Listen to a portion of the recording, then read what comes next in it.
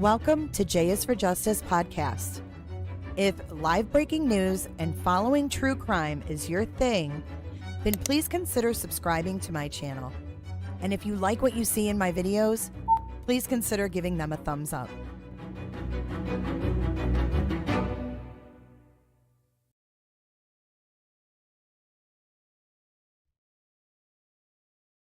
Hey everybody, welcome back to J is for Justice. It is Monday, September 30th. I want to thank you for joining me today. Thank you to all the moderators that are here already. Angie B couldn't be with us today, so I hope she's doing all right. Thanks, Angie, for letting us know.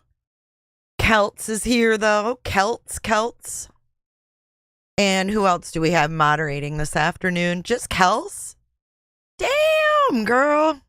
You're the only mod here today, which is fine.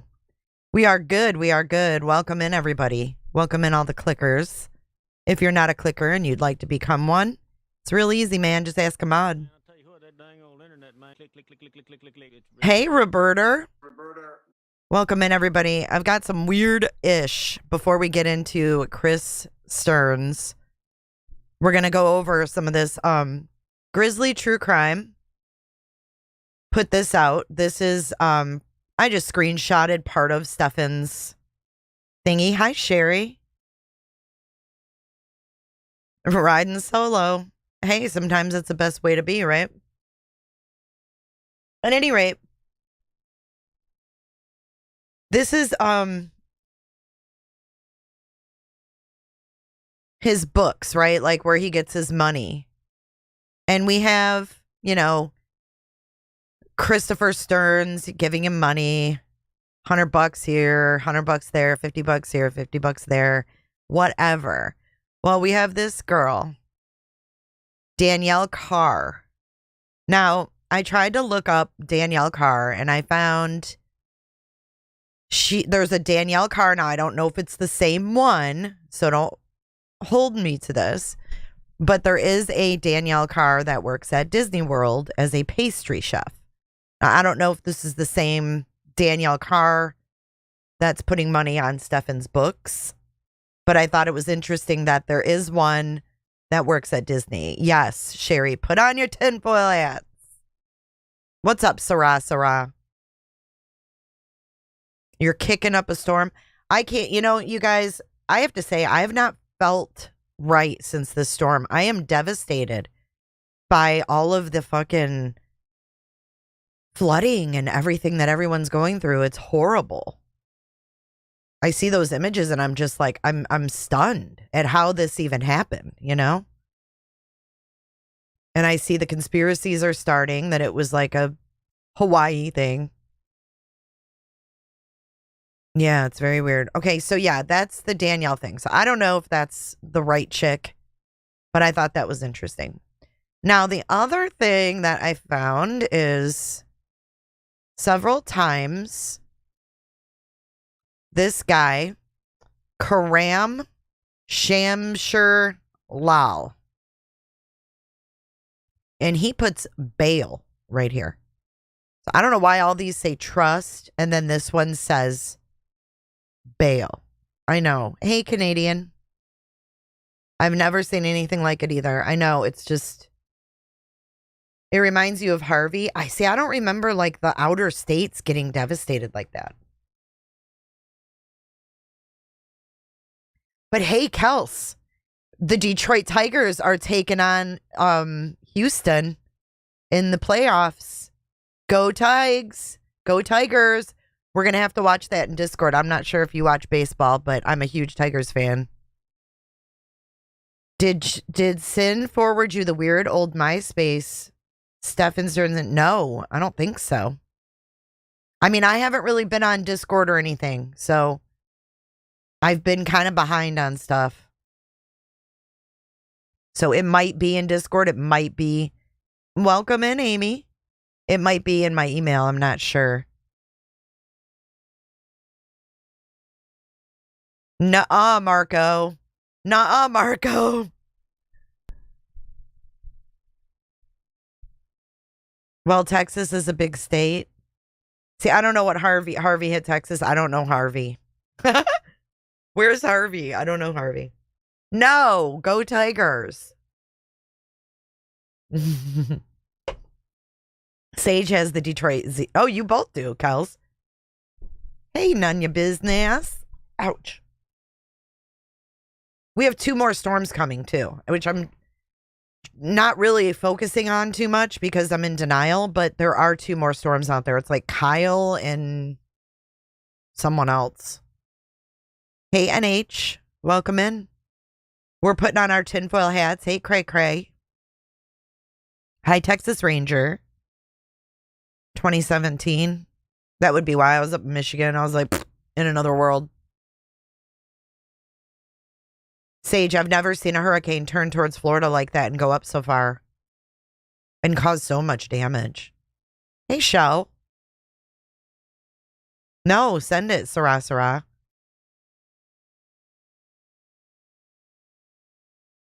I know, 2 more storms. It's scary. Oh, all right. So back to Karam Lal. So he puts bail on this one. The other one he sent money. It said trust. But I'm like, who is this guy? Like, who would put, oh, here's his other one right here on April 4th and then again on April 13th.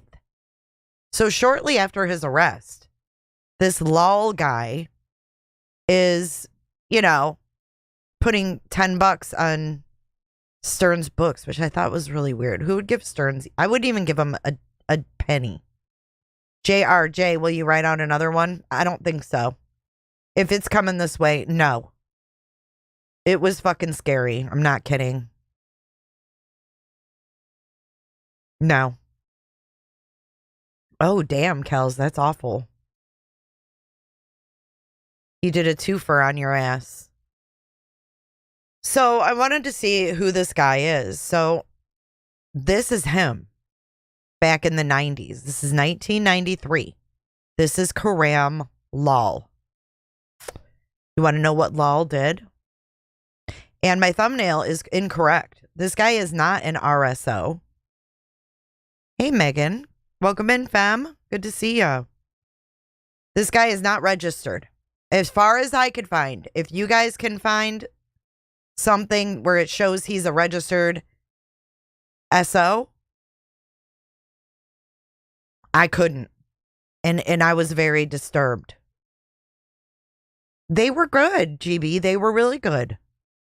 It was more the wind and the gusts than the rain for us.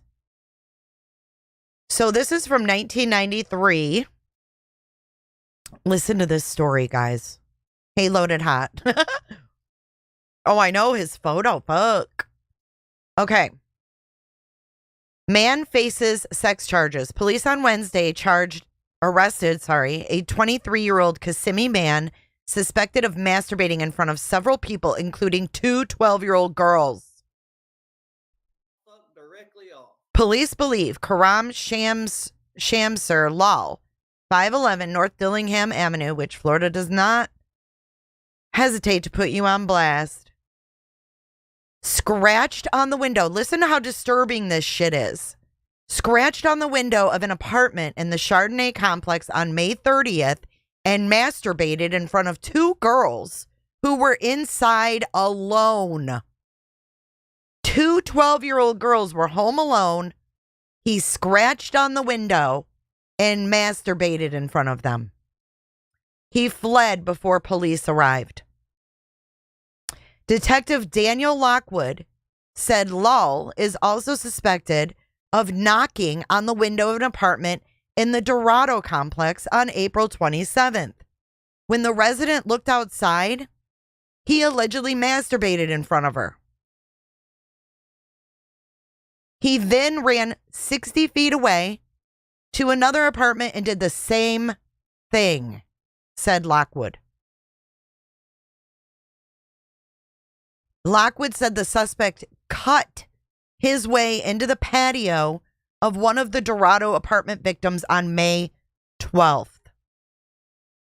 This is scary.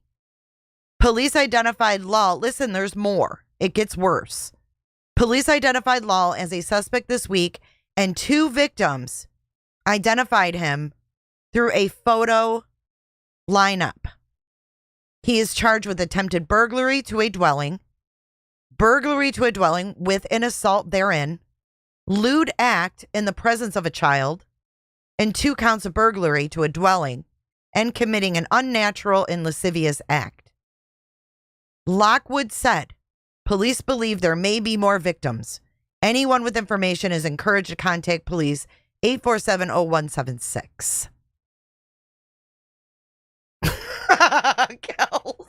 Holy shit. Holy shit. He looks oh God, Kels. I can't. But this guy was 23 at the time. He's now 53 or something. And he's putting money on Stephan Sterns' books. Make it make sense. It's so disgusting. And notice the age. 12-year-old girls. This was in 1993. And we all know this is how the motherfuckers usually start out. I'm not saying he's gone on to do, worse things. But isn't that usually how things start? What's up, Pearl Girl? Hey, Queen Bee. Horrible.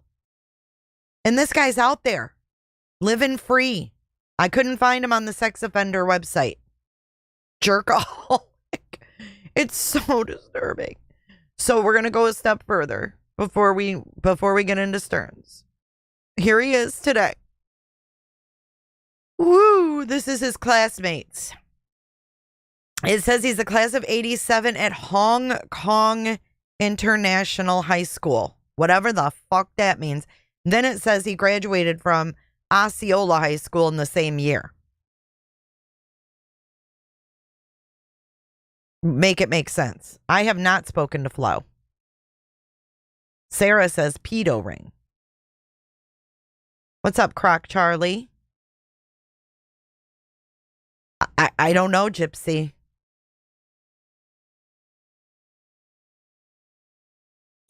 I don't think Stephan Sterns' older sibling ever lived in Florida, Kelly, but that's a good question. And then it says he went to the University of Phoenix. Hey, Marco Polo. And then he's sending him just $10. Then it says he went to the University of South Florida in the same year. And then it also says Lahore American High School. Where the hell is Lahore? Like, what is this?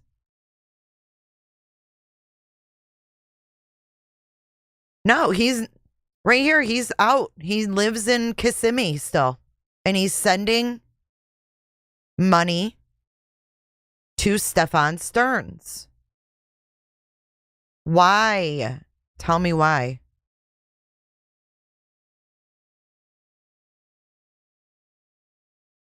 Yeah, tell me why. You think there was an enterprise going on? I saw Vinnie Politan also went live today talking about Sterns' money and how much money he had. University of Phoenix is an online school. Hey, Sunshine Country Chickens. I mean, what has this guy been doing for the past, I don't know, since he was 23? Let's call him. Should we? No, I'm just kidding. But listen, man, for real, like, I looked on his record in Osceola and Orange County, and I didn't see any charges for this. He had charges for other things. Fleeing a police officer, but I did not see his charges.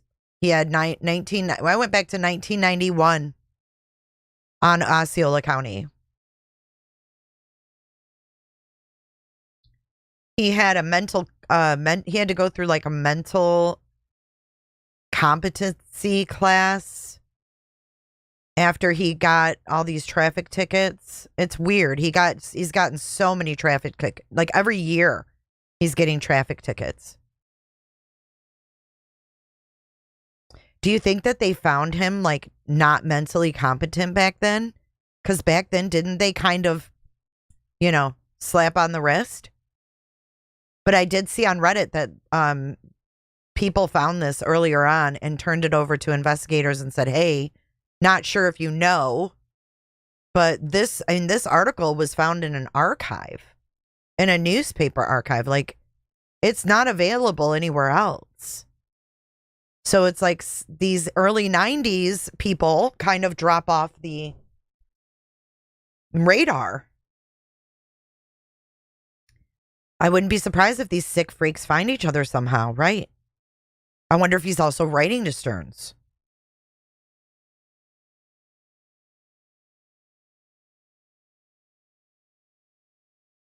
Hey, Irish. But to think he was cutting his way into someone's patio back in 93 is absolutely terrifying to me. Absolutely terrifying.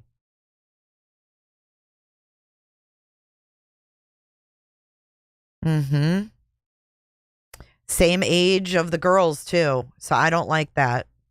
So definitely, I wanted you guys to be aware of that. I mean, the fact that he's not on the RSO list is disturbing. You think he owes him money? He only sent him $10 at a time, but very strange, right?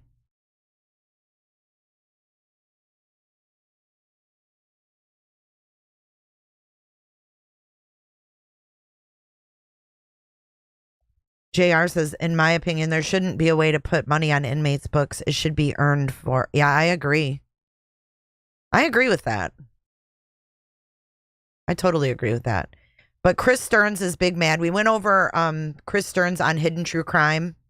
We covered that a couple days ago on Saturday. If you guys haven't watched that, it was pretty eye-opening. It was very eye-opening, as a matter of fact. But today we're going to listen to now Chris Sterns' police interviews. There's 2 of them, and we're going to listen to those. Queen, I know, Queen. Kaleidohope, it's because he was charged before the law went into effect. Yeah, I mean, 1993. You could get away with just beating off in front of little kids, and it's fucked up, dude. It's fucked up. And now we have this guy putting money on Sterns' books. I mean, can they investigate him for that? I don't know. It's nice having you here, Irish.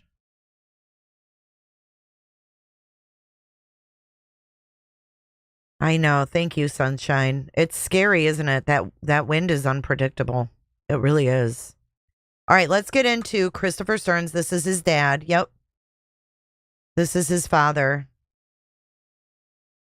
Hey, Beans. Y'all, I know. Shell, I feel the same way. Everything's just going crazy. Good afternoon, Lovey. Welcome in, welcome in. We're getting ready to listen to Stephan Sterns' dad talk to investigators. This is the interview number 1. This is courtesy of The Docket on YouTube. The link to The Docket's channel is in the description of this video. Please do support him. He does a lot of hard work to get all of this audio and video and photos and everything that we're seeing in its entirety. Good afternoon, Sandra. You went to Osceola High School? I think it said 87. Can we tell if this guy sends anyone else money in the same jail? I don't think so. Good afternoon, Lake Erie. Hey, Bonnie. No, because you pretty much have to request that person. You know what I'm saying? Like that person's records. So you'd have to know whose records you're requesting. And I just don't feel like, child predators sitting there waiting should be getting any kind of fucking snacks. If you saw the snack list he got, fuck you, Stephan Sterns. You don't deserve the snacks. I didn't even see a plea deal, though, Roberta. Yeah, I mean, they could have. Yeah, they could have definitely. That's probably what they did. The father scares you. Excuse me. But JR, they have to offer him that. So the prosecutor has to be willing to offer that to Stephan Sterns. And I'm not sure that they will. I'm not sure that they will offer him a deal. Because, like, the prosecution has to offer him that, right?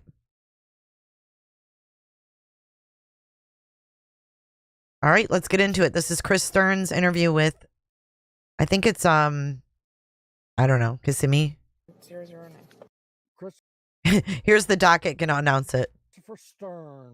Christopher Stern.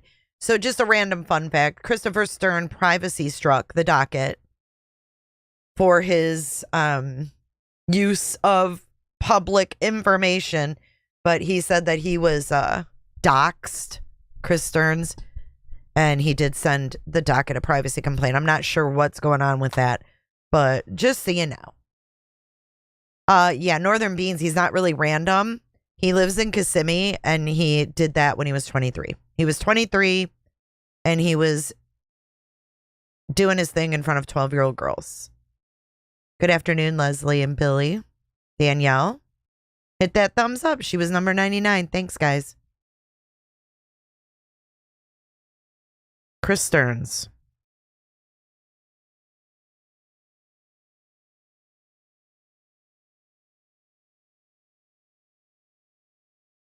Big ass tower out in Bithlow collapsed.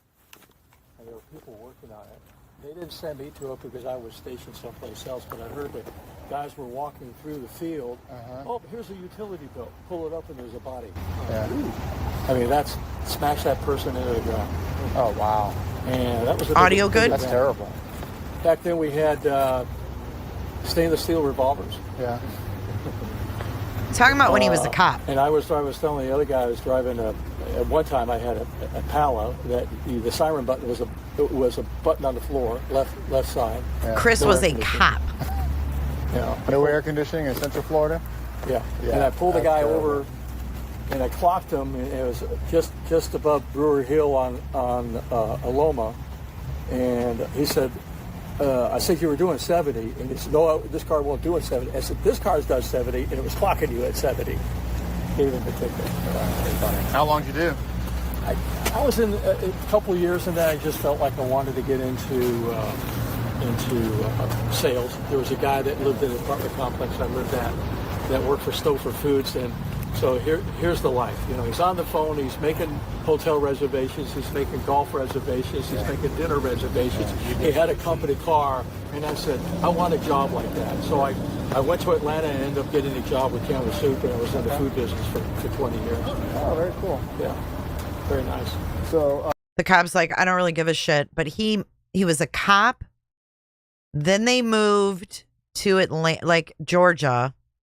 And then he worked for Campbell's Foods. obviously this is a huge deal, right? Obviously, it's changed from where it was at 3 o'clock. Yeah. So You can't agree it's a huge throughout our deal? investigation, we came up with obviously you live down in North Fort. Yes, sir. Okay. And I'm just going to shoot you straight out of respect for you and everything else. Appreciate it. There's a storage unit down there. Yeah, I have a storage unit. You have a storage unit. Storage Is unit. that your son's storage unit, No, or is it's that mine. that's your storage unit? Yeah. Okay. Does he have access to it? No, I have the keys. Okay. Were you aware that did your son come visit you on Monday morning? This Monday? Yeah. No, he the day left she Sunday. disappeared. Okay. He left Sunday, No, go ahead, Evan. Yeah. So, what time did you get here last night? 3 a.m. 3 a.m. When you got here, where did you meet your son and Jennifer? We apparently pulled up at the same time at the hotel. Perfect. Okay. When you guys got there, what did you guys end up doing? We checked into the rooms.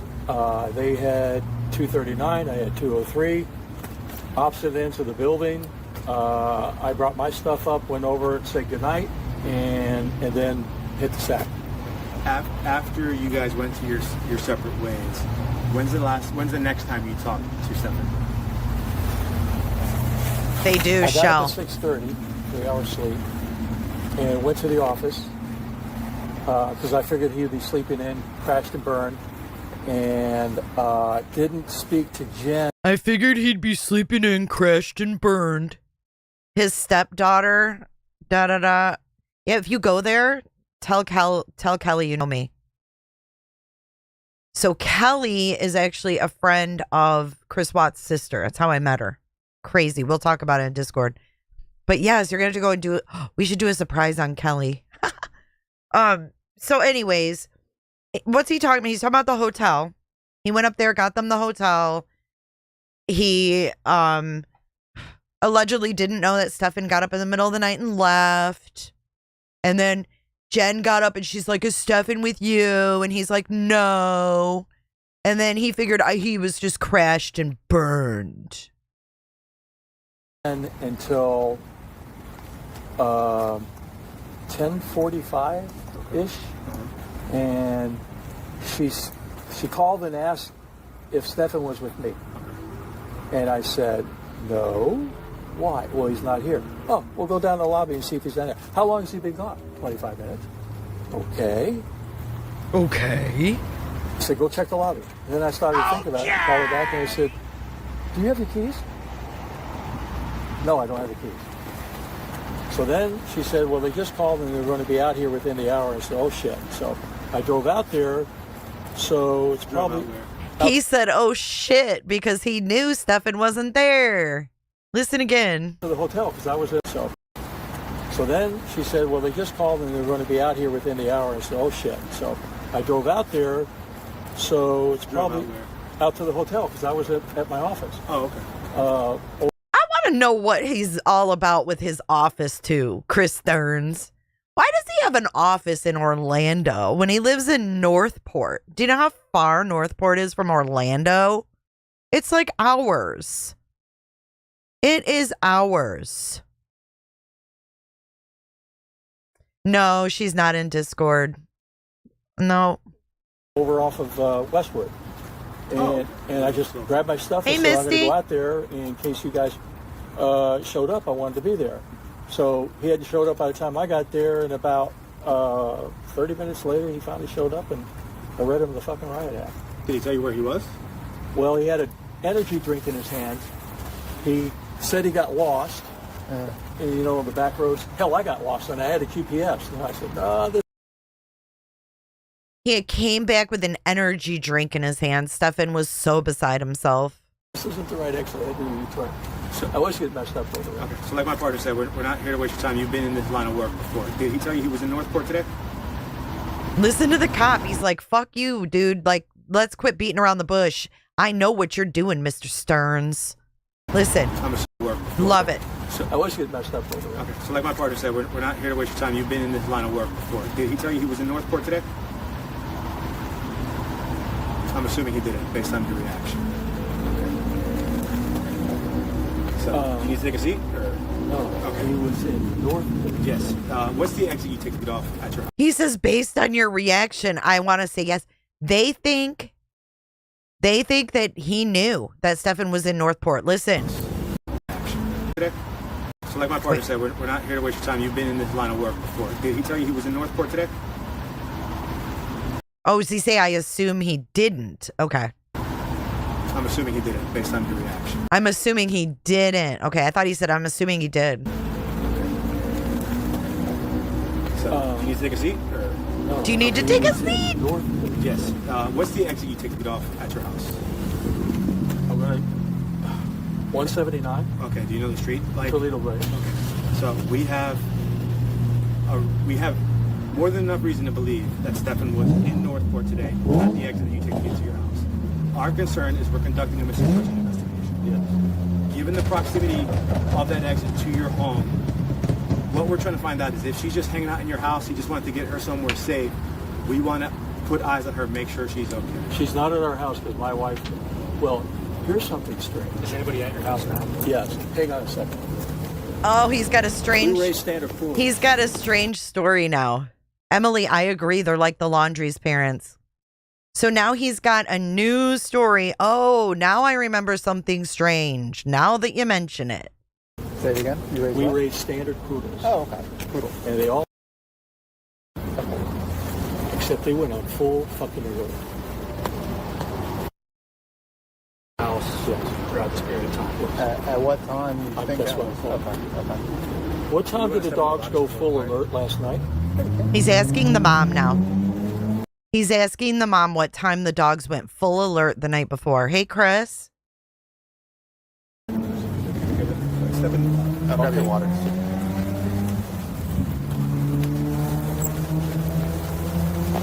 Okay, all right, thanks. 3:19. 3:19 a.m. Yeah. Okay. 3:19 a.m. Mama knew it was 3:19. Do you guys have like ring cameras, any kind of security cameras on the property? So we locked the door, and I don't. And the door has a keypad, but when I left last night, it wasn't flashing, and that keypad, the battery's been in that thing for 4 years. So I Now all of a sudden, oh, the battery must be old in the freaking keypad. I called last night and I said, hey, that keypad doesn't seem to be working. It's not working right. So if you go out the garage, or you need to come back into the garage with the remote control. But she said the dogs went full alert at 3:19. We were at the hotel at 3 o'clock, so there's no way he could have been in Northport. The dogs went full alert at 3:19. We were at the hotel at 3 o'clock. So there's no way he could have been in Northport. How big is your property down there? Quarter acre. Hi, Jillian. So, we're getting communication with some law enforcement down there trying to work in some leads. Would it be all right if we send someone to go talk to your wife? Yeah. Okay. I'll coordinate that. So she's home now. Right? I think the mom actually called EMS, Nicole. Now that you say that, didn't the mom say in that one interview with Hidden True Crime that, oh, there's rumors out there and I was seen, but I wasn't taken to a hospital. Remember that? Yeah, so we're working the missing person investigation currently, Well, let me give her a heads up because it's going to be noisy. Okay. Let me give her a heads up because it's going to be noisy. We're conducting a missing person investigation for a 13-year-old. How out of touch can you be? Well, let me give her a heads up. I'd be like, dude, go there now. 5 standard poodles. Oh, we got standard poodles. Yeah, so we're working the missing person investigation currently, Well, let me give her a heads up because it's going to be noisy. Okay. We got 5 standard poodles. No one cares. How is your property out there? Is it like a neighborhood? Do you guys have... No, it's on scattered lots. Okay. Standard lots. Yeah. So no Is it woods? gated? What? Is it gated? No, it's on scattered lots. It's just, no. Our No, it's on standard lots. No, it's on standard lots. Just answer their question, dude. backyard's gated. They're going to come over and want to search a house for, apparently, can I tell them? Yeah. Apparently, Stephan made a trip down to Northport last night. Or this morning, I should say. He's talking to his wife now. Apparently, Stephan made a trip to Northport this morning. I have no idea. But there's a storage unit, but he wouldn't have access to the keys to the storage unit because I have the only key to it. And that would have been locked in my car, and he would have had to come in my room, which he didn't have a key to get into. He doesn't have a key. He took Jen's key. Storage room. It's in my console. Can she check and make sure the key's there? What? Well, is the key in the basket? Hey, charming Jenna. Well, go look at the key in the basket. The key in the console is in this car that you're driving out? Hang on a second. What? You said the key in the console is in My this car. Yeah. Is it It's still only one there? key. This car out here? Yeah. Do I need to go look? Yeah, let's go see if it's in there. Yes, she can look for the Well, key. duh. Go see if it's in there. I can't with these people. JR, you mean he has no personality then? Welcome in, everybody.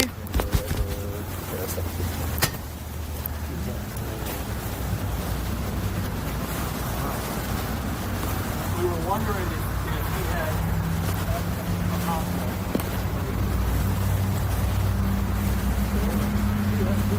It does, doesn't it, Kels? Hey, Mimi vibes. Oh, I know. Used to be a cop.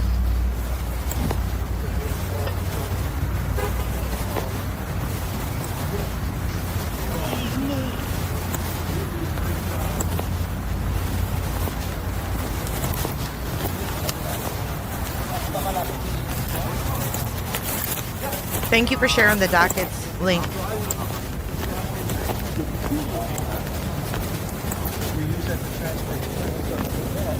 All right, so did he find it or what? Find out. For whatever procedure. Oh, now he's talking about the freaking poodles bleeding in the back seat, y'all. There was probably animal blood in there. Hey, true crime and other stuff. Hello, sailor. Watch out, sailor. Oh, there's a poodle with you. No, it's a, Oh, no, that's like a... it's my sister's dog. Yeah, right there. And that's the only key you That's the have only to key. the storage unit? Yeah. There's supposed to be 2 keys, but I haven't seen that key. Is his name on the storage unit at all? No, it's mine. Like he can't show up and say, hey, I lost my key. Can you give me access to... No. In theory, right? Here's your waters. Oh, thanks. So did he find them? So other than the storage unit in your house, could you see any reason Did you guys figure out if he found them? for... So, Right? Here's your water.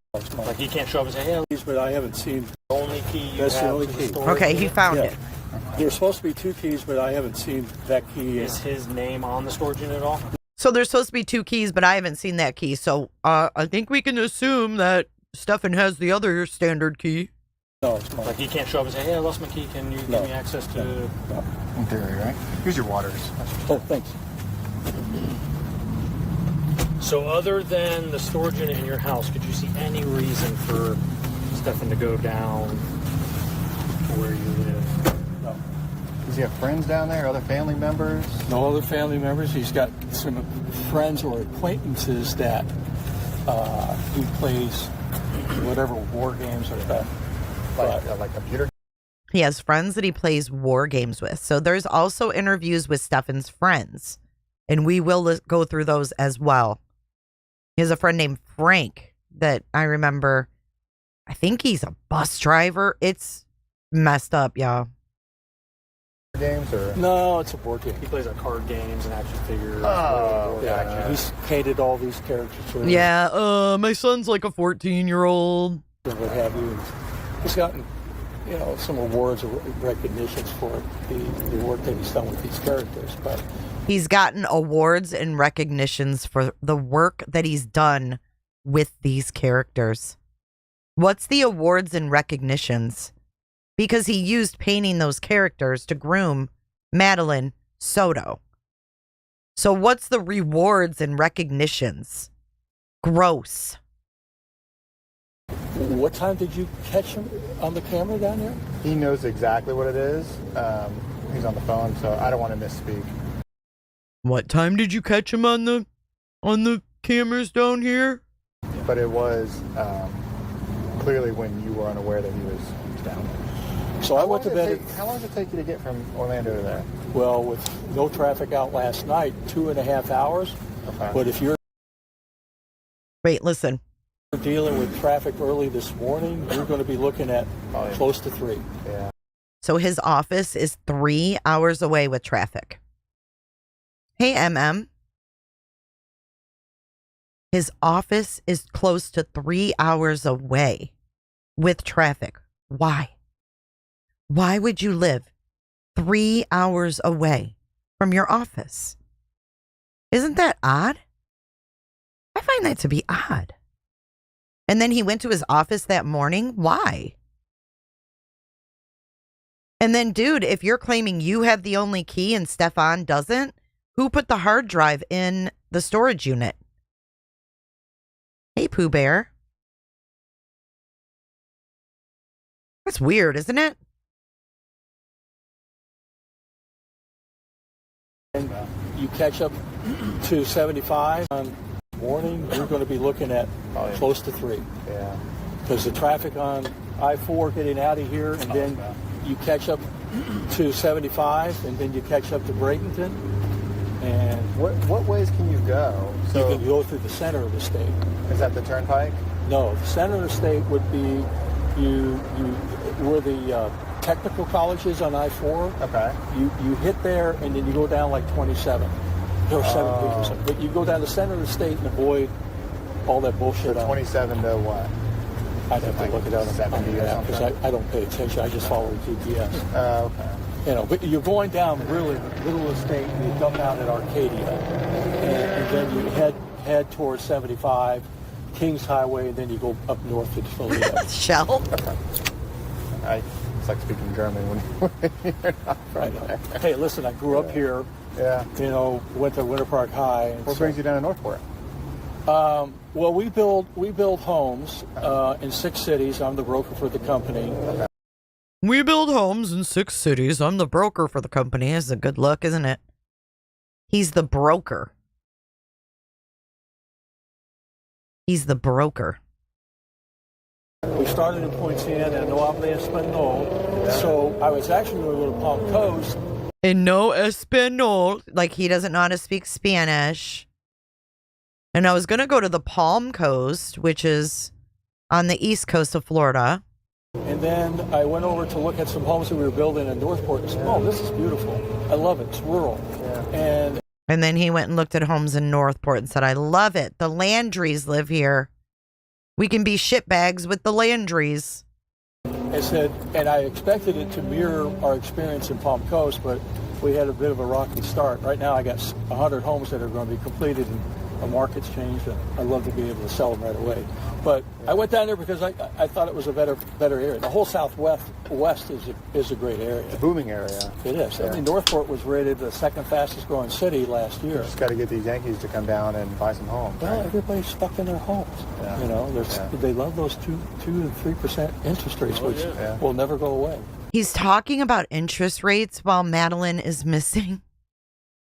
Crooked Arrow, thank you for your super chat. Appreciate that. And Crooked Arrow says, now do you understand how SS got the way he is? Yeah, we watched the Hidden True Crime interview too, and we were shooketh. Thank you so much for your super chat. Yeah. You know, and they'll never repeat. They'd be foolish to get rid of those. Yeah. Well, you know, the Northerners coming down here will, because they want to get the hell out of the North. So when you read your son the Riot Act, what do you mean by that?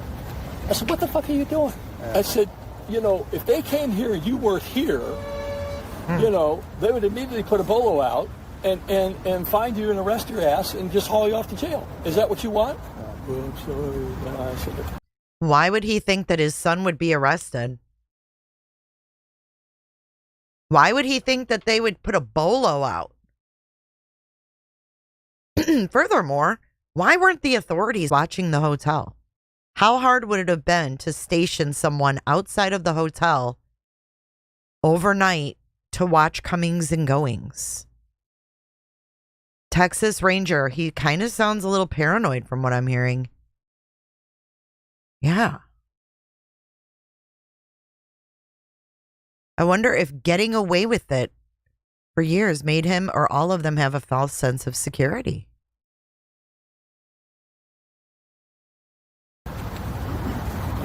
I'm just so fed up with him at this point.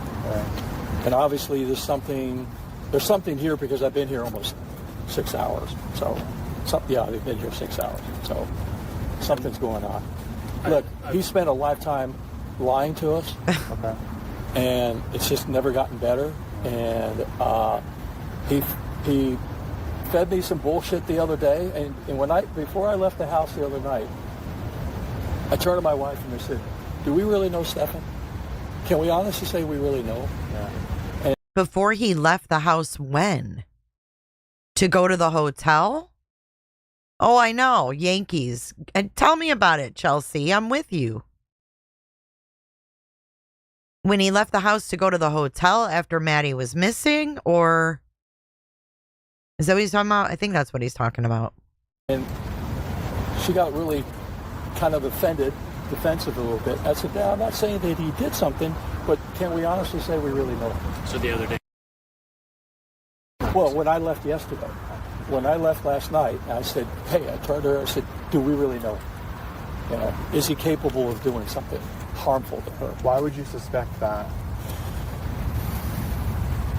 Because That's true, some Jay. inconsistencies of phone calls he had with me didn't add up. Okay, so I'll give you the sequence. He calls me mid-afternoon, 3-ish, maybe 3:45 or something, and say, I just had a flat tire.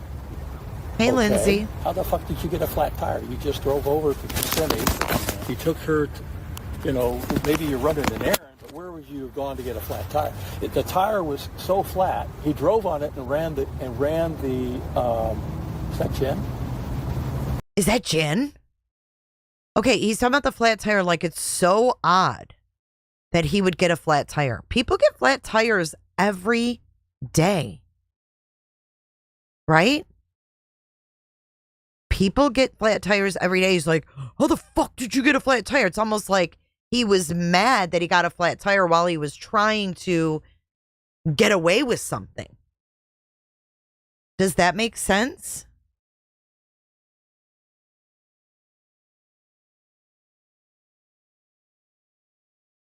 Like, how the fuck could you manage to get a flat tire? Like, that was what did him in. Listen to that part again, how he says it. Where was you to Kissimmee? 3-ish, maybe 3:45 or something, and say, I just had a flat tire. Okay, how the fuck did you get a flat tire? You just drove over to Kissimmee. You took her, You took her, And why would he call his dad? Who calls their dad when they get a flat tire? I mean, 37-year-old grown-ass man? I got a flat tire. How does he know that he ripped it to shreds? He wasn't there. Yeah, it's like he ruined the plan. Like, you're so stupid. How the fuck did you get a flat tire? You just drove to Kissimmee and then took her, Listen again. And say, I just had a flat tire. Okay, how the fuck did you get a flat tire? You just drove over to Kissimmee. You took her, maybe you're running an errand, but where would you have gone to get a flat tire? You took her, maybe you're running an errand, but where would you have gone to get a flat tire? You can get a flat tire anywhere. Right. He's not proud of his son's actions right here, is he, Kelly? The tire, how the fuck did you get a flat tire? You just drove over to Kissimmee. You took her, maybe you're running an errand, but where would you have gone to get a flat tire? The tire was so flat, he drove on it and ran the is that Jenn? Is that Jen? Yeah, we were finishing up. He ran the rubber right off the wheel. Yeah. So he had to travel a good distance to do that. And then he pulled into a shopping center, and I said, was the donut in there? Yeah, swapped it out and almost crushed my thumb. I said, okay. Do you know what shopping center he changed his tire? No. Or where? Okay, wait a minute. Okay, we have to break this down. God almighty. So Stephan didn't call him for help. He didn't call him because he didn't know how to change a tire. He didn't FaceTime him for help. He called him after. He might have been saying he took her to school, but he says that he tells him, oh yeah, did you have a donut? Yeah, I had a donut. I put the donut on. So he talked to him after the fact. Listen again. Pick up the Distance to do. He ran the rubber right off the wheel. Yeah. So he had to travel a good distance to do that. And then he pulled into a shopping center, and I said, was the donut in there? Yeah, swapped it out and almost crushed my thumb. I said, okay. Do you know what shopping center he changed his tire? No. See, he talked to him after he did it. It wasn't like he called him and said, hey, Dad, I don't know what to do. I don't know how to change this. He's like, I crushed my thumb. Broker in 6 area. Yeah, right. Thanks, Sandra, for that. I figured it was an area where it was mostly Spanish speaking. It's near Haines City. I know exactly where that is. I used to live in Sebring, actually. Isn't that wild, though? Setting up the alibi. We need to give Chris Stearns a shirt that says, "I'm only here for my alibi." Yeah, it sounds like after. Let's listen to that whole part again. Okay, here we go. He's talking about what isn't adding up, and then he starts talking about the flat tire. Listen again. Okay, so I'll give you the sequence. He says, "I'll give you the sequence." It's like he's ready for the sequel. Ready? Here we go. He didn't add up. Okay, so I'll give you the sequence. He calls me mid-afternoon, 3-ish, maybe 3:45 or something, and say, "I just had a flat tire." Okay, how the fuck did you get a flat tire? You just drove over to Kissimmee. You took her, maybe you're running an errand, but where would you have gone to get a flat tire? The tire was so flat, he drove on it and ran the is that Jen? Yeah, we were finishing up. He ran the rubber right off the wheel. Yeah. So he had to travel a good distance to do that. And then he pulled into a shopping center, and I said, "Was the donut in there?" "Yeah." Swapped it out and almost crushed my thumb. I said, "Okay." You know what shopping center he changed his tire? No. Or where he picked up the flat or anything? I have no idea. So this then, was Monday, just to confirm? Yeah, Monday afternoon. Do we want to talk someplace else? We can, yeah. You want to put Jen in the truck? Jen, you mind Watch sitting in the the truck doggy. for a little bit while we finish talking to... In the trunk? Yeah, that's fine. Or wherever you're comfortable. You can sit Jen there, has or arrived. Whatever you guys... How long are we going to be?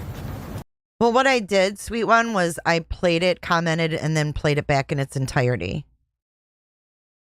I realized that someone did see him changing the tire, but also his dad talked to him after 3 o'clock. After the tire was already, the donut was put on. Because we know from the timeline that Stephan, I think, was back at the condo at that time. Hey, Casey, how many men do you know are going to ride their tire all the way to the room before changing it? All the way to the rim before changing it.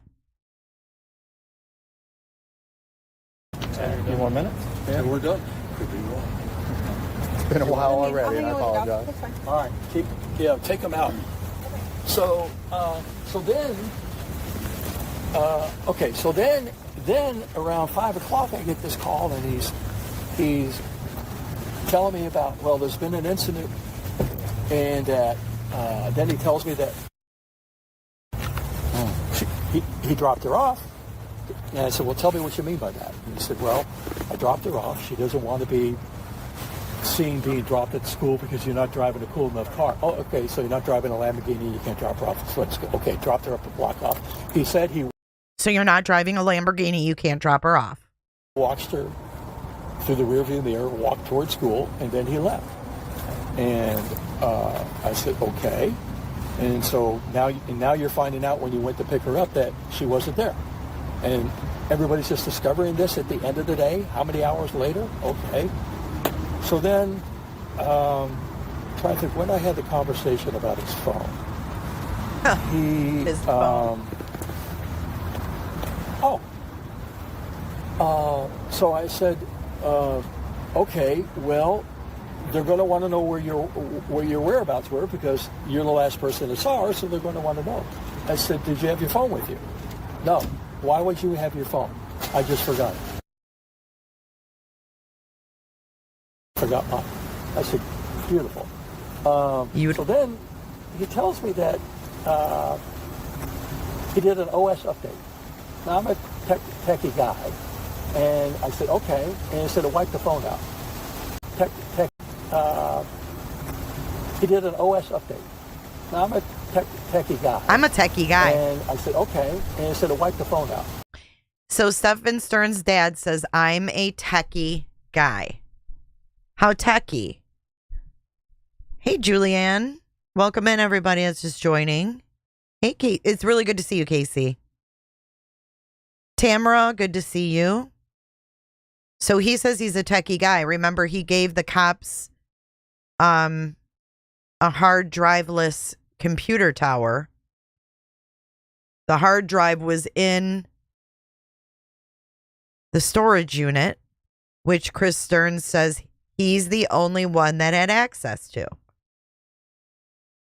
Right? He gave them a hard driveless computer. The hard drive was in his storage unit that he just said he's the only one that has the key, and it's in his center console.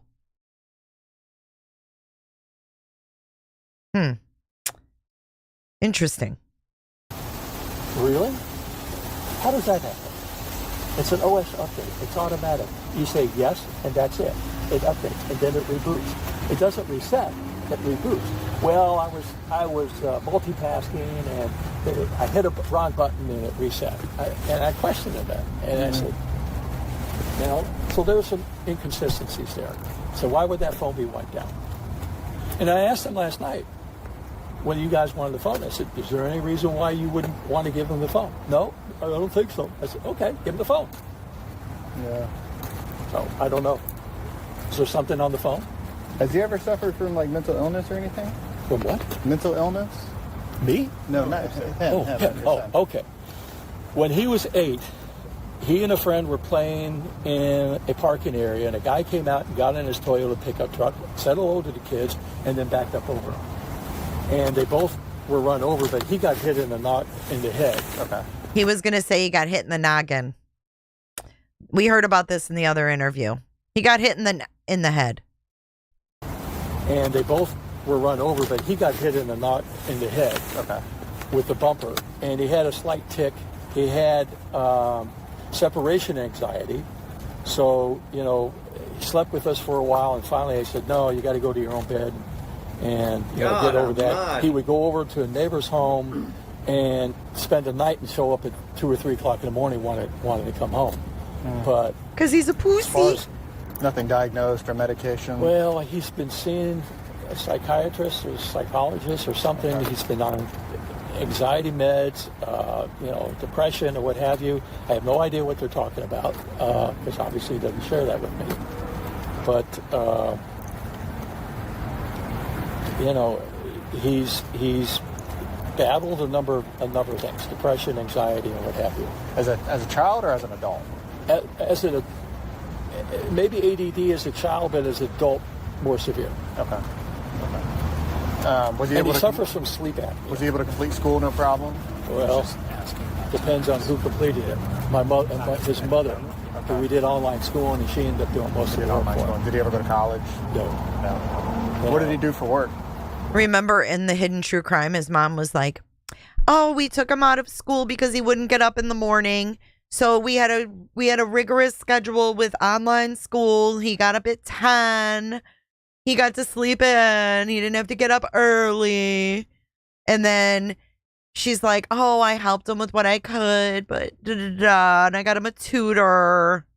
And then we have Sterns talking to the cop one-on-one like his mom did most of his shit. She's like, he walked with his class. He could still go to prom, and Steffi did everything right. Blit. Most of the work. Did he ever go to college? No. What did he do for work? I've had him work with me in a variety of ways. When we were here in Orlando from 2010 to 2013, I did these, what they call BPOs. They're kind of like appraisals. I did 15,000 of them and had him and his friends go out and take these photos. And it was always a challenge to get his ass out of bed and go to work. No motivation. The more you do, the more you make. Yeah. No motivation there. So we... That's what happens when you work for daddy and you have no accountability. After that, that work went away. I got involved in various projects around the state of Florida. He really kind of project. He worked at Quiznos for a while. That didn't last long until he wrecked his car. So he's been living with us. And wrecked his car. Me trying to get him out of the house to go work. We came down to Northport. He stayed there with Jen. So while we were down there until December of last year, he lived with Jenn. And then I was supporting him in Orlando, and I said, I'm not going to do this anymore. I was supporting him in Orlando, grown-ass man. And I was trying to create an opportunity for him down there, but that didn't materialize. Then I'm trying to get his ass out to get a job at Lowe's or Home Depot or something. Time-wise, it's sometime like 7:45 she was down there. 7:45 this morning? Yeah. So, did you tell your wife that Northport PD is on the way? Did you speak to her already?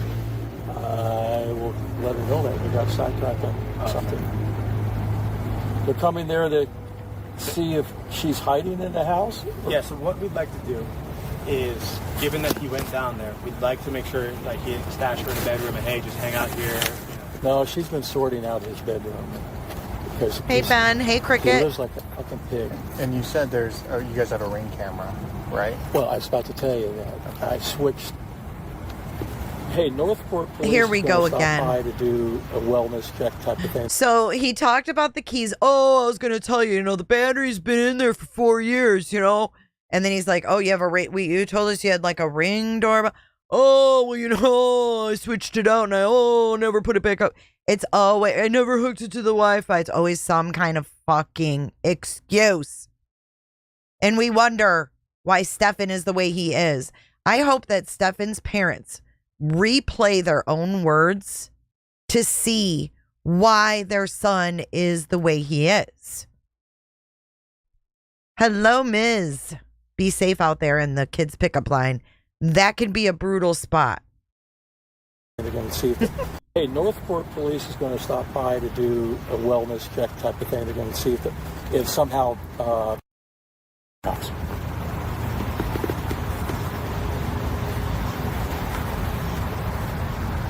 Oh, I know. She's cleaning his room.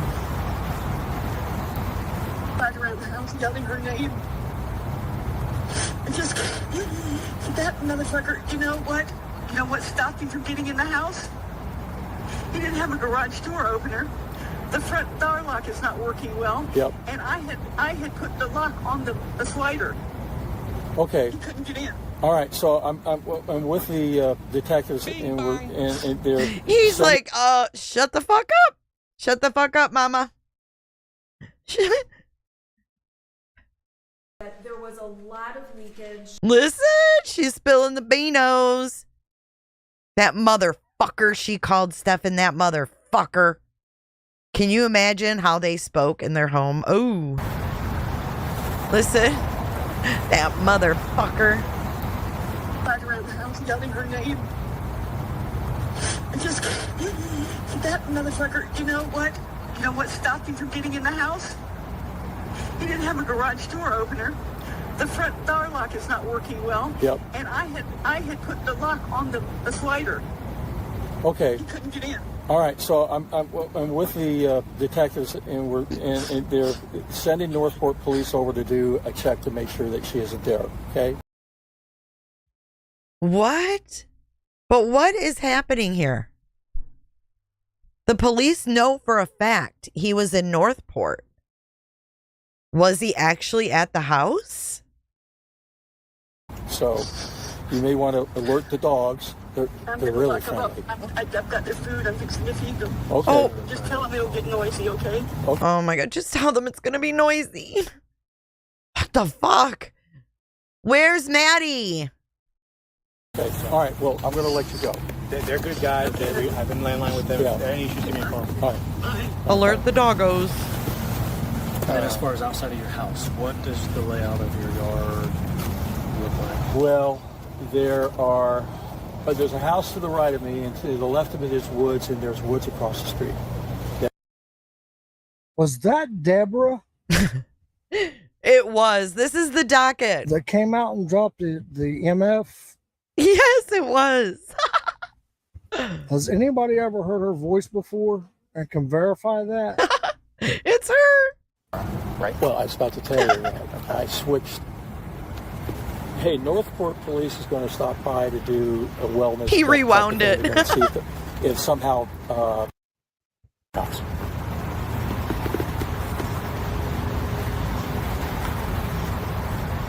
That's his mom. Wow. She coming out Right dropping around the it. house yelling her name. She says, I was walking around the house yelling her name or something like that. Something about yelling her name. And just that motherfucker, you know what? You know what stopped him from getting in the house? Hey, Potato. He didn't have a garage door opener. The front door lock is not working well. Yep. And I had put the lock on the slider. Okay. He couldn't get in. All right. So I'm with the detectives. I'm with the and cops right now, and honey. They're sending Northport Police over to do a check to make sure that she isn't there. Okay. So you may want to alert the dogs. They're Gonna really lock 'em up. friendly. I've got their food. I'm fixing to feed them. Okay. Just tell them they'll get noisy, okay? Okay. All right. Well, I'm going to let you go. They're good guys. I've been landline with them. Yeah. If there are any issues, give me a call. All right. All right. Bye. And then as far as outside of your house, what does the layout of your yard look like? Well, there's a house to the right of me, and to the left of it is woods, and there's woods across the street that fronts I-75. At 7:45, it would have been well lit. There would be traffic, small amount of traffic going up and down our street because they're constructing homes nearby, and so there's always people doing that. So this is no HOAs, I'm assuming? No, this is sir. No, it's all scattered When lights. you say woods, you mean like woods, or like a thicket? Wood. Yes. Woods. With a satellite view, you'll see there's wooded lots all around. So next to me, there's a new house, and he's a renter. There's my house, and then to the left, there is What's up, wooded Fox? lot. What's wooded up, Lori? lot. There's a lot of wooded lots before my house, and then you run into one or two houses. So going back to the cameras, you were going to say something. Okay, so I ditched Comcast, and I had the See, here we Skybell go. hooked up to Comcast. Okay. And I realized when I kept seeing this orange light, I said, shit, I got to move this over. It's a pain in the ass. Move it over to the It is a pain in the Frontier Communications versus Comcast. So I've got to reconnect it with you on that. So the cameras weren't working for the last No, week? because we discontinued the service. Matter of fact, the modem's sitting on my office floor. All right. Do you think... I know, put your tinfoil hat on. Again, I'm sorry. Don't mess up your hair, but just put it on for a second. I wonder when they ditched Comcast. I just can't get past the Santa thing. Like, would if you were, okay, here's a hypothetical. If you were getting CSAM material from someone and you knew they were like investigated, would you maybe switch internets? I don't know. I mean, people switch internets all the time, but not everybody's in this weird situation. You know what I mean? Not everybody's in this horrific situation. Hey, Eris. do you think your son's capable of doing something like this? I know it's a hard question as a father. But you... I wasn't. I mean, I know that, the pedos like clear their phones. Look at what Stephan did, right? Right in the timing cricket. I know that they do stuff like that. Like they clear their hard drives or they, destroy the hard drive or they clear their phones like he did. I don't know. It just seems like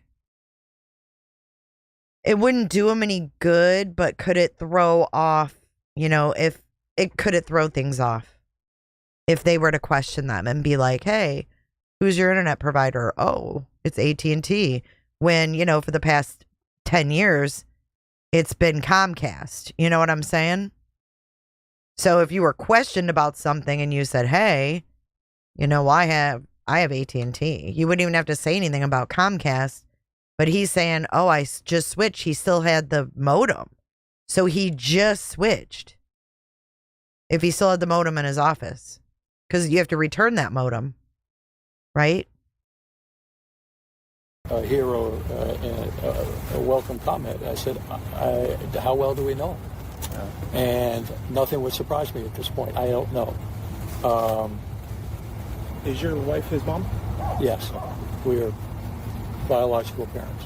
Yeah. If they did it, I'm going to say anything's possible. Okay. I agree with the Fox. I don't know. I mean, there would have to be some ulterior motive for some reason. Sure. Was there a motive? Well, we don't know. We're trying to find her. We still think she's alive. So. Well, this press conference indicated that she had some comments on social media about, I want to live in the woods. Yeah. Was that accurate? Or that was. Well, we're not going to put anything inaccurate out there. That just tarnishes the validity of the I asked Jenn about that. She said, yeah, we had a conversation about a third world war. Where would you live? You know, the Palestine-Israeli situation. That's what. Okay. So that was more of a fictitious, if doomsday happens, sweetheart, where are you going to live? Is that accurate? Yeah. Okay. Yeah. I'll go live in the woods. I said, so weird. Is she going to live in the woods now by herself? I wouldn't. Yeah. You know, my idea of roughing it is that Howard Johnson's without a pool. What is? No kidding. Do you know the unit number for your storage unit? Yeah. I never even thought of that. Hold on. There is a picture of Sebastian Rogers with Santa. But I don't know about Maddie, but that's creepy. I never thought of that. Obviously, your storage they unit. went missing the same day, and there's a picture of Sebastian with Santa. Yeah.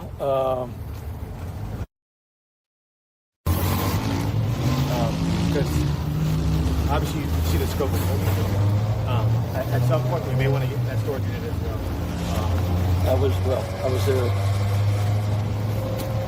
a couple of weeks ago pulling out some tax boxes. There's not that much room in there. I mean, you could stash a body if you wanted to. He was just in there a couple weeks ago in that storage unit. Hey, Chai. I heard Verizon's having problems. But you guys, you have to listen to what he's saying. He says, I was the only one with access to the storage unit. And then he says, I was at the storage unit 2 weeks ago, getting out some tax boxes, which it would be about tax time, whatever. But then he says, well, I mean, you could stash a body there if you wanted to. Not that much room. A couple of weeks ago pulling out some tax boxes. There's not that much room in there. I mean, you could stash a body if you wanted to, if that's the case. But like I said, as far as I know, I have the only key. I don't know if there were 2 keys issued, and I haven't seen the other key for well over a year or so. Is there a chance that he has that key? Yeah, I would say there's always a chance. There right? could be a chance because he's stolen from us, Okay. and why he would want it is beyond me, because all his stuff is that he has, guitar or what have you, is stuck in the very back, and he didn't want that. But I've ended up trying to clean out our garage, and I stuck all the other stuff there, and he wouldn't like that. Nor would I think he would spend the time to pull shit out of there to get it. What does he think about? My impression is that he loves the shit out of her. Yeah. And he was very upset Monday when he was talking to me. He was sobbing and blaming himself for her disappearance, and he was just I could tell he was just going to be an emotional wreck. Yeah. Did he ever have? Did he discipline her?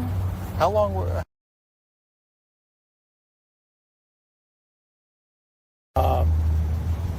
It's hearsay.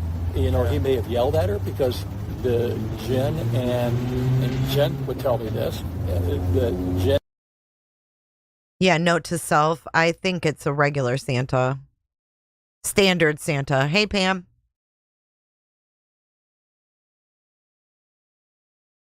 He was a cop for a short time, but mainly he's been in sales. Like extensive, like maybe during the holidays or whatever, where you were with the whole family? They came down at Thanksgiving or Christmas. I think it's just personality. My wife and the dogs. Slept with who? My wife and the dogs. And the dogs. Yeah. And during those times, was their relationship seemingly normal? Yeah. I mean, they secluded themselves in Stephan's room, the three of them. And then Jen. Okay. And they would spend the bulk of their time there times and play with the dogs. They would bring Sailor with them. Okay. And I agree with the Fox. All the details are there. It is good insight to the police work. Watch a movie together, hang out. But secluded in Stephan's room. Okay. And nothing, I mean, you were a cop for years. Nothing you noticed that would be alarming? I didn't notice anything out of the ordinary. Okay.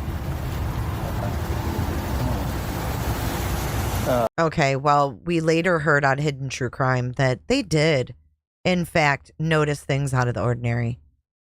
And he said nothing about it. So then just going back to the storage unit, obviously they're going to go to the house and check in the near future. Would you have any issues with us checking out your storage? Your code was used this morning to access the property. Listen to this. Your keypad code. I have Northport PD in front of your storage unit. I know we're in a kind of a weird situation. Are you all right if they end up breaking the lock to get in there to make sure? Yeah. Okay. So, Alex, I don't He just asked, I just heard it, he just asked Mr. Sterns if he was okay with us breaking the lock. yeah, access the keypad. He told him we were here, somebody accessed. He's like, how did they access? He's like, sorry, sir. I know this is weird circumstances, but we are at your storage unit. Right? Meow. Why were you telling her not to fuck herself? Oh, and he's kind of freaking out. Listen. He's like, how'd they get through the keypad? How'd they get through the keypad? Issues with us checking out your storage? Your code was used this morning to access the property, the storage property. Your keypad code. I have Northport PD in front of your storage unit. I know we're in a kind of a weird situation. Are you all right if they end up breaking the lock to get in there to make sure? Yeah. Okay. So, Alex, I don't. He just asked, I just heard it, he just asked Mr. Sterns if he was okay with us breaking the lock. yeah, access the keypad. He told him we were here, somebody accessed. We're working with management down there. Said yes. Are you okay And this is statewide news. This is huge news. He says, we're working with management there. This is statewide news. This is huge news. This is the day after. Yes, this is before they found her body. Yep. So a lot of people are going above and beyond helping us. Let me go down. I didn't even know he had the key. Okay. I don't know how he would have gotten the keypad. It's interesting. What's your code?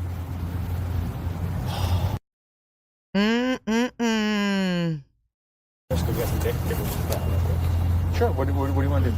They want the waivers signed before they break down the consent search. okay. So, yeah, they want a consent search. So, Yeah. we Do you wanna mind? Do you mind? Will they doing- take a wet signature or an e-signature? I appreciate it. Yeah. I think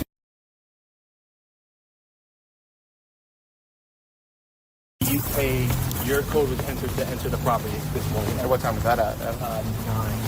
9. Oh, his code was used at 9 a.m. that morning. Who used it? Who used it?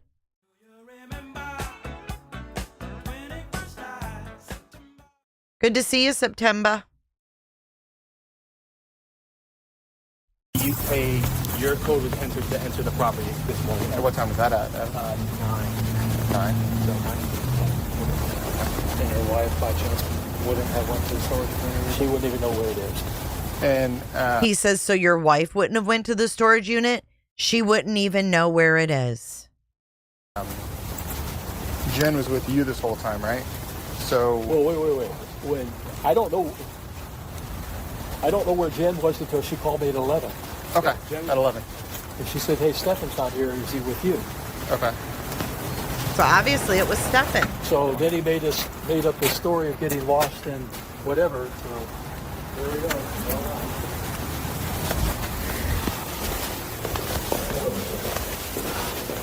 We can probably go upstairs. What's that? We can go upstairs. Yeah, I'm sorry.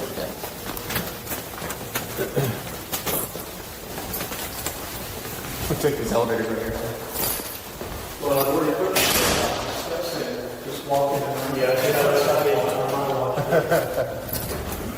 I was like 8,900. I said, well, if I keep walking, I'll hit my. Trust me, I don't think these cops necessarily liked him. They make people comfortable, so they talk, right? They don't know what this guy knows. At this point, they don't even know if Maddie's hid out in their house. So they're definitely not on a side here. I know somebody in here thinks that they're on a side and like this guy is getting sympathy. No, they're taking in all this information right now. They had to put him back on track and remind him that this is a huge deal. They had to remind him that you've worked in this industry. You've been a police officer. You know how this works. Stop with the word salad. It's very strange. 10,000 steps going in there. Was this the sheriff's? There's no way. He's this talking was about the his sheriff's office. steps and shit. No, Weird. it was just opening up. Down 33rd is where you guys are at it? Yeah. Who was the sheriff? Mel Coleman. No. Okay. I think we got his picture on the wall. You'll have to Google it. I would. Well, we have his pictures. We have shrines of past sheriffs all over. I'm sure we'll see him. He was a good guy. He was kind of, I guess, revolutionary back then, young guy and what have you. Yeah. But, what was the pay back then? I think I was making $800 a month. Tell me about it. Yeah, but back then that was a good job, right? Well, it was Hey, fun. Megan. I tell you what, once you get it into your blood, you never let it go. So I was moving from Campbell Street from Jacksonville to Orlando. Are you going to be able to get back there? I'll go there. Yeah. And I'm taking this truck back Sunday evening, and I've got to be at the office in Jacksonville to take somebody on a ride along. Yeah. Monday morning. Hey, Evan, we'll just hang out here, because he doesn't have a proxy. Okay. So I pull up 436, 1792 in Casper, and there's a green pickup truck in front of me. I'm driving this stupid Pepsi rental truck. And as I'm approaching the intersection, this guy is weaving.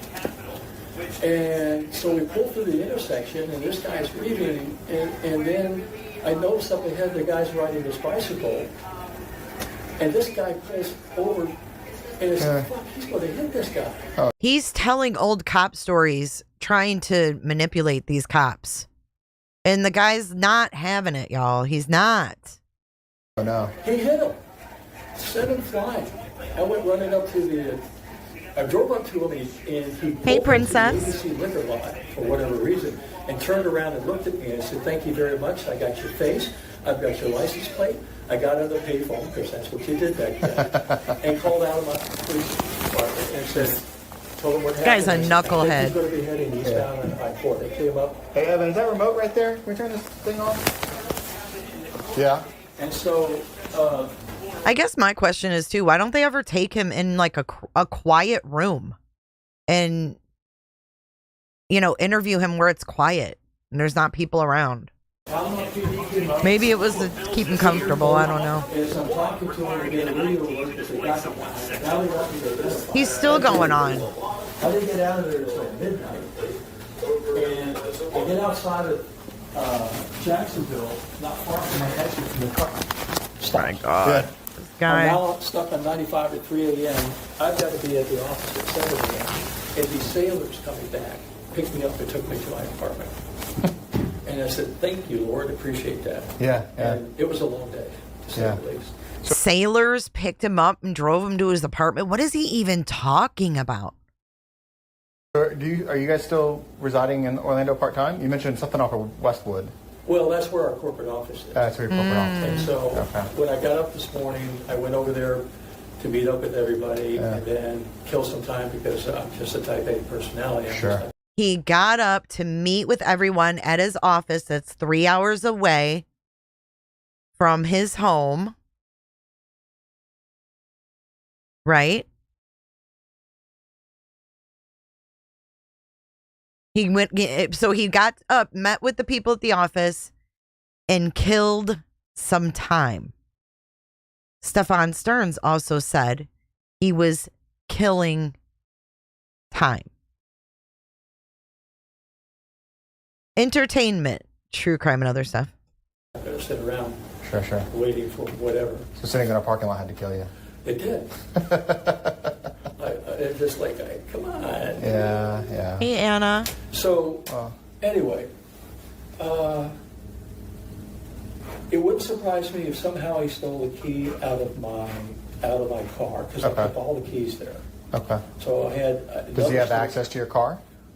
He would. He would. Because I would keep the keys on my desk. He could easily go in there. And who's saying this? And when was the last time he was at your house in Northport? Was it over the weekend for her birthday?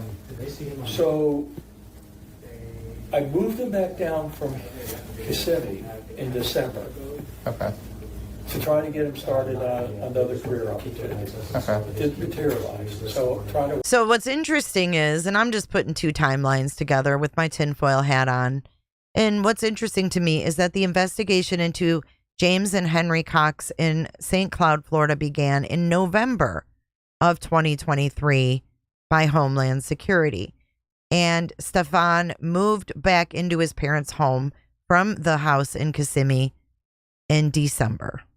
We know from the past that there were questionable things allegedly found on Stephan's laptop, and allegedly Deborah paid off the roommate to not say anything. Work on some other things. So he visited them. He lied to me about this. He visited them maybe 6 weeks ago, maybe a month ago. Visited who? I'm sorry. Jen. Okay. And I think she's still waiting. I'm going to Frank's house, and I need a little extra cash. Okay, when are you going to be back? I'll be back. I'm going to Frank's house. We're going to listen to Frank in our next live stream about this. We have an interview with Frank. I need a little extra cash. I'm going to Frank's. Later tonight. Mm-hmm. So I get an alert that a toll booth charge. On E-Pass, I get an alert. I go, call them up. Elaine, I don't see anybody hating. We're just analyzing his words and going with our gut feeling. I don't feel anybody's hating him. I don't know him. This is called public info. This is called true crime. And we dig into true crime. And this is a very disturbing, disgusting case. And I'm sorry, I don't hear any concern for Madeline in his voice or in his words. And to me, that is absolutely disturbing. Snicker, I don't use Snicker. I don't use StreamYard. I use Streamlabs. If I use StreamYard, I just use the freebie. How specific? Yeah. So he lied to me about what he was doing. Yeah. But he was in Orlando until 3 o'clock, maybe Sunday, and then he left because I told him he had to take care of his room, clean the mess out of there before he could go. Yeah. So he did that, and he got up there at 6:30 or something. So I was kind of overhearing the conversation. Would it be safe to say and accurate that your son had no rights to this this storage unit at all? If he asked my permission, I would allow it. Did he ever ask you permission? No. Okay. And again, like I said, I've been missing this key for how long have I had this? I've had this key for maybe 18 months. Okay. So was he staying with you kind of in Northport? Yeah. Up until now. I moved him back in December because I couldn't afford to. Okay, so from December to today, essentially. Okay. I moved him back in December because I couldn't afford to keep paying his rent. Was that because the operation allegedly became under investigation the month before in November? Sorry, the enterprise is cut off. We have no more funds, son. Allegedly. Yes, this is called a discussion and a deep dive. Okay. All right. Where was he staying up here with Jen? Yeah. Okay. I just realized we just left Jen downstairs. Oh, She had the whoops. key to your truck? No. Okay, well, I guess we won't be too long. Just, it's dark out. Okay. I mean, just All right, so follow he the stays down money, there. honey. Follow the money. All of a sudden, in December of 2023, he didn't have funds to keep paying his rent. But the investigation began into the CSAM operation at Santa's house in St. Cloud in November. It's possible if they're connected. And how often does he come up here to visit Jen and Maddie? I think since he left in December, this would be the second, maybe third trip, but second, maybe third. Yeah. Okay. So in December, it's February, almost March, second of May. So maybe once a month. Would that be fair?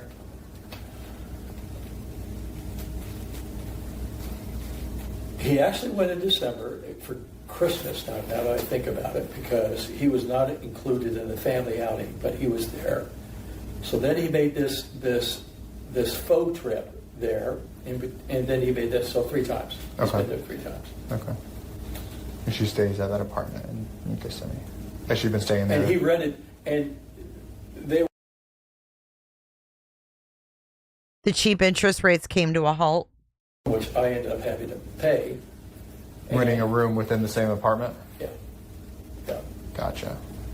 Okay. Jen's father rents the rooms out. And does Jen's father live there? Or does he No. lease the apartment and then sublease the rooms inside? Well, he owns the townhouse and he rents out the rooms and charges his daughter rent. Gotcha. Okay. Okay. That makes more sense. Yeah. Because for some reason, I came into this towards the tail end of the investigation. For some reason, I thought he was living in that apartment like today. No. But okay. No, he was just visiting. All right. You guys going back home tonight? No, I booked the room for tonight. Okay. Go back tomorrow. Okay. Well, I didn't know what was going to happen today, so I booked the room for the second night. Okay.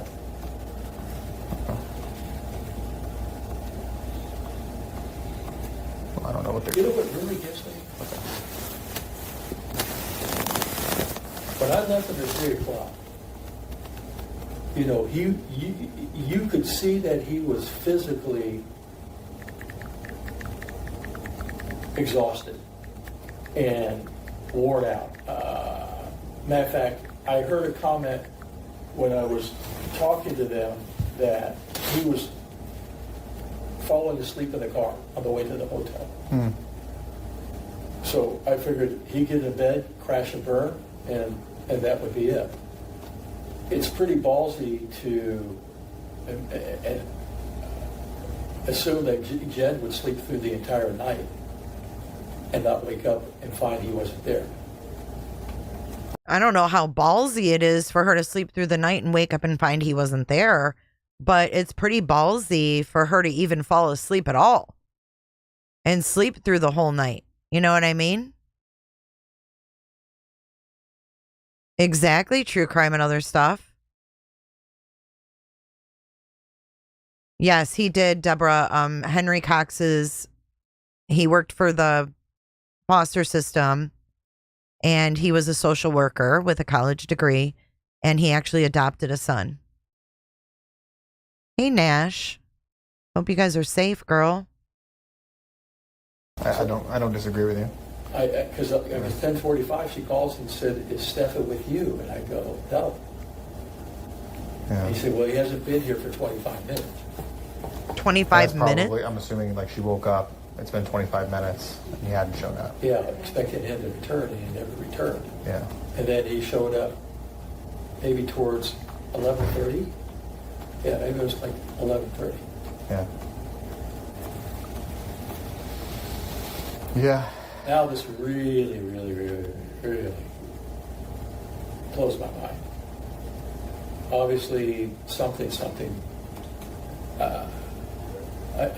I'm afraid to even say it. Think it. And what's that?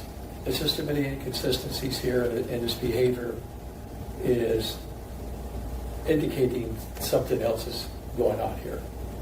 You know, Why would he spend nearly 6 hours driving round trip to go to Northport to the storage unit? Well, I mean, hopefully we may be able to figure that the out. body was in Jen's car? What? We're trying to figure it out. Have you asked him? Yeah. Jenn Soto. Yeah, we talked to him. So. Hey, I'm inside the building. Let me check on that. Don't wander off too much. MS, it's a theory. What's that? It's a theory, musings.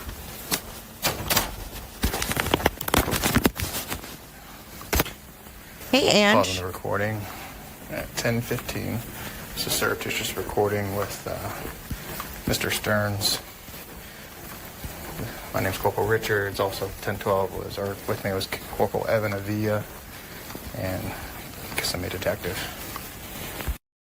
Okay, that's the end of the first one. We have one more with Chris to listen to, and this is also courtesy of the docket. Go to my watch later folder. Thank you guys for joining today. I think it's this one. I have to find the spot. Hold on.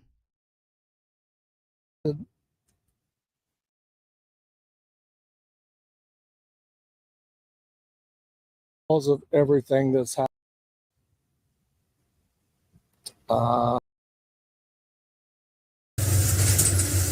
Okay, here we go. This is Christopher Sterns, and the date of this interview is July 16th.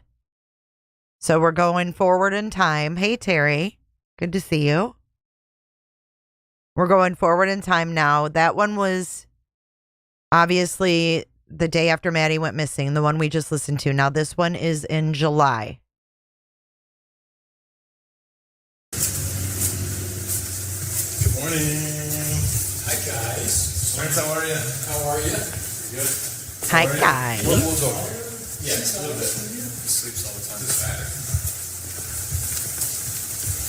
I've actually slimmed down since I've seen you. I'm almost like a 70 pounds. You're down 70 pounds? Yeah. Wow. Started in late January, too. Oh, it's late. Let's go upstairs. Yeah, the new meds that they put me on and what have you. I keep trying to put weight on it and I can't seem to. I guess somebody's in the training room. Which one? This one? Yeah. Maddie was so pretty. Yeah, that's work. Thank you, Kels, for your super sticker. I'll bring it, sir. Okay. Thank you so much, Kels. That was very generous of you. Webby, I just sent you a link. I apologize. I forgot. It's a long way. Well, you know, I looked at Google Maps last night and just, you know, you can forecast ahead, and it said 2.5 to 3.5 hours. And I was trying to get over to the correction center at the scheduled time, and I said, well, you know, I'm just going to have to leave early. So I was up at 3:15, and well, the dogs get me up. You know, it's either they have to go or I have to go. Right. And so I think it was just fate. One of them starts woof. I go, okay. So I know once you get to the Champions Gate area on I-4, it's a parking lot. Yeah. Wasn't they supposed to have that fixed? I thought it was already supposed to be fixed, but they spent all kinds of millions of dollars to do some overpass or some exchange, and it didn't do anything. Well, whatever they do is going to be a short fix anyway, because they'll outgrow it. I mean, I remember as a kid moving to the Orlando area back in the 60s, you know, I-4 was already outdated anyway. Right. You know, Yeah, so who cares, one step Chris? forward, 2 steps back, and they're always constantly chasing this Absolutely. stuff. Hey, I just wanted to touch base with you just to get up to speed on some things. You know, I'm surprised that Jenn hasn't been arrested yet because, you know, we feel in our heart that, you know, she was there when the death occurred and was involved in the cover-up. She obviously lied to... So right off, I mean, after they get done with the small talk, no, we don't think he's cute. We find him to be absolutely repulsive. He is in. You know, she was there when the death occurred and was involved in the cover-up. She obviously lied to the sheriff's department in their statement as to, you know, the disappearance of Jenn when that was all a ruse. Maddie was a ruse to begin with. So I'm just curious as to why nothing. Where is she? Is she? Now I thought, you know, when I listened to it, it sounds like to me he's fishing. Yeah, I agree. I agree with Eric here. He's like, oh, I wanted to touch base with you guys. And, you know, I'm just wondering why Jenn hasn't been arrested. He's fishing to find out what's going on in this investigation. He's fishing he's wanting to know what they got. Mm-hmm. And at the same time, throwing him and Deborah's wild theories out there. Mm-hmm. He's given them a narrative. While Jenn was there, she helped. She assisted in removing, you know. Yeah, we don't want to be his arm candy. Blech. Still in the country? Is she in some institution? I don't know. I know the state attorney's office has been in contact with her. Once my case This is Stephan's father. It's on the ticker, gang. It's on the ticker. And with the date, July 16th of 24. is delivered to the state attorney's office, my involvement is pretty much done. Yeah. So as they're where she's at, no idea. You know, Okay. but I know the state attorney is still in contact with her. Okay. Well, all right. It's just surprising that somebody that was there during the death and probably responsible for it certainly participated and hasn't been What, been Kimberly? One of the things. Now, I mean, he's all about that. It's all Jenn, right? It's all Jenn. They don't think that Stephan had anything to do with it. Surprising that somebody that was there during the death and probably responsible for it certainly participated and hasn't been arrested. One of the things that we have kind of speculated or come to the conclusion of is in talking to Stephan, and obviously he's not telling us much because he's under the instructions of his attorney. Now, perk up and listen to this. Make sure you listen to this. Keep quiet about it, and obviously that's their defense. But he said something kind of odd that we have been, my wife and I have been kind of kicking back and forth, and he made a statement that said, I didn't start it. So that's why he made a statement and said, I didn't start it. Start what? Have on the thumbnail, because Stephan told them this in a jail call. We have been, my wife and I have been kind of kicking back and forth, and he made a statement that said, I didn't start it. And that kind of puzzled me as to, what do you mean I didn't start it? Getting to the chase, I think they were involved in some sort of... And once again, we have an interview where they're actually in an interview room. Yeah. Oh, yes. But apparently they don't close the door, because you have this whole conversation going on in the background. Yes. I was appalled by this too. That's why I said, can they not get a quiet room? People are saying that Jenn used to live in St. Cloud. St. Cloud has been brought up a lot, Krista. If you go back and listen to a lot of stuff, you'll hear a lot about St. Cloud, not only because Maddie was found there, but, you know, just a lot of references to friends in St. Cloud, hiking in St. Cloud, you know, things like that. And then, I don't know, there's just a lot of little pieces that seem to fit together, but you can't say for sure. That's in Spanish. Now, it eventually goes away, but damn it, man. I know. Maddie deserved better. Do a proper interview. Mm-hmm. Do it in a controlled environment. Mm-hmm. Why are people such Of criminal idiots? enterprise. I think those photos on his phone, and again, the day of his arrest, Jennifer's demeanor, as I've shared with you, is just really out of context of what you would expect from a mother who just learned that her significant other. I think that is still a possibility of that occurring, but I don't know if she took a photo of the photos that she. Now, listen to this. Perk up and listen to this, because they say nah. Sorry. He was shown the images off of Stephan's phone, or maybe she showed me something she had on her phone, but the flashing back to that image, and again, it was something I didn't want to see, so I didn't want to spend a lot of time gazing at it, looking at it. Didn't want to see it to begin with, because once you see it, you can't unsee it. But the image that I recall seeing. He says the image that he recalls seeing right there. And then there's a pretty long redaction. Well, they should have taken him back to an interview room. His dad speaking, Christopher. It's on the ticket. Which meant that. So you're saying Jenn showed you? Yeah. This picture? Yeah, and I thought it was maybe she grabbed it. She said she was shown. Oh. They had a package. Whoever it was showing the package. That was me. Okay. She said, "Well, I don't want to see all." Supposedly, again, her telling me this. She looked at.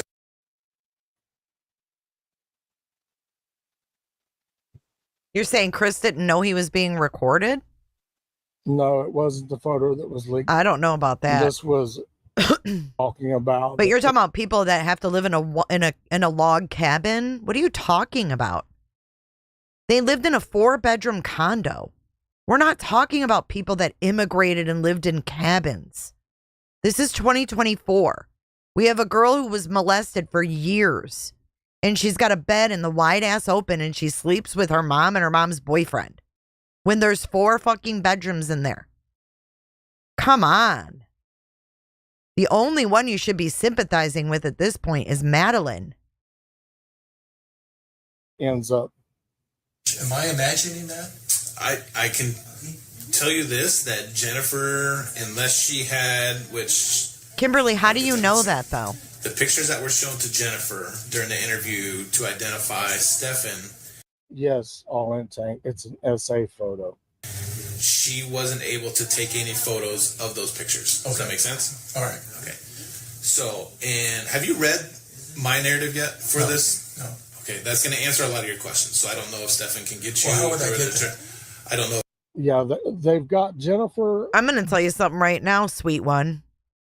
I know mothers who sleep on the fucking couch so their daughters can have their own room. Okay? Why couldn't Stephan and Jenn sleep in that little makeshift room and give her own fucking bedroom? Teenage girls need their privacy. And that you're like excusing this by saying we're spoiled.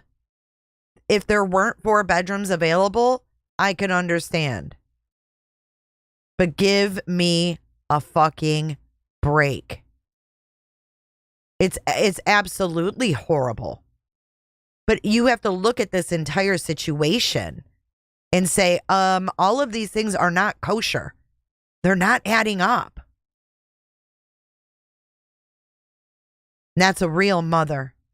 A real mother is one that doesn't have enough bedrooms and sleeps on the damn couch so that their daughters and their children can have their own rooms. You know who you are. Look at Chris. I've been sleeping on the couch for 7 years so my kids have their own room. It's so despicable. Look at all of these mothers making sacrifices because that's what a parent does. We make sacrifices for those babies we brought in this world.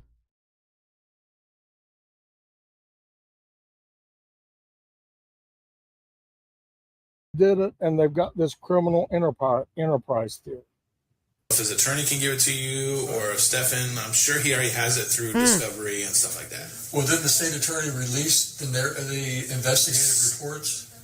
Everything should have been released. Yeah, because I know last week here because the news stations immediately put up their stories about it on their. I know public records requests have been done here as well for the case. Yeah. So it's out there. That's going to answer a lot of your questions.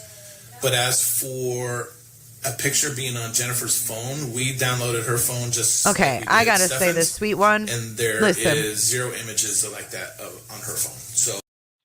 So he's saying there was nothing on Jen's phone at all. You're trying to blame Jenn. Nothing was on her phone.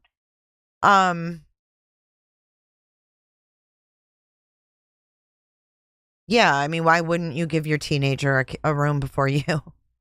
Let's put her out in the open with fucking roommates and teenage boys that are living there. Like, let's not forget that there was a 15-year-old boy living upstairs as well. Yeah, let's just put our daughter behind partitions. That's good enough. No, this is called not protecting your kid is what this is called. But what did you say? They claimed Maddie didn't like sleeping alone. Yeah, well, Jenn made her dependent. Jumping in to say my teenage daughter has the largest room with the en-suite bathroom so that she can have privacy and feel comfortable. I think that's awesome that you make those sacrifices. You don't have to. But this is rich right here. I know people who share bedrooms who don't abuse their kids. Number one, sweet one, you never know what goes on in someone's bedroom. How can you say that? How can you say that you know what goes on in everybody's bedroom who shares a bed? That's ignorant.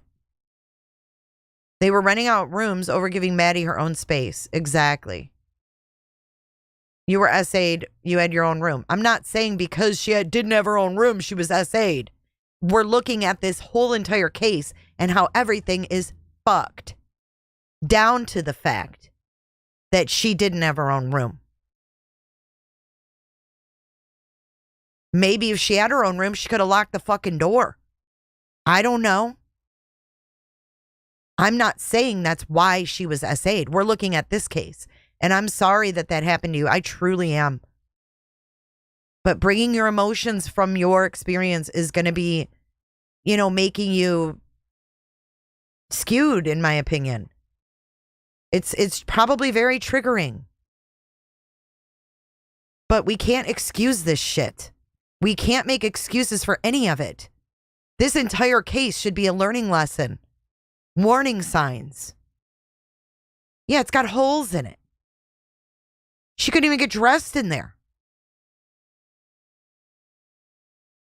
We have to learn from this, and we have to look at everything that went wrong so that we can limit the amount of Maddies that we hear about. Exactly, Anders. They could have put an extra bed in her room. There's so many things.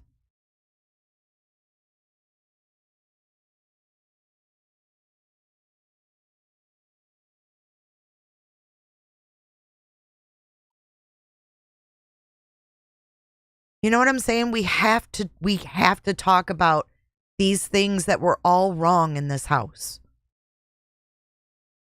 Because there's so much that was wrong. And if we know someone and we see some signs, maybe we can say something. I care. That's the only reason that I'm analyzing this horrific shit. Because I fucking care. I care about kids. Right. I mean, this whole case, down to her dad saying he wanted to make a Maddie sandwich. Maddie couldn't even have friends over. Ugh, it's just maddening. Maddie should still be here. Absolutely.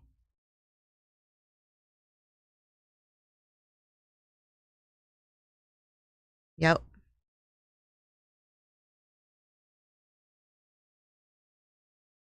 Casper, I agree with you guys. I really do. Okay, so for everybody asking in chat, you just heard it factually from a detective. They downloaded Jennifer's phone just like they downloaded Stephan's phone and found nothing. They found absolutely nothing. For the case. What do you guys So think it's of out that? there. Do you think she was totally oblivious? The fact that they found nothing on her phone? The fact that they found nothing on her phone doesn't take her out of the equation for me. That's going to answer a lot of your questions.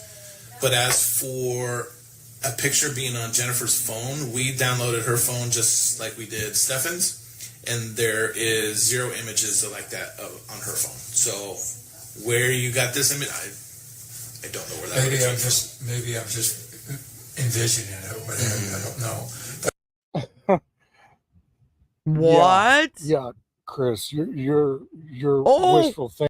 So where and there on Jennifer's phone, we downloaded her phone just like we did Stephan's, and there is 0 images like that on her phone. So where you got this image, I don't know where that Maybe came I'm from. just envisioning it or what have you. I don't know.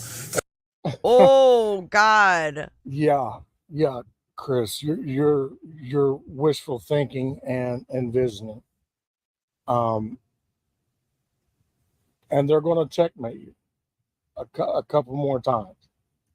But I think they were involved in some sort of criminal enterprise because there was money being spent. Packages were arriving at our house on a frequent basis. And when I brought Stephan home from Kissimmee at the end of November, to my knowledge, he had no money. Because I provided a lot of financial support for him and told him, hey, time has run out. I can't do this anymore. Whatever you're doing at Disney is going to take... Time has run out. I can't do this anymore. Mind you, the Henry and James Cox investigation began in November 2023 when the National Exploited Children's, whatever they're called, got a tip that they were sending CSAM from James Cox's house. The investigation began in November. He says in December, dude, I can't do this no more, Stephan. Way too many years. After he talks about a criminal enterprise. I mean, come on, man. Come on. And they're going to checkmate you a couple Come more on. times. But I think they were involved in some sort of criminal enterprise because there was money being spent. Packages were arriving at our house. Good God. On a frequent basis. And when I brought Stephan home from Kissimmee at the end of November, to my knowledge, he had no money. Because He said it was December. He just said the end of November. Holy shit. Bing bong. Y'all still think I'm crazy? Fucking fuzzy slippers and lip gloss. Hear that again. because money being... Going to checkmate you a couple more times. But I think they were involved in some sort of criminal enterprise because there was money being spent. Packages were arriving at our house on a frequent basis. And when I brought Stephan home from Kissimmee at the end of November, to my knowledge, he had no money. Because I provided a lot of financial support for him and told him, hey, time has run out. I can't do this anymore. Whatever you're doing at Disney is going to take way too many years to go through promotions and pay raises to where you could afford to support yourself. I mean, you need to be making 2.5 times what you're making, and you'll never get there. You need to find a career path, which is what I was trying to find for him. I was encouraged by his work ethics that he was demonstrating at Disney, which what precipitated me bringing him back. But since learned as early as the day he was arrested, because Jennifer said that he had called in quite a bit at Disney, which was kind of like his MO. And it really disappointed me to hear that. And when he came home, he fell into the same bullshit pattern that we had been struggling with for many years. Trying to get him out of bed and, go out there and find a job and what have you. And then I mean, you're talking about a 30-some-year-old man. You know, they try to get him out of bed to make him go out there and no. You snatch his ass up and you put him out on the street. Exactly. That's how he is, and you're still to that. Yep, they created that monster. There was money. All this fell apart. But there was money.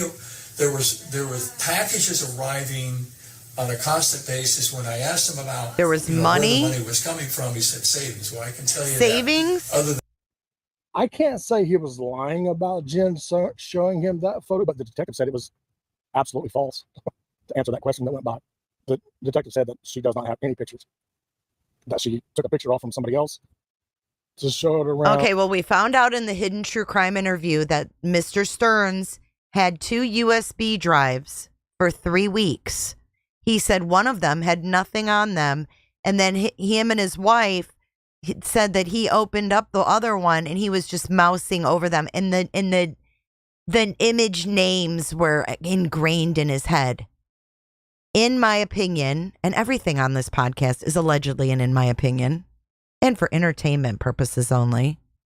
But in my opinion, I think he looked at those images and that's how he knew and he was able to describe it. It didn't happen. So I can't call her a liar. The detective didn't call her a liar, but he did say that what Chris is saying is Jenn didn't have those pictures to show him. Because he's a liar. And the inheritance he got from his father, which he blew through rather quickly, there was never been any savings. He never saved 2 nickels.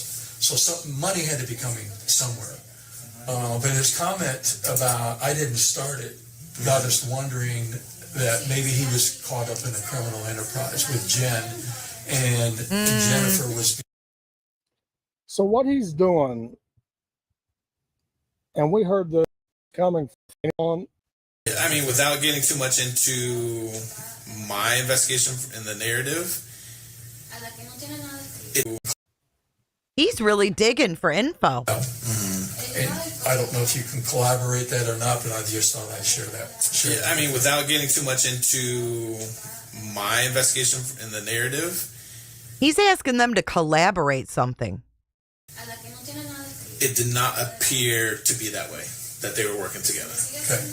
Because I will tell you this, we have spent months, thousands of hours, literally going line by line through his phone and her phone, and there is nothing to suggest that theory, that they were working together. Could they be working independent? Well, Stephan was working independent. I can tell you that, yes. Okay, so... I don't know, Lisa. Good question. So, checkmate. Right there was checkmate. Listen to it again.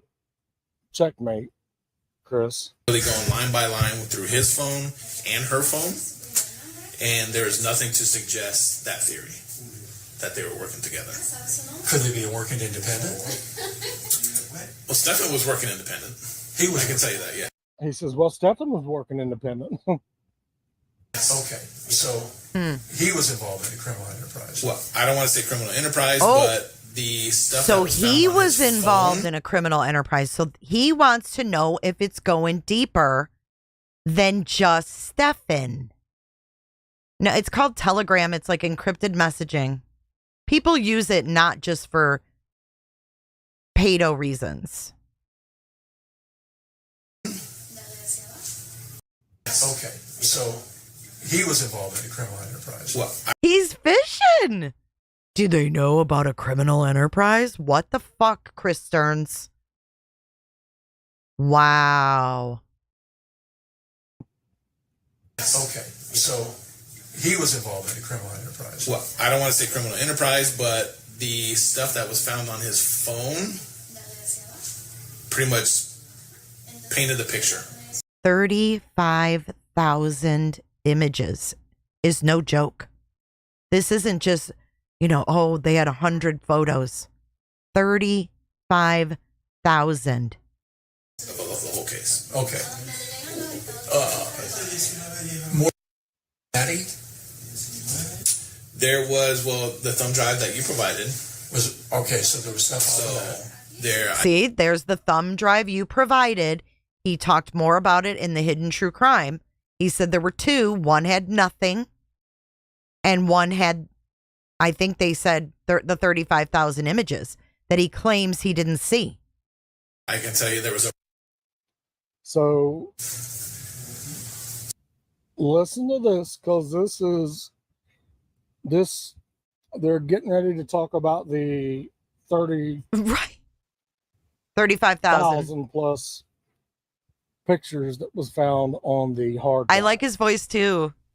And my chin hit the floor. So identifying those individuals, it'd be almost nearly impossible. 30. Did you hear him? He said identifying all of those individuals would be almost impossible.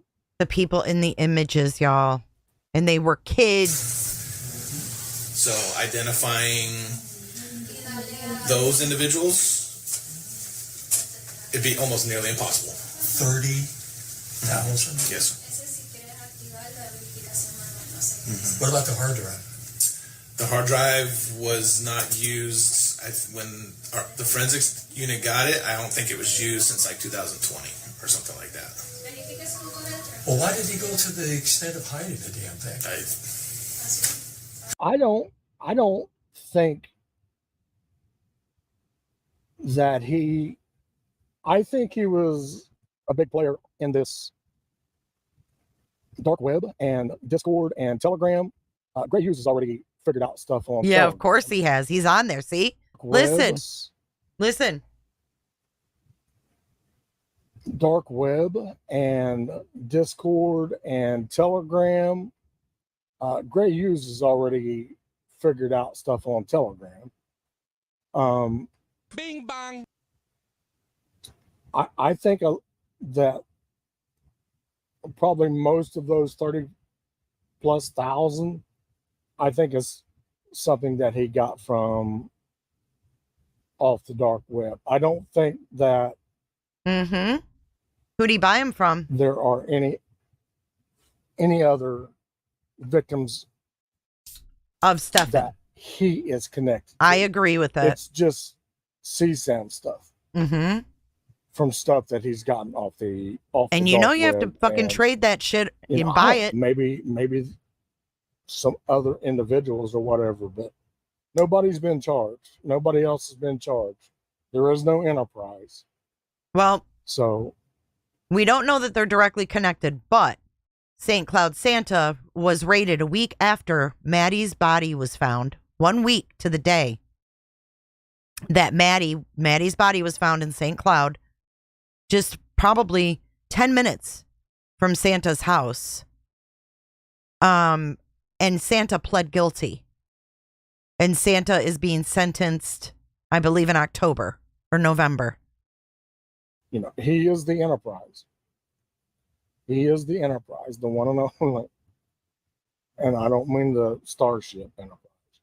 Like I said, he was on that computer Sunday morning, and then I assumed when I handed it over that... So the desktop that you handed us there was not a hard drive in it. Right, and then that surprised me, and then when I went to move out of the storage unit, it was at a location at the back, and if you've seen photos, there was a rack of shelves. And I was there that night when we did this. Okay, so you could easily slide back to the rear of that, and from where it was, you could easily tuck in where I found the hard drive. You could have easily just placed it. Right. So I don't know if he. But there was no activity on the hard drive for. So that's the thing. That whole part of the conversation is there's no need to even be talking about it because there's nothing on that hard drive that Chris found in the storage unit. Turns out that Stephan wasn't even in the storage unit, which you will hear. Years. Huh. So we don't know where the hard drive on the computer that he was using when you said you saw him using the computer, where that hard drive is. Well, Clover, they just said they wasn't part of a ring. So, I mean. Well, we don't know. I don't think that Stephan was getting them directly from individuals, right? Because he was getting 5 pictures. He had pictures of 5-year-olds. And it's fucking disgusting, but it's the truth. He had pictures of down to 5-year-old. So this isn't someone he was pretending to be like a teenager. This is like, I agree, he was buying them on Telegram or Discord or the dark web or something like that. It makes me wonder how many of those images were of Madeline alone or if they were also sold. Exactly.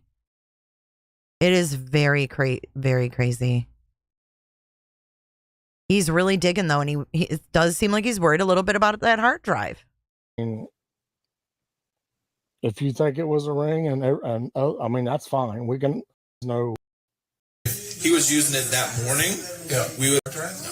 Oh. Except for him. Okay, now back to the hard drive. Oh, this isn't the same hard drive? Oh. Because if he was using it that morning, yeah, we would have been able to tell through the forensics numbers. Right. And no, it hasn't been used since. Oh, so so the computer that Stephan was on Sunday morning, Dad just said Stephan was on it Sunday morning. He was saying, oh, that's not the same computer. That's not the same hard drive. And they're like, no. So how does this techie guy know if he handed over the hard or the tower? Doesn't he know what tower Stephan was using that morning? Does that make sense?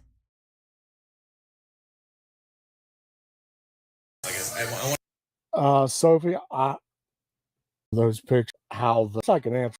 On my part, that was the same hard drive. That was an assumption on my part that was the same hard drive. Okay, well, you handed over the tower. Where'd you get the tower from?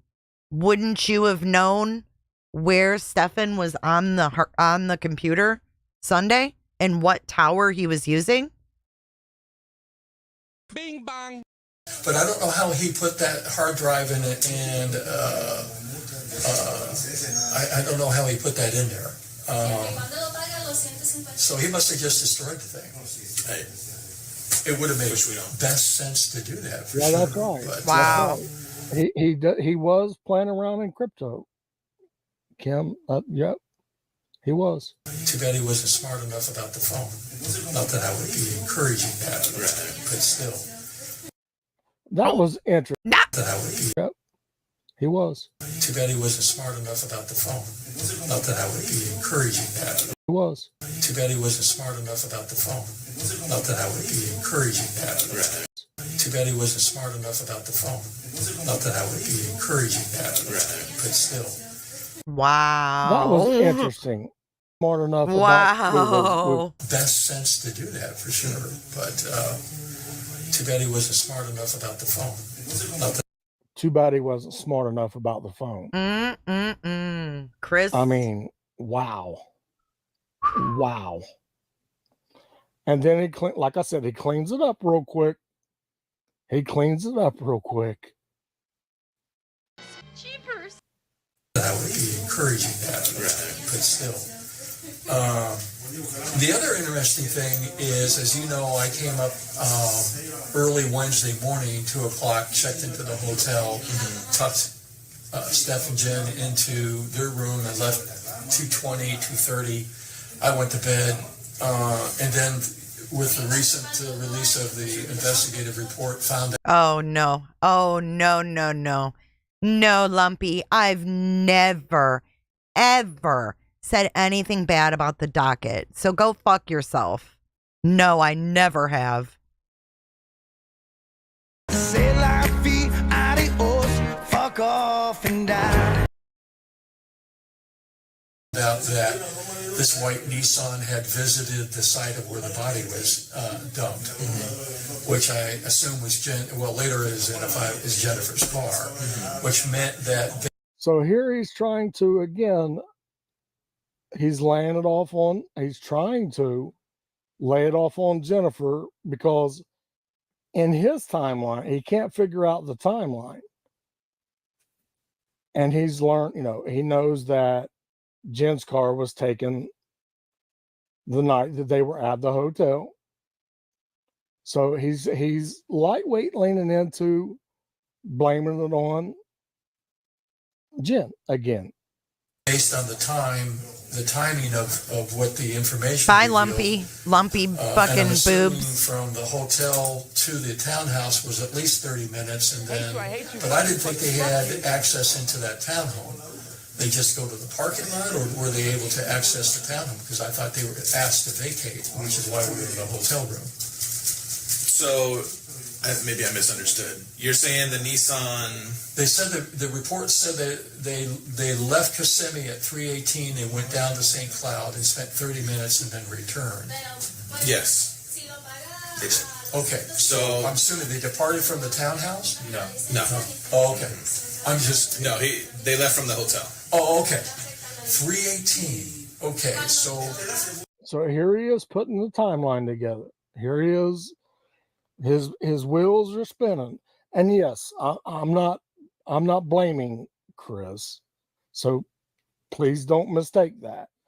Chris is guilty of being a knucklehead father. Lumpy and enabler. But he's not guilty of any of this. Lumpy probably is another creator. 45 minutes later after checking in. Got it.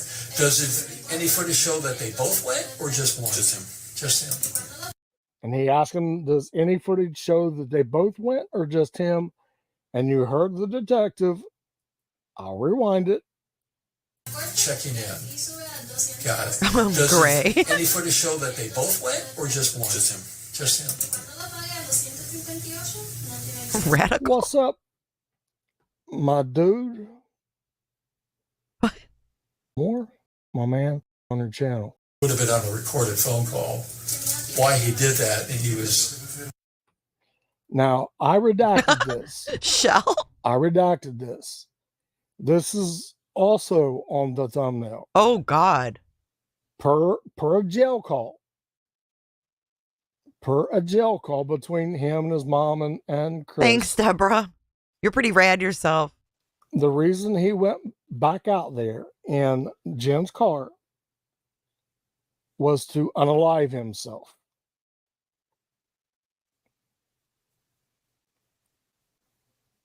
So, hey, Hellcat. Who knows if that's true? He said it was like 900. Well, that was just one dump, Stephanie. I mean, they get dumps all the time, so like it's coming to them in bits and pieces. And I think one time it was 1,200, another time it was 900. But you're right, it probably was Gray because he goes in on this, and I don't use Gray's shit. I go to the docket. But at least... And docket knows it. He knows I credit him. We talk on X. Me and the docket's cool. All right? Me and Eric are cool.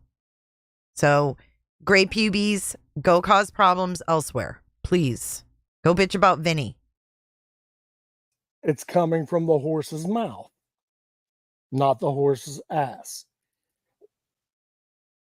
We will get that. We will get those calls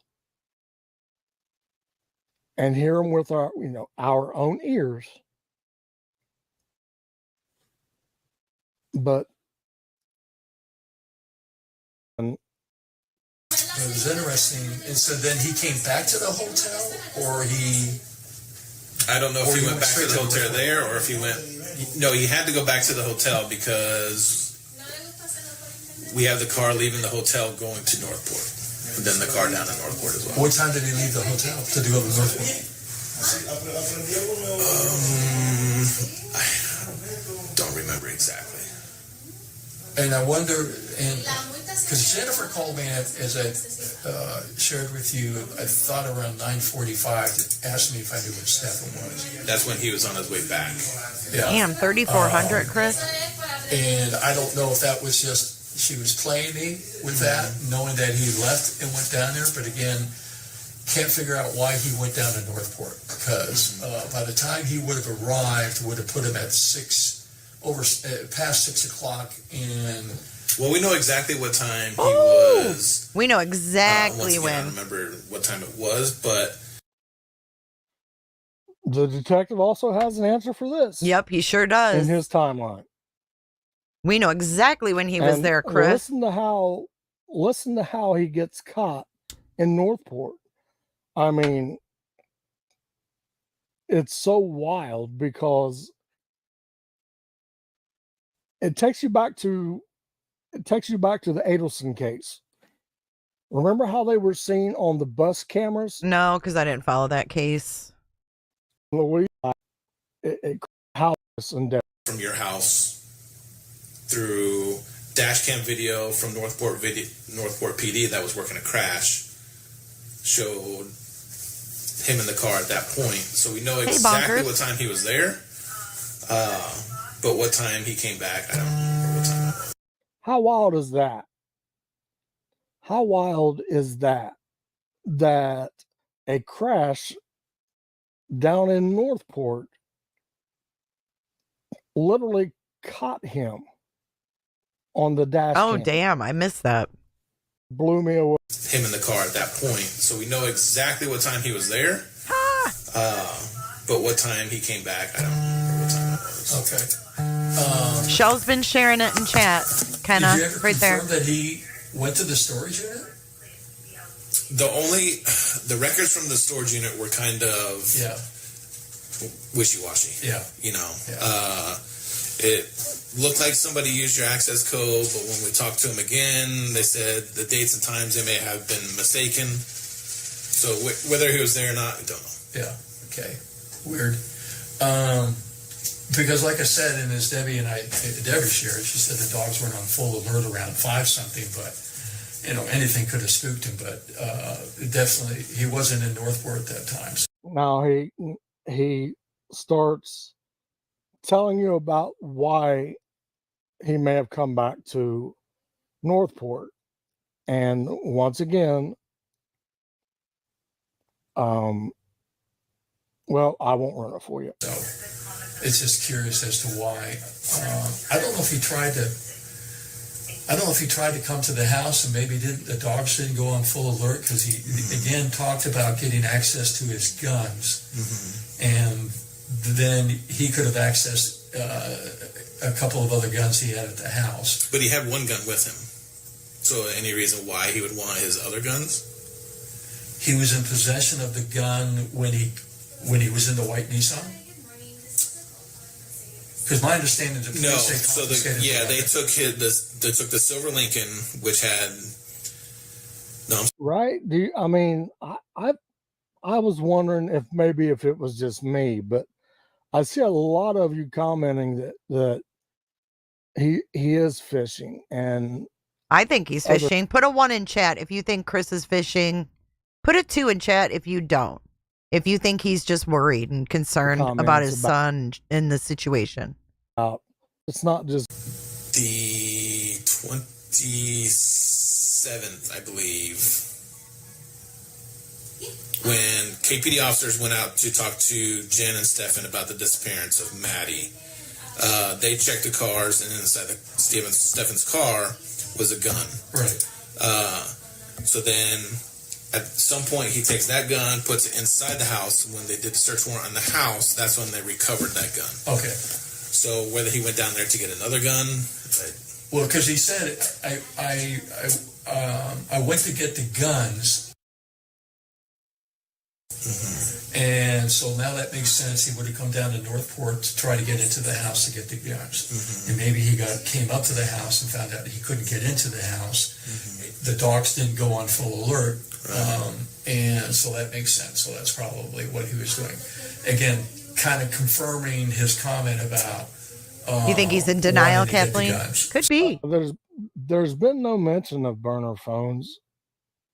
No, There hasn't been there any hasn't. mention of burner phones anywhere in any of the reports. But we only got the first 900 pages from There's the so much district in this attorney, and case, there's guys. 600 pages that they said they're not allowed to release. So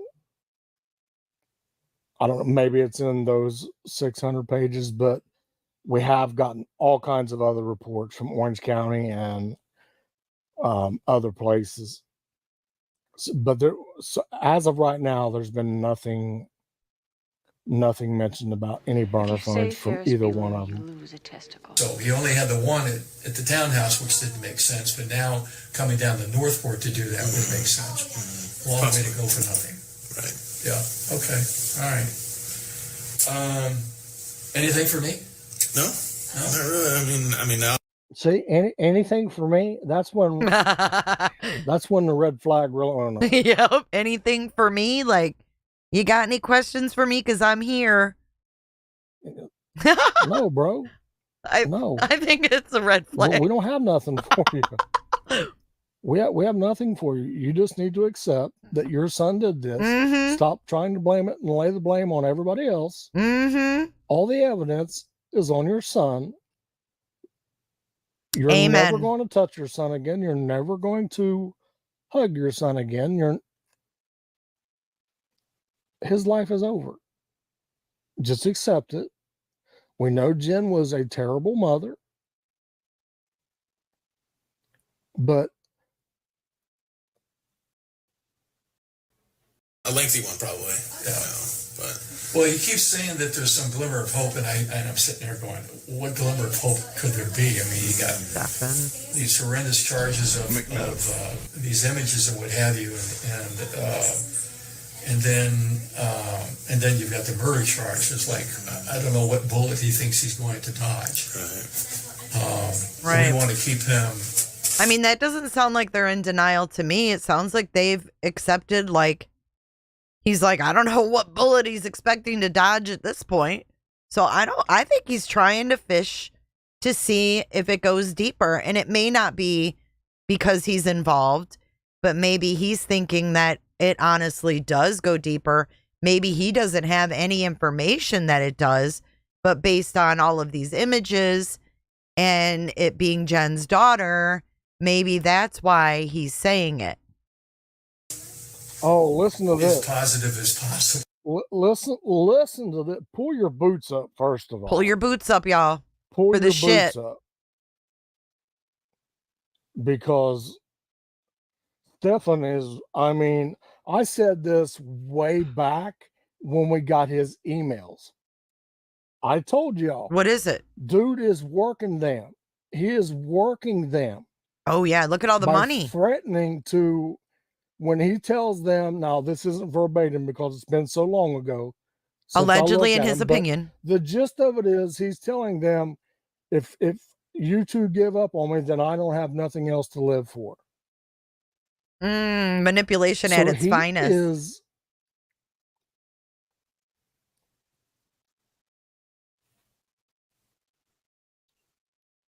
using them. He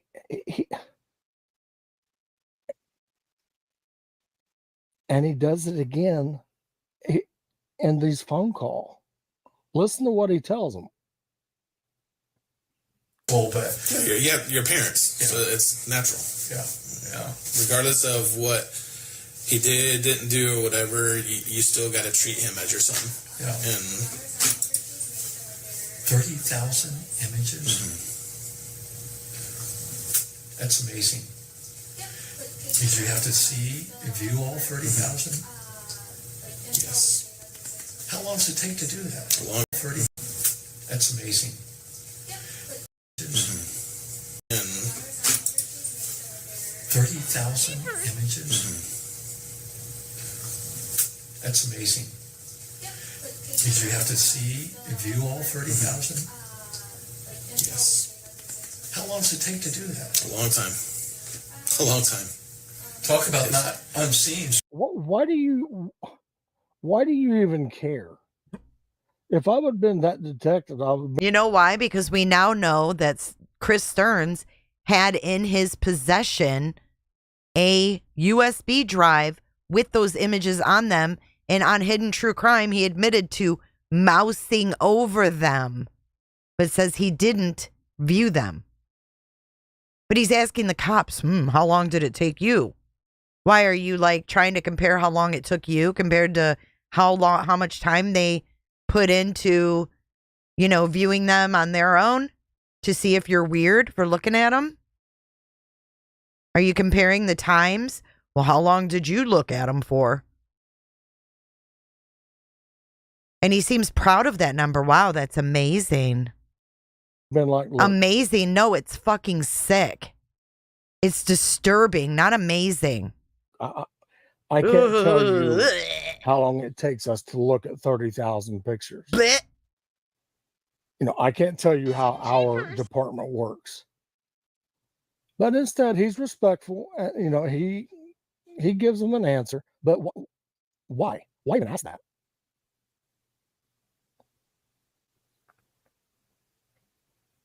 Something. yeah, it's. I envy your job, and then I don't envy your job. I know it's fascinating work, but at the same time, you're left with a lifetime of that shit. Yeah, you see it a lot. Yeah, for sure. All right. Well, I appreciate your help. Yes, sir. Not a problem at all. All right, to give me some answer some questions. Again, we're just trying to get some closure to this. And we're just trying to get some closure to this. Okay. Well, there were 2 USB drives. One was empty. The other one had the images.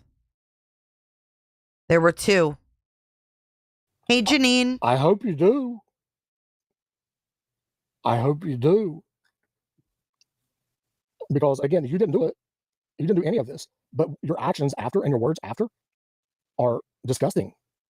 And I get it that it's your kid. I get it. Just like it is disgusting, y'all. It's your kid. You're going to support your kid. Thank you so much, Tori, for the $10 super chat. Says, should the detective even fair question across the line to Arizona? Is that the end of it? Any reason to believe that Jennifer was aware or not? Oh, he's not done yet. Yes. Any reason to believe that Jennifer was aware or not aware of this going on? We don't believe she. Now, he just doesn't stop. Here we go back to Jennifer. Any reason to believe that she knew any of this was going on? I'll rewind it just a few seconds, and you'll hear the detective. Checkmate. Any reason to believe that Jennifer was aware or not aware of this going on? We don't believe she was aware. Anything prior to that with anybody else? From Stephan or? Yeah, Stephan, yeah. Not that we know of. We're clueless how this could have started and why. Mm-hmm. We asked him, Debbie did, is there any history of...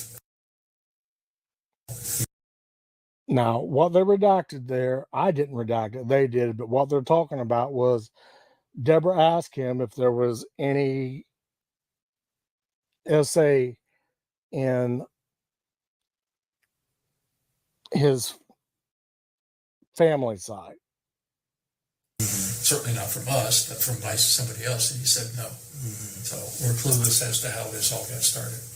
That's a big question. A lot of people that do these sorts of things, we never know. Okay. Wow. Well, guys, you've been helpful. Appreciate it. Sir. Again, we're just trying to get Thanks for stopping. Wow.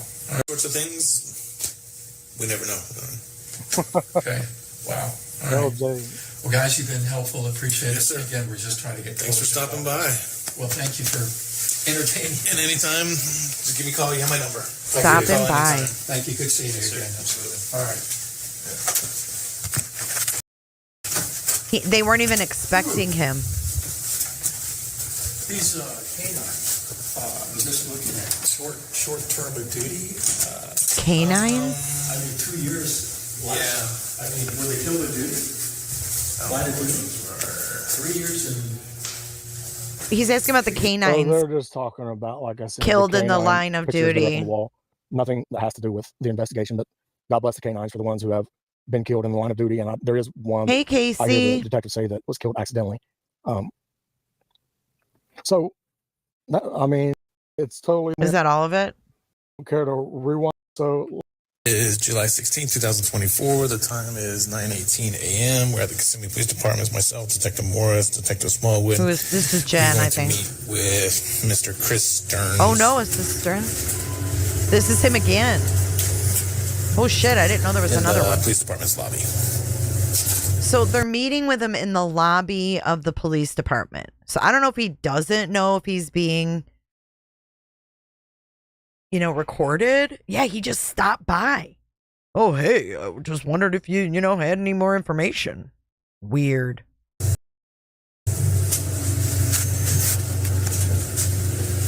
I think so too, Cricket. I know certainly not from us.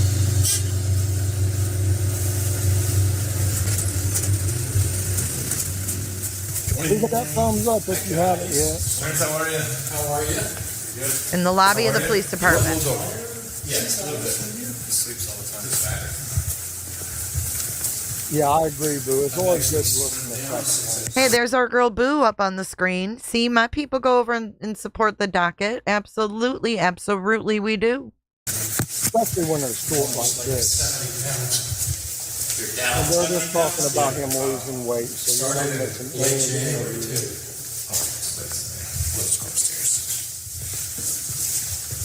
Yeah, the new meds that they put me on and what have you. I keep trying to put weight on it. I can't seem to. You're welcome, everybody. Thank you all for being here. Wait, didn't we listen to this? So much. Yeah. Isn't this the one we just heard? Baby Boomer, we are. Wait, hold on. Have Chris and Deborah's interview.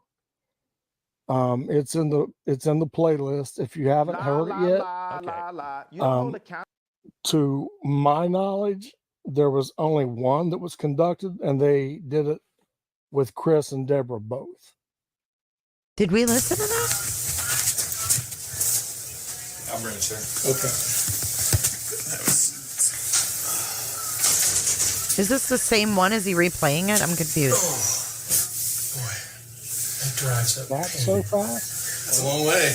Well, I looked at Google Maps last night and just, you can forecast ahead, and it said 2.5 to 3.5 hours. It scheduled time, and it said, well, I'm just going to have to leave early. So I was up at 3:15, and well, the dogs get me up. It's either they have to go or I have to go. Yeah, we did play this one. So we need to find the one with Stephan's both his parents, because I don't think we heard that. We just heard her like on the phone, right? I feel like we're missing one still. What is going on with my screen? There we go. All right, let's go to his playlist, because I feel like we didn't. Yes, we did. Saturday, Deborah. I was shook by that. Shook.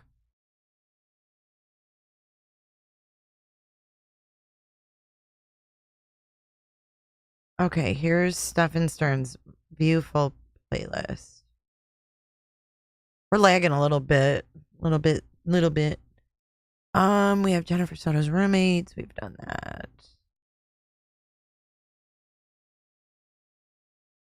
The counselor, teacher, friends, Maddie's grandma, Christopher, and Deborah Sterns. We haven't listened to this one. Hold up. I don't think we did.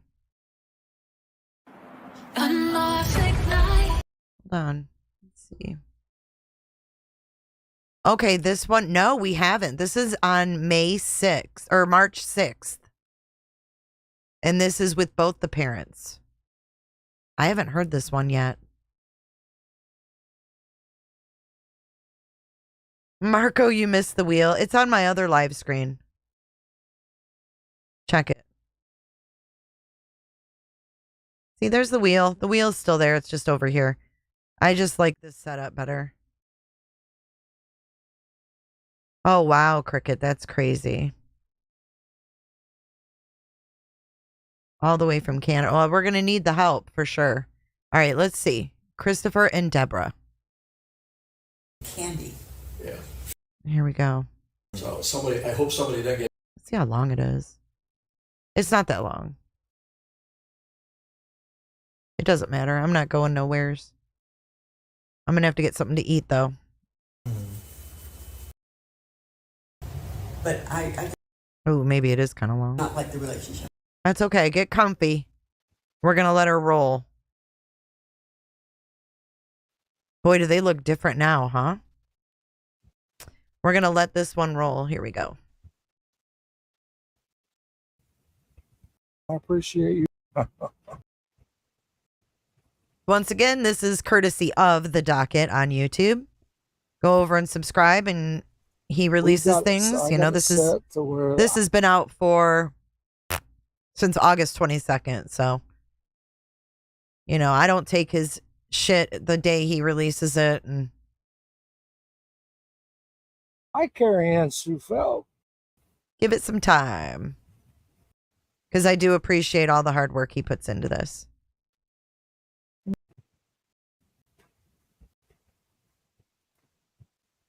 So now they only did.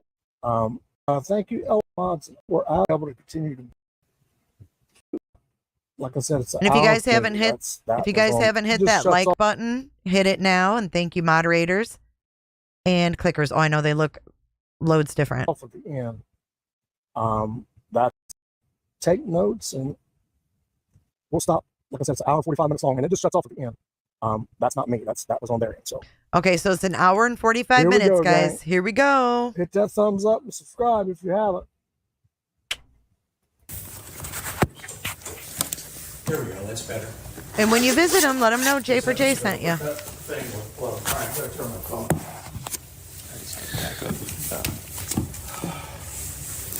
I may fix a cup of coffee.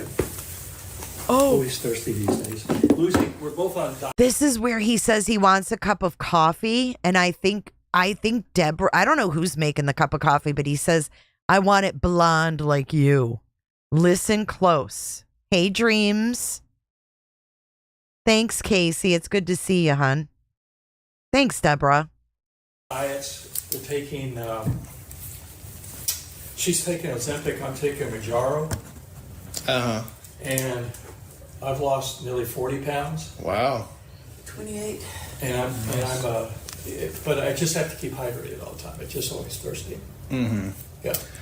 Mm-hmm. All right. Well, thanks for meeting with us this morning. Our pleasure. This has been a long few days, long week, and I can imagine what it is for you guys. Full of lots of surprises. Yeah. We're in the 7th ring of hell. So the reason we made the trip down here today is I know you spoke to Alex, I think. Yeah, Alex, yeah. Yeah, with Orange County, and may have spoke to Corporal Ilgen that works with us. Is he this tall, slim guy? No, he's. Was he at Orange County also? He was. I think you may have talked to him out in the parking lot in Orange County. Yeah. Bald guy. Me too, Krista. No, that didn't work. There was somebody else I thought was from Kissimmee PD, but and I thought actually you were him, but obviously not. So you're better looking than you. Appreciate it. You're better looking. Since I'm the lead detective and he's my partner in the case, we kind of want to get eyes and talk to everybody that's involved. That's the only reason. You guys. Okay. Yeah. So the reason we're here is basically try to get a background of what you know about Stephan and Jennifer's relationship and that sort of thing and stuff like that. So we can do it one of two ways. I can just give you guys the floor and you can let us know what their dynamic was, or I could do it question and answer. We just started. If you guys do it question and answer wise, you'll get the answers. If you're just joining us, we just started the interview with Chris and Deborah Sterns together. You haven't missed a thing if you're just joining. This is just starting. It has a runtime about an hour and 45. That you wanted. If you let us sit here and ramble on for half an hour, you may not get what you want. You still have to ask the question. Fair enough for me. We can fill in the gaps. Yes. All right. So, any idea how long Stephan and Jen have been in a relationship? 7 years. 7 years. 7 to 8 years, somewhere in there.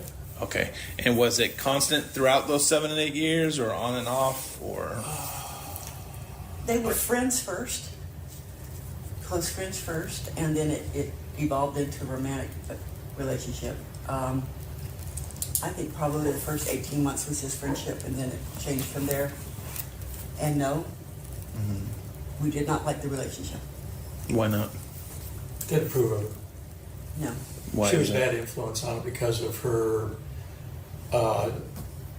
Thanks, Cricket. Drugs. Well, drugs plus I think she was taking medications for depression, anxiety, what have you, and I just didn't feel that she was going to be a good influence for him. She's bipolar. She's bisexual. Oh my She's God. a drug addict. She had a young child. Wait, The family was disapproving, and she was sharing those drugs with Stephan. And I don't approve of vaping. We don't do any drugs. We don't even drink. I can't even take specified medication for pain because my body rejects them, and I get really, really sick from them. So, I mean, went through open heart surgery on Tylenol. Wow. God, it's always about them. Always about them. They were both. They slept all the time. Yeah. And you know, we had a hard enough time dealing with Stephan Coming in sleeping hot. all the time, and now he's got a Coming in hot. relationship 5 with somebody memberships. else that does Enjoy, it as guys. well. So it's like they were feeding off of each other, and none of it in a positive way. And that's why I disapprove. I disapprove of a lot of Stephan's Well, that's the only people. thing. Yeah, only thing her mother and I approved of together was the fact that we didn't approve of the relationship, because if Jen started spiraling down one of her holes of depression, she took Stephan with him. If he was depressed, he brought her in, and it was just always like a balancing act with those two. This is not good. It's not a good dynamic. You know, when you said they were always sleeping, like constantly, Yeah. were they taking medicine to go sleeping, or they were just? Thank you, Julie. Yeah. Well, Stephan has a sleeping disorder, sleep apnea, so he's been tested for it, and his he would be up all night and sleep all day, type of deal. And we really didn't have that much physical interaction with them.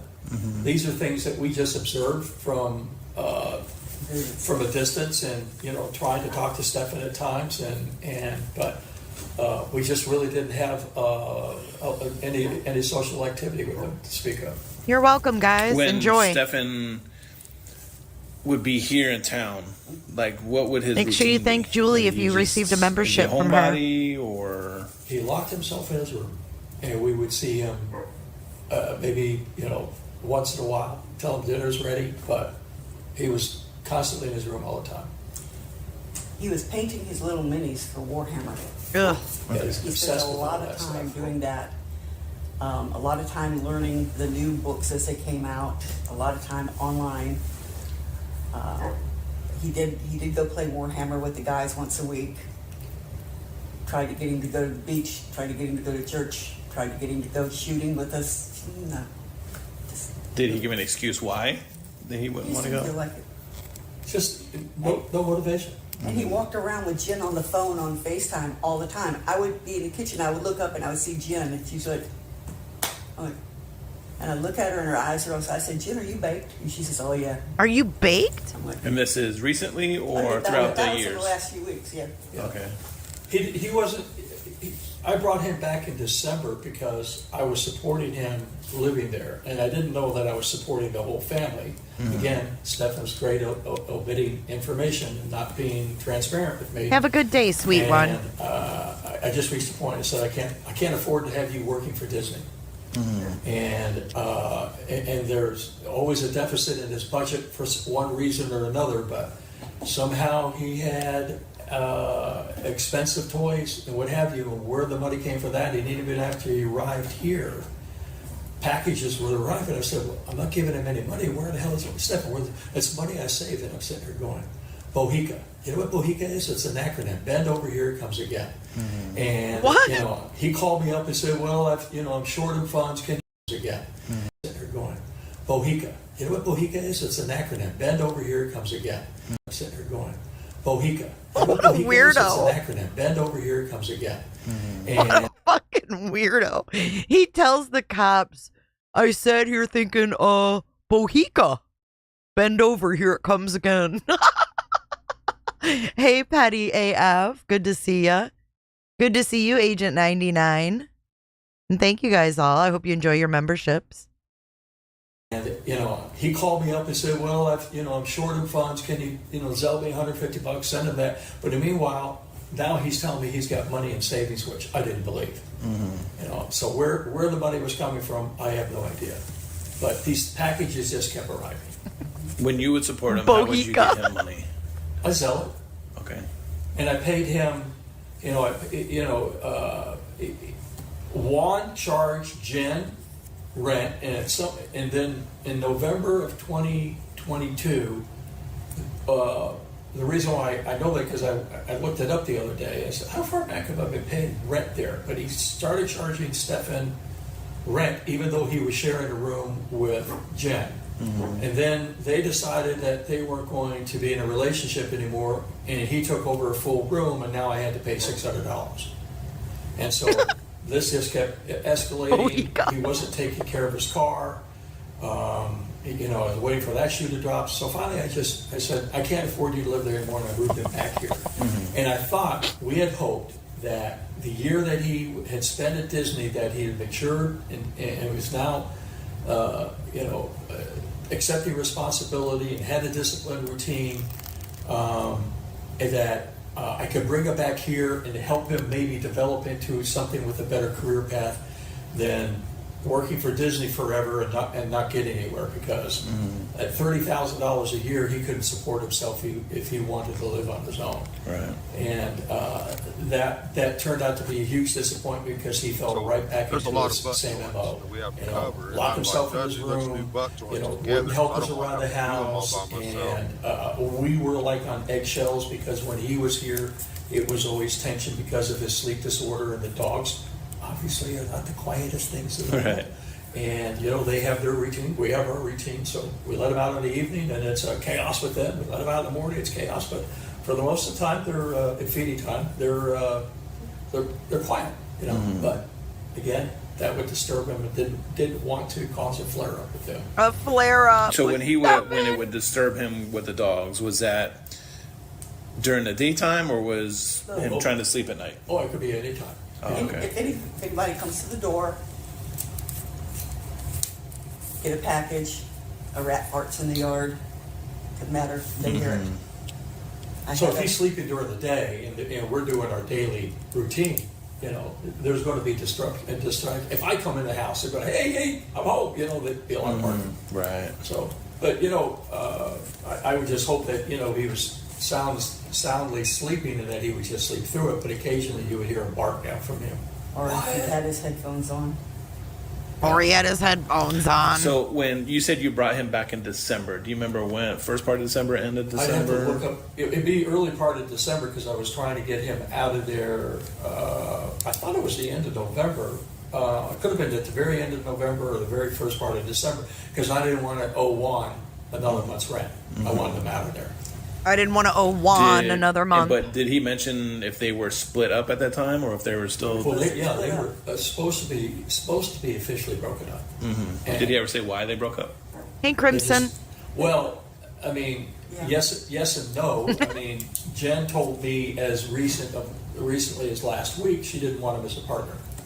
She realized that he was not going to be a good partner, but I assume that they both recognized that they wanted to go their separate ways. And I would say that occurred several months before because there was one time he mentioned he was socializing with somebody at Disney and that didn't go well. The one that he got She didn't like that. So I told him, we both told him he would never get into a healthy relationship until he got away from her because he's 73. You're renting a room, you're going to bring a new woman into your room with your ex in the next room. That's a bad recipe. Did this ever happen within the last 7 years? Did they break up and get back together and that sort of thing? Or I don't think so. I seem to recollect that there might have been a pause in that relationship, maybe to the extent of how involved the relationship was, and maybe it became more social than more of a relationship type of thing. But again, clueless as to exactly the extent of how involved the relationship really was. I mean, I always thought it was just good friends and sex with benefit type of thing. Ew. I don't know how committed they were to one another. Oh, wait. It's friends with benefits, Chris. What is sex with benefits?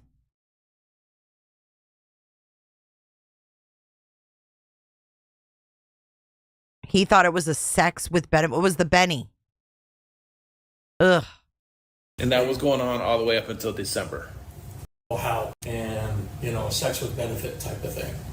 But I don't know how committed they were to one another. And that was going on all the way up until December. Well, actually, before December, because like I said, when he went into the room on his own, that basically was probably the time that the relationship ended. So, do you remember when that was? You said November? Yeah, I'm going to try it. Let's see. He left in December, maybe 3 or 4 months before he pulled out of there. I think only paid 3 or 4 months at $600, maybe 3 months. And we pulled out of I'd there? have to look it up. Do you know if when he came back here in December, was he ever making trips back to Kissimmee at all?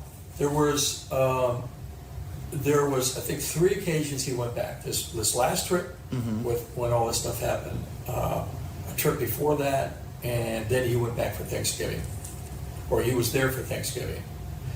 Thanksgiving and Christmas. Yeah, so he wasn't invited to the family events, and but he was there at that time. Okay. I'm assuming just visiting Jen, or was he visiting other people? He was visiting Jim. Yeah, I wouldn't know who else he would be associated with at that time. Okay. I don't think he had any relationships outside of Jen. Maybe I think there was a time or two he mentioned that he was going to go out with some cast members after work. But Bear was one of them. yeah, but that's the only. Wait, that's the only what? time. He was going to go out with cast members? He ever lived in Kissimmee? He was going to go out with some cast members after work. But Bear was one of them. yeah, Somebody was one of them. but that's the only time. Has he ever lived in Kissimmee prior to meeting Jen? No. No. Okay, always here in Northport, or has he lived elsewhere? Well, we moved here. Windermere. We moved here in May of 2020, so he was always at our home there, or he lived here. And then we finally And his wife, JR. got him out of here, and there was an opportunity for him to go live in Kissimmee. Okay. But with Jen is when he went to Kissimmee. Yeah, not on his own. They were both supposed to be working at Disney together, but she can't keep a job Do you know why? because of the bipolar.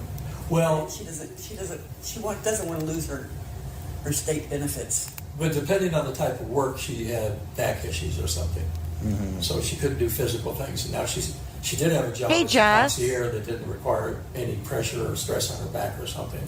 But there was always something that prevented her from working. Couldn't do dog sitting. What about your son or, working? Whatever job it was, it would last no more than 2 weeks, and then she'd be back And she was crashing going to home go all to the school for nursing. And I'm thinking, Nursing? Oh my God, save the world. time. Well, then she was going to get into graphic design. Oh yeah. Wait, what? Dad bought her an Nursing? Apple Graphic? computer, thinking she was back And she was crashing going to home go all to the school for nursing. And I'm thinking, oh my God, save the world. time. Well, then she was going to get into graphic design. Oh yeah. Dad bought her an Apple computer, thinking she was going to take these classes or online, and that didn't last long either. And you're hearing this from her. Stephan. Oh, from both. Where's the Apple computer that Juan gifted her to start a graphic design career? Dad bought her an Apple computer, thinking she was going to take these classes or online, and that didn't last long either. And you're hearing this from her. Stephan. Oh, from both of them. Oh, okay. Yeah. And everything that we're basically telling you is a lot of it's hearsay from what we were told. We didn't physically observe this, any of this stuff. Very, very little interaction with them. And when they were here, they were either in Stephan's room. Weird. Maddie always slept with Debbie, but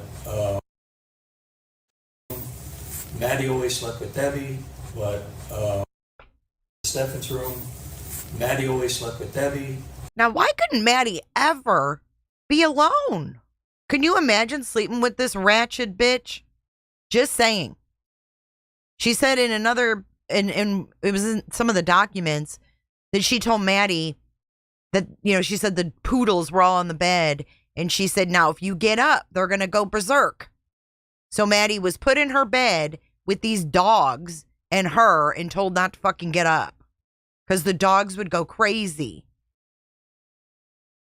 But, let's not. Little girls do with heavy. We did some arts and crafts. Floated around here, played with the dogs, did things little girls do with heavy. We did some arts and crafts together. Played with the dogs, did things little girls do with heavy. We did some arts and crafts together. You were teaching her knitting? Crocheting, yeah. So that was going to be my next question. So Jenn and Maddie and Stephan came here to visit at some point, or a few times maybe. Yeah. Well, if he was here, living here, she would actually come down. Yeah. Okay. But again, very few trips. The last trip we saw them was, and we didn't see, but I don't think they're just old people trying to understand. I mean, Debbie's like, she's bisexual, she's a drug addict, she's this, she's that. He's talking about sex with benefits. He looked at all the images on the thumb drive. I think we saw them early 2023 and then maybe for Thanksgiving 2022. Okay. And then when they were here, you said Stephan and Jenn would sleep in or would hang out in Stephan's room. Mm-hmm. And then Maddie would sleep with you, or be with you? Okay. And that's not weird. Why is that? Do you know? Number one, he's a slob. Number two, he only has a queen-size bed. Okay. And number three, I didn't think it was a healthy environment. Mm-hmm. They were going to have her sleeping on the floor, on a sleeping bag. And I said, I have a king-size bed. I sleep on 36 inches of it. Mm-hmm. There's a whole side of a bed. Mm-hmm. Why can't she? No, I'd be just fine with my daughter in a sleeping bag. She didn't say she was going to be in the bed with them. She said that Maddie was going to be on the floor in a sleeping bag. That's just fine. Kids can sleep in sleeping bags on the floor for a night or two. It's not going to kill her. The hell? But no, I had to bring her into my room. Comfortable.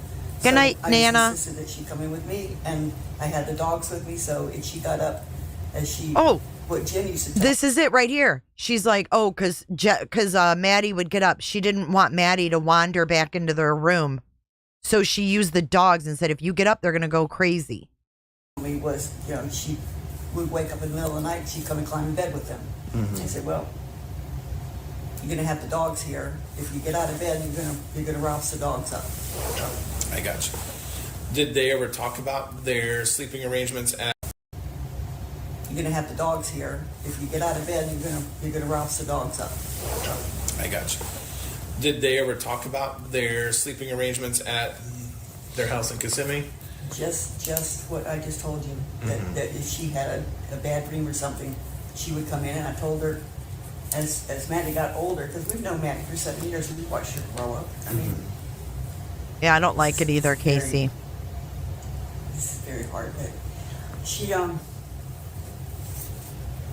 sweet girl, she was. But then she started, in the last year, She was a sweet girl, but then in the last year, now listen to Deborah, showing signs of bipolar as well. And Jenn was horrified by that.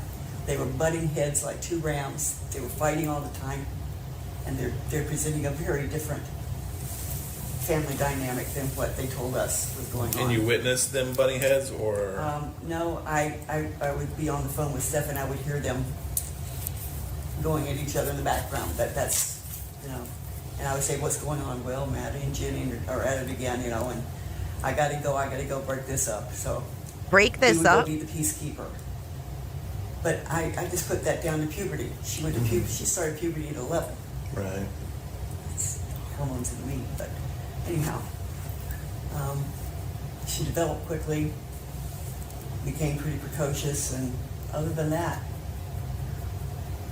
I don't think she had a lot of friends at school. I don't think that she was a very social person. She had been, if you remember, Stephan and Jenn both told us that after she began developing physically, that there were some boys at school last year that would push her up against the wall and grab a feel and bully her.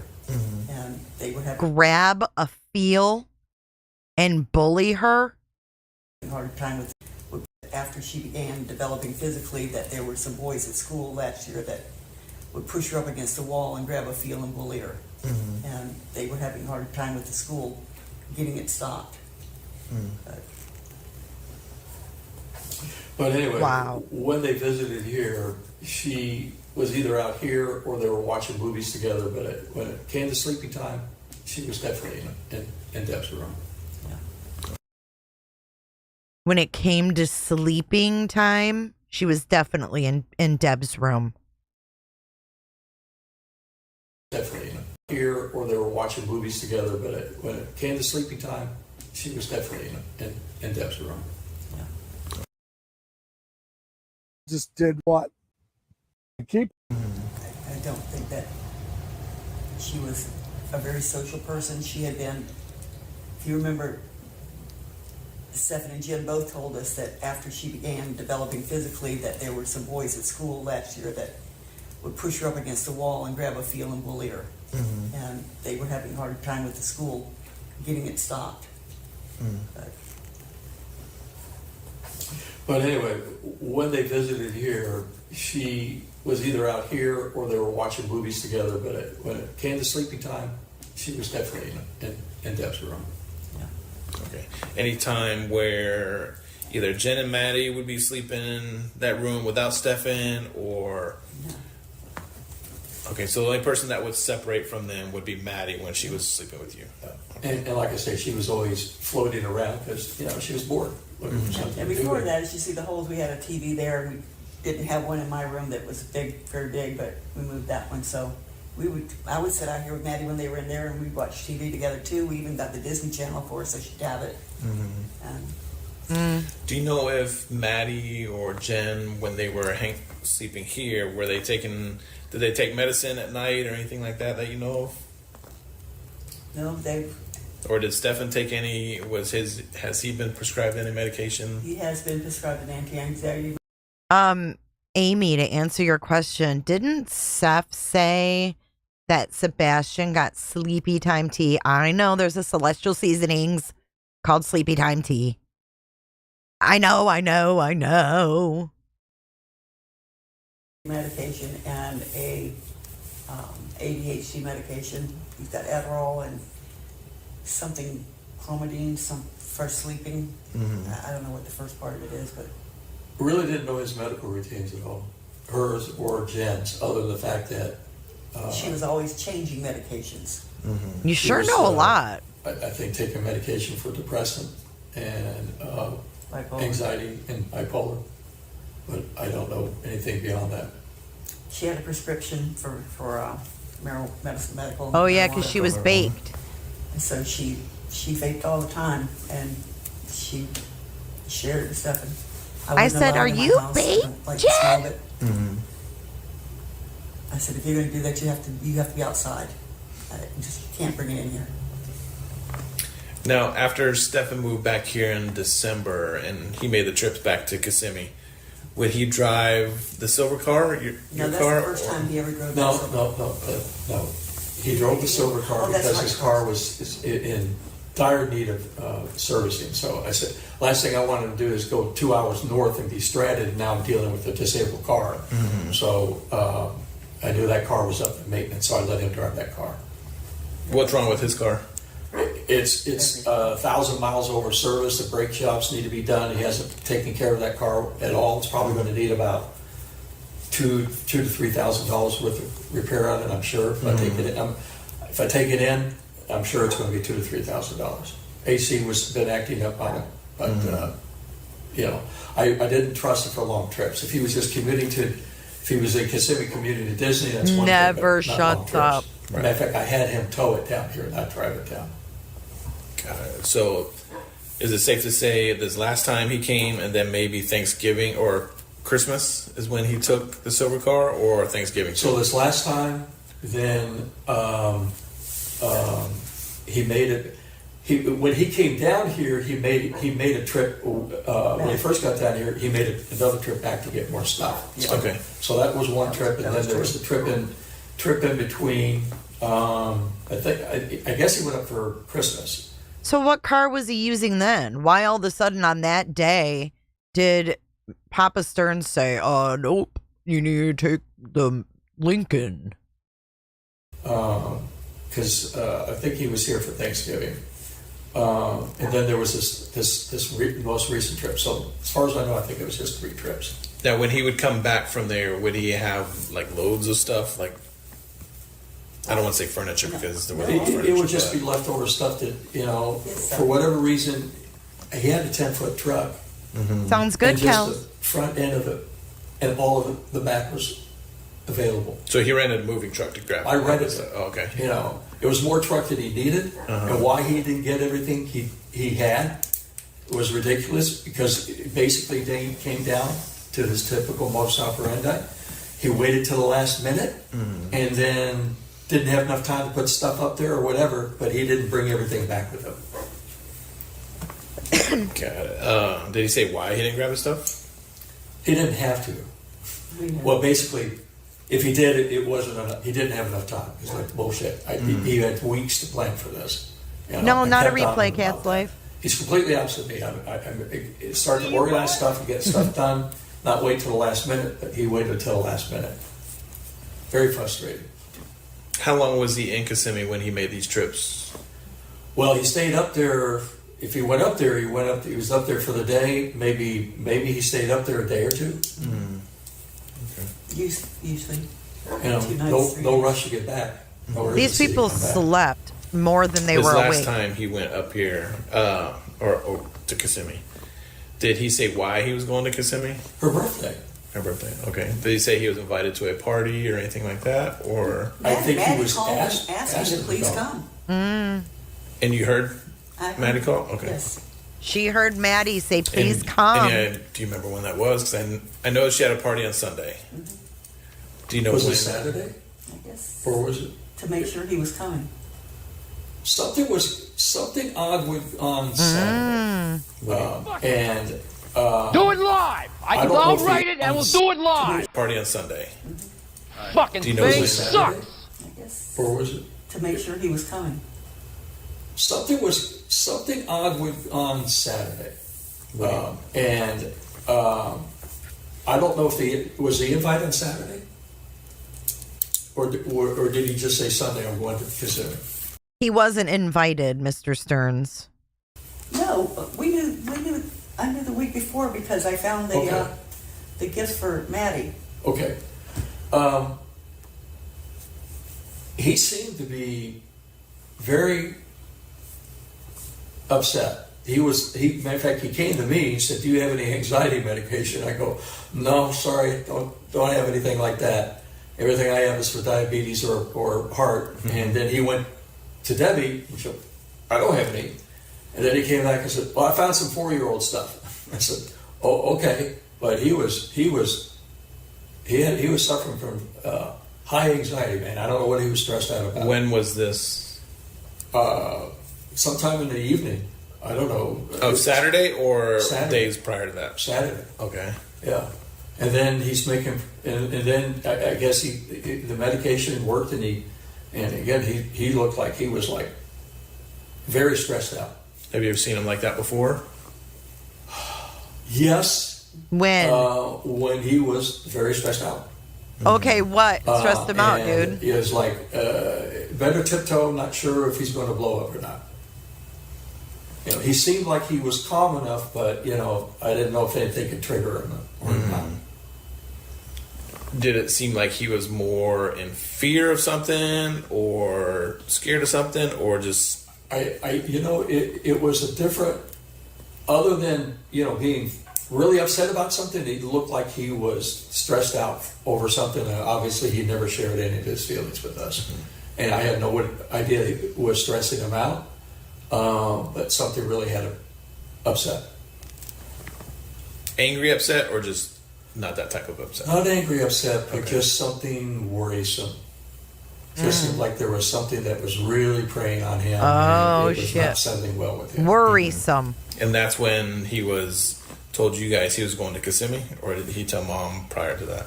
Well, he was making plans to go to Kissimmee, and I don't know exactly when this happened, whether he told me on Saturday, but I knew he was leaving Sunday because we talked about the expense of that trip. And he said, "Well, Jen's going to pay for it." Lisa Rose has just donated $1.99. And Oh, thank you, Lisa Rose. Oh, that was cool. Hey, we got to replay that. I've never heard that. Thank you, Lisa, for using J4J411.live to make a donation. Lisa Rose has just donated $1.99 using J4J411. Live. I said, "Well, go down and fill up the car, and I'll take care of that. That would be enough gas for him to get up and get back, because that's all he was going to do." And so I'm assuming that the plans were submitted on Saturday, but you're telling me that you knew about it a week in advance, and maybe he started planning that a week in advance, but I wasn't aware of it until the last minute. But he didn't have this fearful reaction earlier that week. It was just that Saturday. Yeah. Did he say how long he planned on staying in Kissimmee? A week. A week. Yeah. I was planning we were planning on him to be gone for a week because we were welcoming the break. Mm-hmm. What did you buy her as a gift? You said you got her a gift? I had ordered something, and they looked marvelous, but then I got it, and I think this is really probably too juvenile for me to wear. It's called Mermaid's Beads, and it's made out of sea glass, and it was a dual color bracelet, and they had the stud earrings and the same thing, and they were kind of opalescent. So they're really neat. It's by No Goo, and it's mermaid tears. But I said, these are still in the box. I've never even worn them. I said, why spend money on something? This is something she would really like, because I knew her enough to know this was something right up her alley. And I said, this is $90 worth of a gift, that's just going to sit where it could be doing good someplace, somebody could enjoy it. So just gave him the boxes and said, you want to gift wrap them? He said, no, I'll just take them like this. So. Welcome to the Clickers, Cheesy. How did you guys come to hear about everything that happened on Monday? So I tried reaching Stephan. He called me when he got to Kissimmee Sunday. Any idea when he called you? I know exactly because I wrote out the timeline this morning. Okay. 6:48 p.m. Okay. Stephan's baby shoes coming in hot. But then I noticed on some pass that he was out around 8:30, 8:48, and there were two Sunpass tolls. And I said, well, maybe they had gone out or something. But I said, okay, that's a little weird. So what he means by that, the two Sunpass tolls, so we have toll roads, a lot of toll roads here in Florida, and we have these things called Sunpass. It's like an easy pass where you just drive through, and it records you, because like if you don't have an easy pass and you go through, it takes a picture of the front and back of your car. You get a letter in the mail with a bill for going through it. That I tried to get a hold of him several times Monday morning, or maybe noonish or so, maybe as late as 2:30ish or something, and then I get a call from him at 3:17, and his voice sounded a little off to me.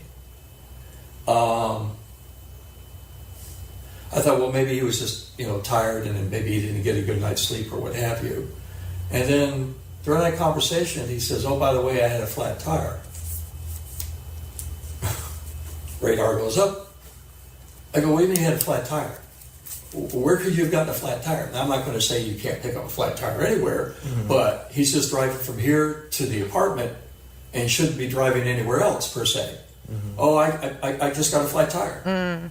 Okay, where? 192. And then he described the fact that the tire was so flat that he ran the rubber off the wheel. Okay, 192, plenty of places to pull over, and you're driving the rubber off the wheel? So then he described that he was changing the tire and that didn't have it set right, and the jack collapsed. So blah, blah, blah. Thumb between the frame and the jack, and didn't hurt Stephan's himself bullshit. severely. And I think the conversation lasted about 3 minutes. And I said, well, let's get the car into a tire place and see what's going to cost to repair it. I'm sitting there counting. It's going to cost me several $100s for this now. And, I'm sure he was irritated. That was it. And then 4:54. I'm just getting out of the car, meeting a customer. I'm going to take him into a house, and he calls, and he says, "I'm en route to Maddie's grandmother. There's been an occurrence." I said, "Well, that's a strange word to use, but okay." And then I'm thinking, "Well, this is weird. 2 events in one afternoon: the flat tire, and now this." And so he said, "Well, I took Maddie to school this morning, and I dropped her off just down from the school because Maddie didn't want to be seen dropped off in front of the school because I'm not driving a cool enough car." I said, "Okay, well, understand that. Teenager, peer pressure, what have you." And he said, I watched her walk towards the school down the rearview mirror as I pulled away." Oh, he got. And so then he goes on to describe that she wasn't, it's been reported that she wasn't sure in school. has, Like, JR. we went to pick her up, and she wasn't there. Then we come to find out she hadn't been in school all day. And then he starts to describe that the area is a high abduction area. Kids are stolen for abducted, kidnapped for sex trafficking. Oh my God. And that there's kids are that the area is a high abduction area. Near a school is a high abduction area? Are you kidding me, Chris Sterns? Chris Sterns. It's in the water. What the Kids are stolen for abducted, kidnapped for sex trafficking, and that there's a good chance that she's been abducted. You know, the typical questions. Well, what have you done to try to locate her? Have you contacted her old friends, social media? Where's her phone? Oh, she left her phone at home. Oh, okay. Yeah, she does that from time to time. And it was a 3-minute conversation, and he was sobbing. He was really sounded upset that he was holding himself responsible for this. Same routine that he did in that Tuesday interview. I think he was rehearsing it on me. And it was exactly the same routine, same explanation, the whole deal. And so then I kept in touch with them throughout the evening because they were waiting for police to show up, and it was hours, and I just kept checking in, any news, and then that was it until Tuesday. Richard, I'm jelly. Now, here's what I can tell you, and sorry for interrupting, but I went and looked several weeks ago when we got something else. The place around her school, it is littered with sex offenders, littered with RSOs, sex offenders. Wow. So he looked it up, and he said it's littered with sex offenders around her school. And then we just had Stephan telling his dad that it's a high sex trafficking area. Actually put a picture of hey, it Miss out Odin. on Twitter. Bo Daddy it's mind-blowing. How many, I couldn't figure out why so many was allowed to live so close to a school. It is disturbing. So, you know, there is some truth behind that. Right. He's not dumb enough to think that, Julie, but listen, what he just said is that there's RSOs all around there. No, the docket looked it up. No, Chris. The docket looked it up. Stearns is telling his dad it's a high trafficking area. Then the docket looked it up and said, there's a lot of RSOs around there. Talk to him again until Tuesday. Hey, Eric. Maybe it was the afternoon. And again, just trying to get an update. What's going on? And then as the day expanded, then police were now more involved. And there's interaction between, I guess, your department and the two of them.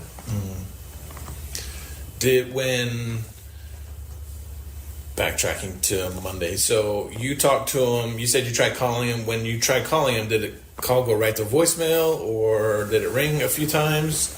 Combination of all of that. I mean, let me get my notepad. And by the way, Jen had mentioned several times that Maddie was going through a phase where she didn't want to look uncool, and that it had become their There she goes routine again. to drop her off 1 block from school and pick her up 1 block from school. And she told you this? Yes. And never said anything about it being a high traffic area or anything like that. She just said, it's a straight shot. We can see the school. There's an overpass. We make sure nobody's in the overpass, hanging out. And so we just watch. And then Right, Stephan that's what said I he got took her too, by himself. Julie. And then in the interview, Jen said, we dropped him off. She said it several times. And so I don't know if, do you want any conjecture or no? The conjecture is that she and Maddie are the same size. That she wore Maddie's clothes with the hoodie up to cover the dark hair instead of the light hair. And that was Jen. Oh, here's the coffee, blonde like you. And the picture. Okay, so Mrs. Sterns is basically saying her and Jen are the same size. She thinks that it was Jen that posed as Maddie that morning on the camera. But you can hear the, what do you call that thing? That Keurig machine in the background. It's like, oh, Lord. Kitty Menendez type. Yep. Except she dives into the poodles instead of the booze, like Kitty did. Because obviously, from what we've heard, Maddie was already gone by that time. So this elaborate charade put on for everybody's benefit. And she's cool, calm, and collected, and he's a sobbing, wet mess. Ew. So my call to him at 2:25 was 2 seconds, so no connection. Gotcha. And then he called me at 3:17, and that conversation lasted 3 minutes. And you said he was upset at that time, or he seemed? No, he seemed off, and I said, well, maybe the anxiety medications or what have you was keeping him somewhat kind of flat, monotone in a way. Nothing upbeat about it. And then, matter of factly, I had a flat tire. Right. We talked about that, and then. Did he plan on taking the car to a tire shop? Did you guys confirm that plan? Or I told him to. I said, he's driving on the donut, and we both confirmed that the donut wouldn't last long, and that. I see a bunch of white mess. He needed to get that quickly replaced, and I expected him to do it. I didn't expect for him to do it that day because that's not Stephan's modus operandi. I expected him to do it the next day. So then I didn't hear from him until he called me at 4:54, and that conversation lasted 3 minutes. And as I said, I heard this story about him dropping her off at school and the whole abduction thing, and I heard that even more later in the evening. But I thought to myself, how strange these two events happened and within a short time of one another that afternoon. Did you question him about it or no? No, I didn't think about it. When the call came in, he starts telling me that this is just a thought I had. It's kind of strange that coincidence that there were two incidents like that in that afternoon. Okay. Two things. So a flat tire? I mean, a missing child is a big deal, but he don't make no sense on, you to me. spoke to him around 4-ish, and that's when he said Maddie's gone missing. Yeah, we're close to 5. Okay. And then you didn't speak to him again until the following day. Is that No, correct? I talked to him for 7 minutes at 6:02. Okay. 6:02, and then again for 5 minutes at 6:22. Really? And is that just to get updates, or what's the conversation you're having? Well, with him it was during me that time? making the. It was me. He called me at 6:02. And again, Keep just talking, Daddy. briefing me, letting me know what's going on. There was an out call at 2 minutes at 6:18, and then another one at 6:22 for 5 minutes. And both of those, I was making the calls. And then nothing again until Tuesday at 12:16, 3 seconds there, and then out at 6:32, 1 minute. I'm not even sure if we had even a conversation. So that was. Hey, MM. And then Thanks after for coming that, back, babe. No more calls from his phone. Now Jen's calling me on her phone. Okay. Yeah, They because tell the you why? cops. There was a conversation about whether the police wanted his phone and whether he should give it to him. And I said, "Do you have any reason not to?" And he said, "No." And I said, "Then give me your phone.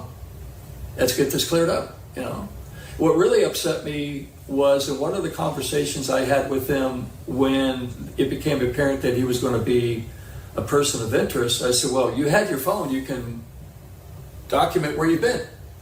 "Well, I left my phone at home." Okay. Let's backtrack. Were you anywhere that a camera could have caught you? Where'd you go? And it didn't sound like he went anywhere that a camera could track him in. So I said, well, I understand that, Deb, but I'm I not know, sure, Plant you know, Diva. where a Very camera would have specific done. times. But, thinking he was innocent, trying to help, pinpoint where he was so he could document his whereabouts, because of my understanding there was a 2 hour gap between when he supposedly dropped her off. And then Chill, when Mama. he returned home, because he said he called Jen at 10:17. And in fact, my understanding why he called Jen at 10:17 was to get back into the community because she had to call him in. He didn't have his clinker. Okay. He's got a clinker now, though. He's in the clinker. My impression, no, but I'm hearing, hearsay from other people that he may have been. But when he told me that he was doing a OS update on his phone and it accidentally wiped out his phone, I cried bullshit. But there's always that one off. It could be, but when he starts saying, I accidentally pressed the button to reset it, then I knew it was bullshit. That's not in the process of an OS update. You just say, yes, go ahead and do it, and you leave it alone, and it updates it, and lets you know that your phone's been updated. End of story. None of this other bullshit. That's right, Techie Dad. Do you pay for his phone, or does he pay for it? I pay for it. Oh, he pays for his phone? Yeah, would you put some cream in it? Blonde like you, and Ooh. Duke it in. Put some cream in it. Blonde like you, and This coffee. yeah, would you put some cream in it?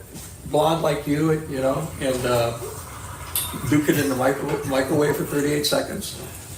38 seconds. Why are these people so effing bizarre? How did you get cream in it? Blonde like you, and Duke it in the microwave for 38 seconds. How did you get to Kissimmee? Like, what made you go to Kissimmee? Okay, so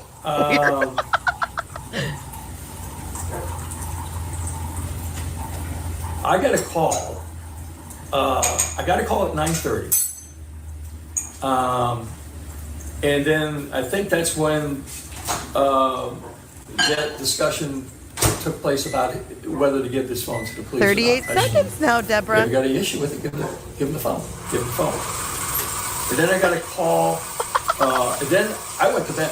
I was 10 or something. I'm all tucked into bed. I got the boys with me, and I may have been partially asleep because I had my phone on silent.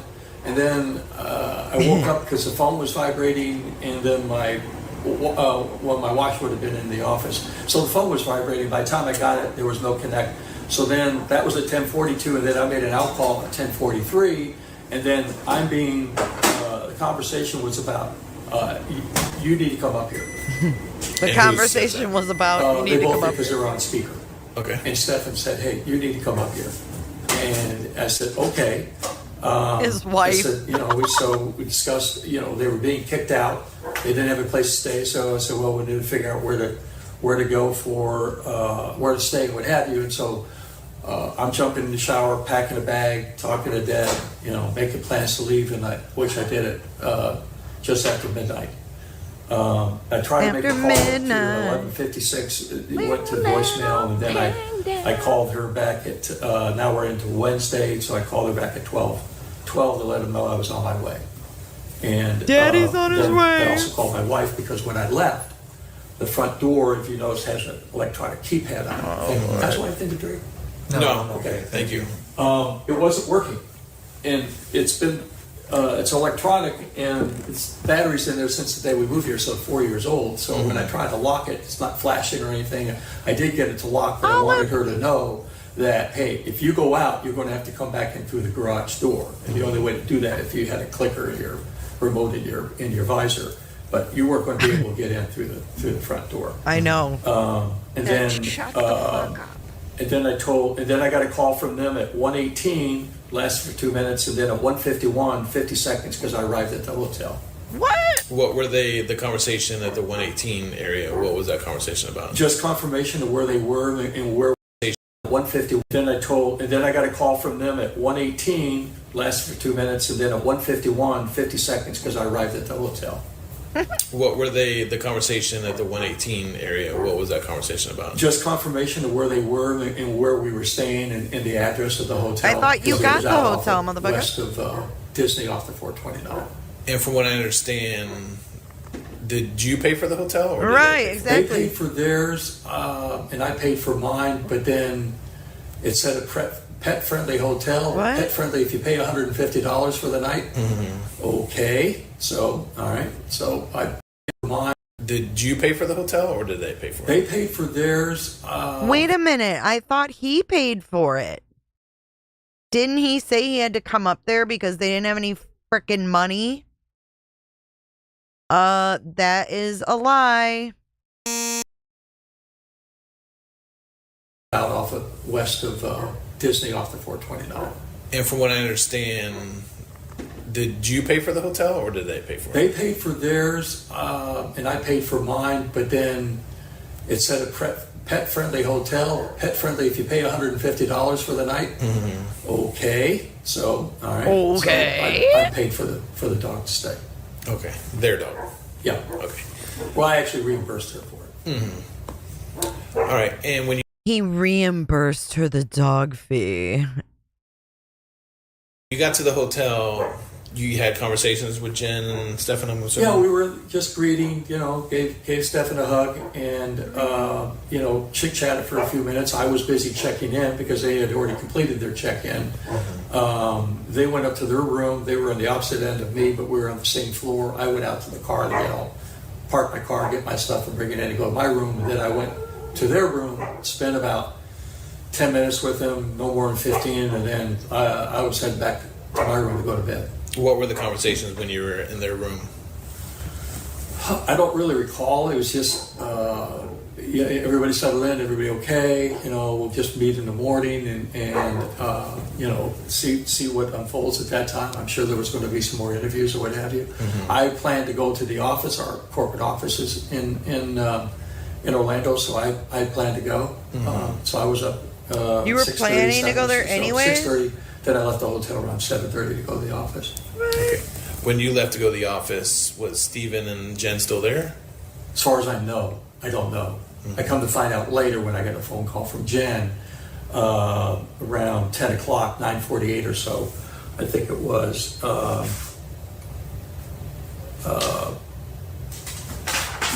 9:49. She called me. It lasted for about a minute to ask me if Stephan was with me. Mm-hmm. I go, no. Well, he's not here. How long has he been gone? Maybe 25 minutes. I said, okay, well, all right, maybe he's out running around, whatever. Running around? So then I get a call from her about at 10:17. Running around, he said in the other interview, I said, what the fuck are you doing? You think they're going to put a bolo out for your fucking ass? What are you doing running around? Blah, blah, blah. Oh, I thought maybe he was just running around, whatever. Don't recall what that conversation was about. Then there was another call, 10:47, and I think, matter of fact, I'm trying to recall what time we talked about his not being there, and then I called back and said, I told her, I said, go down to the lobby. If he was gone for 25 minutes, go down to the lobby. Maybe he's down there. Seemed logical. And then after I hung up, I called her back and said, are your car keys there? And she said, no. I said, okay, interesting. So then I got a call back from her later saying that the detective had called and said they were going to come over within the hour to visit with them. And I said, okay, I'm on my way. So I left the office and drove over there and thinking, well, he's going to be in a world of hurt if he's not there when they come back. There he goes. Because they'll probably put a bolo out on him. There we go with the bolo. Okay. Just decided to arrest him because he's wandering around. What's he doing? So. Arrest him because he's wandering around? No, he didn't show up for another 15 or 20 minutes. Okay. And then do you know if Jen's car has a GPS in it? Nav system? It does, yes. Okay, well, that's part of his life. So, he came back in and said, well, I got lost in the back roads of Disney, no GPS and what have you. And I didn't think about this till later. I thought, wait a minute, Jen's got a newer car. Most of them have a GPS system in it. So because he didn't have a phone, and obviously he didn't have hers, he was trying to wind his way back to the hotel, but couldn't because he didn't have a GPS, when in fact he did have a GPS. Now, there was talks of that he may have came here that morning. Well, so Roberta, Deborah. When I finally got in to see Alex Wednesday evening, he said, what exit do you get off at when you come back to Northport? Tested my exit numbers, and I said, I think it's 179, Toledo Blade. And he said, did you know that Stephan was in Northport at 7:45 that morning? I said, really? No, I didn't. Then I later learned it was really 6:30ish, which meant that, and I had my timeline all screwed up. I thought they departed their room at 3:30 when in fact it was more like 2:30. So I was thinking, gosh, I just went to bed, and then he turned around and got out of there and went down to Northport. Oh gosh! But when I exactly learned what he about done. that, I couldn't imagine why. And then Alex is telling me, well, we have information that he went to your storage unit, so that led us down a rat hole. And then I found out that was completely wrong. That access storage facility had been accessed for 2 weeks. And that was me going to put the lock back on that I had incorrectly relocked my unit 2 weeks ago, now almost 3 weeks ago. So that was wrong. The time of his entering Northport was wrong. It was really an hour earlier, hour and 15 minutes earlier, and he never went access the storage unit. So I'm sitting there thinking, wait, didn't the cops say that there was an accident and they got him on video of the dash cam from the accident? Well, he must have been really disappointed. It came from he was Sterns, coming to this Marco. house because he couldn't get in the front door, and that door was locked. And he knew that that if he came in, chances are he would put the dogs on high alert and set them off, which would have got her up. And I asked her, I said, what would you have done if Stephan was standing in the middle of the house and you weren't expecting him? It's like, what are you doing here? And God knows what would have taken place at that point and why he was here. Dad? Why are you here? Why did I go to Orlando? Because I can tell you the amount of time I spent with him aggregately. 3 occasions was a total of 35 minutes. It's the amount of time that I had spent with him. Because when he got back to that hotel room, the both of them went back to bed and they slept. And there was no winking the dead. And up until 2 o'clock, I'm trying to get him to eat something. Jen and I went down and had some lunch, but I have no idea why he was here, other than to get in the house to get something, maybe try to steal some money from me, maybe steal something of value, to sell it, what have you. I have no idea. So on Tuesday, when he eventually made it back to the hotel, you're saying you and Jen went to go eat, but Stephan didn't want to go? No, you couldn't wake him up.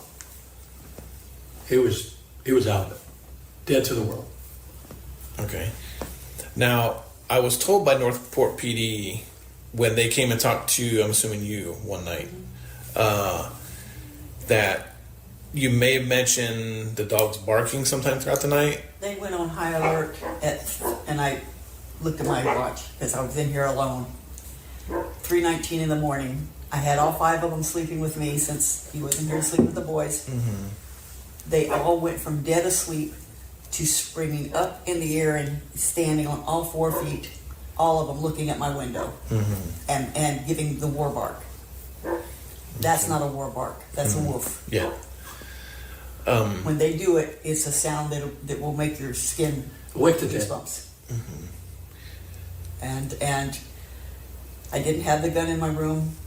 I don't usually use it. I don't. Usually No, keep he it in didn't. there. I didn't catch it. I had to come and look for a flashlight. I let all the dogs out here, and then I did not unlock the security lock on the door. I just took the flashlight and went like this to see if there was a critter in the yard. We have bobcats. We have all kinds of stuff out here. So Rats that fart in didn't the see yard. anything in the yard. Didn't see anything out the front. Went and looked through the office window. Didn't see anything out there. So didn't see a car. I thought, okay, well, we must have had a critter, and I just missed it. You know, they dig holes and come under the fence and drive the dogs nuts. Rabbits especially. We had one last night. And you're saying that your code to the storage facility was not used on that Tuesday? No, the storage unit, Northport Police told me was, they misread it, but they said the last access, because I didn't think Stephan had my access code unless when we were there in December he decided to memorize it, and I keep it in my contacts because obviously I don't use it that often. I'm not going to commit to memory, but I was there 2 weeks ago because they called me up and said, hey, you know, we're doing an audit. We got an audit that's going to happen, and we check all the units, and you didn't lock your unit properly. So, you know, it's just slided over, bolted, and then it's got 2 holes. You drop your padlock in there and lock it. Well, apparently I locked it. This guy has so many bummers, right?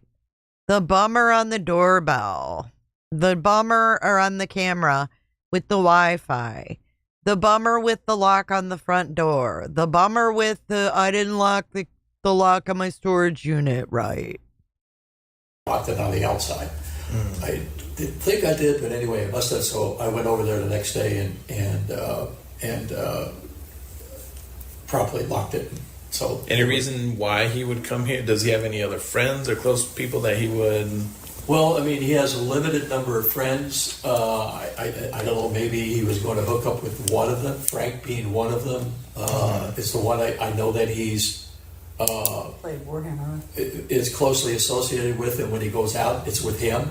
And we haven't heard of anybody else that he's socializing with, so I'm assuming he would have gone out with Frank. But other than just gaining access to this house, I know this guy. There's no way he would have broken in here because impact windows not going to do that.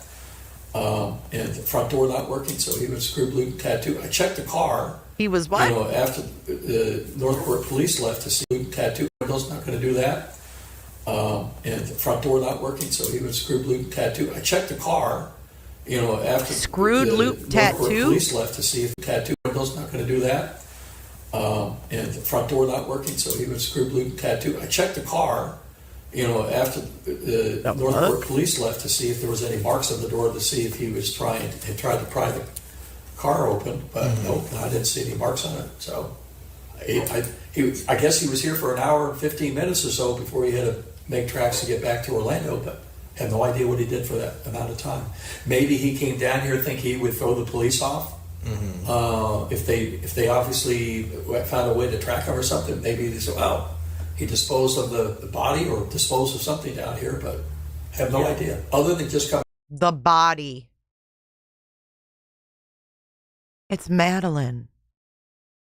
It's a little girl who had her whole life ahead of her. These people, I can't relate. I'm sorry. I can't. It's really, really, really difficult to cut any slack. Amount of time. Maybe he came down here thinking he would throw the police off. If they obviously found a way to track him or something, maybe they said, well, he disposed of the body or disposed of something down here, but have no idea. Other than just coming here and stealing something from us. You don't know if he has his own credit cards or anything like that, do you? He has one, maybe 2 credit cards best that are his, and nothing else. Okay. I don't think he may have. I gave him access to a second Chase account that I set up for him, but it hasn't been used for whatever time. So if he set up a bank account for Stephan. Oh, he had access to a second Chase account? These people created this monster. he has that, it doesn't have any money in the account.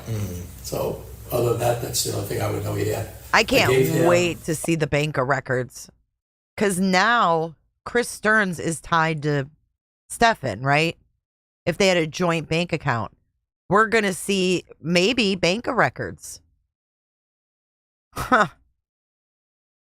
Access to it. Listen. I gave him access to a second Chase account that I set up for him, but it hasn't been used for whatever time. So if he has that, it doesn't have any money in the account. So other than that, that's the only thing I would know he had. I gave him, he would have use of the gas card, but I made him fill it up and give me the card back, so he didn't have use of that. Oh my God. Like a teenager. What banks does he have? Chase and... Well, he has a second account that I set up, but he has his own account with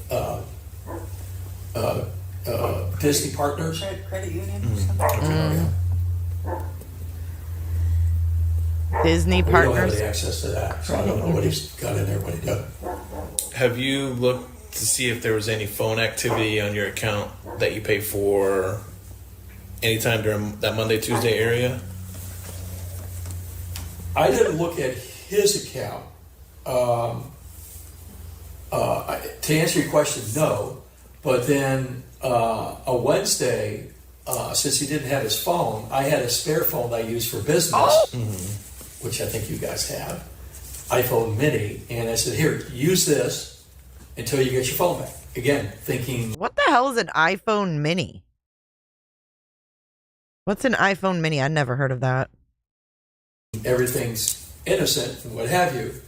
And oh boy. So I gave that to him around 3 o'clock Wednesday afternoon and said, use this. And then we went downstairs and met with the detectives, and then they were escorted away. And then the last time I saw the phone, other than him calling me to tell me that the detective said when they pull into the Orange County Operations Center, they're going to go straight back. And I go, oh, okay. And I'm to go to the left and park out in front of the main building. We're going there for the press conference. Which there wasn't a press conference. It was a setup to get them into questioning. And then I get there, and then I'm expecting to meet up with Jenn and Stephan to go up to the press conference. And then when trying to reach them, Stephan's phone is dead at this point. It's turned off. Finally, Jenn responds to me, and they said they're making arrangements to go inside. You'll get a pass. They'll take you upstairs to the press conference. And by the time I got up there, it was over, and now I'm just trying to, where is everybody? But the only call that came in, because I wiped out everything that I could think of to wipe out, because if he's going to have access to that phone, I've got my contacts in there where I put all my passwords and username and passwords. I know that's stored in passwords, but I want quick access to it. So he wiped out a phone too, and then gave it to Stephan. Something, whatever, relevant information. Stephan wiped out a phone, and so did he. Out everything that I could, but the only call that came in, because I wiped out everything that I could think of to wipe out, because if he's going to have access to that phone, I've got my contacts in there where I put all my passwords and username and passwords. I know that's stored in passwords, but I want quick access to it or something, whatever, relevant information. What are you going to do? No, just stay. Yeah. Stay. What? While she fights with the dogs for a second. So, and then anything else that would have been confidential that I didn't want to have access to, I deleted off of there. Because again, I only expected them to use it for a short time, because the police said in the lobby, hey, we're going to give your phone back, we're going to give your car back. Well, I knew what that was about. They're going to escort them without handcuffing and what have you, they wanted him to be comfortable and what have you. So I didn't expect to lose my iPhone as a result of that. Oh. Which I didn't expect to lose my iPhone as a result of that. you should be able to get that iPhone back, but I'll double check and let you know. Well, have you? So I didn't expect to lose my iPhone as a result of that. Which you should be able to get that iPhone back, but I'll double check and let you know. Well, I was going to The ask you second that. one, yeah. Because I asked Alec about it. He said, well, it's being transferred to Kissimmee. And I said, well, this is going to be a slow process. So anyway. No, we should be able to get you the iPhone back. Yeah. His other phone, no. No, I would expect that, no. What about the car? The card, no. Yeah, we already know that. Yeah, I've already kissed that goodbye. Okay. We use that as a poodle ambulance. Yes. Right. Okay. The silver card, because the dogs go to the vet, or if they have some surgeries, or the puppies, or what have you. The back seat, could be smeared with puke, blood, and what else? But we call it the poodle ambulance. The poodle ambulance. Did when you gave Stephen this car to go to Kissimmee, clean inside? No. It's the poodle ambulance. We're not going to have that car detailed. And then if he's using it, and of course Debbie had a bunch of her stuff in it, but no, that car was not clean. Okay.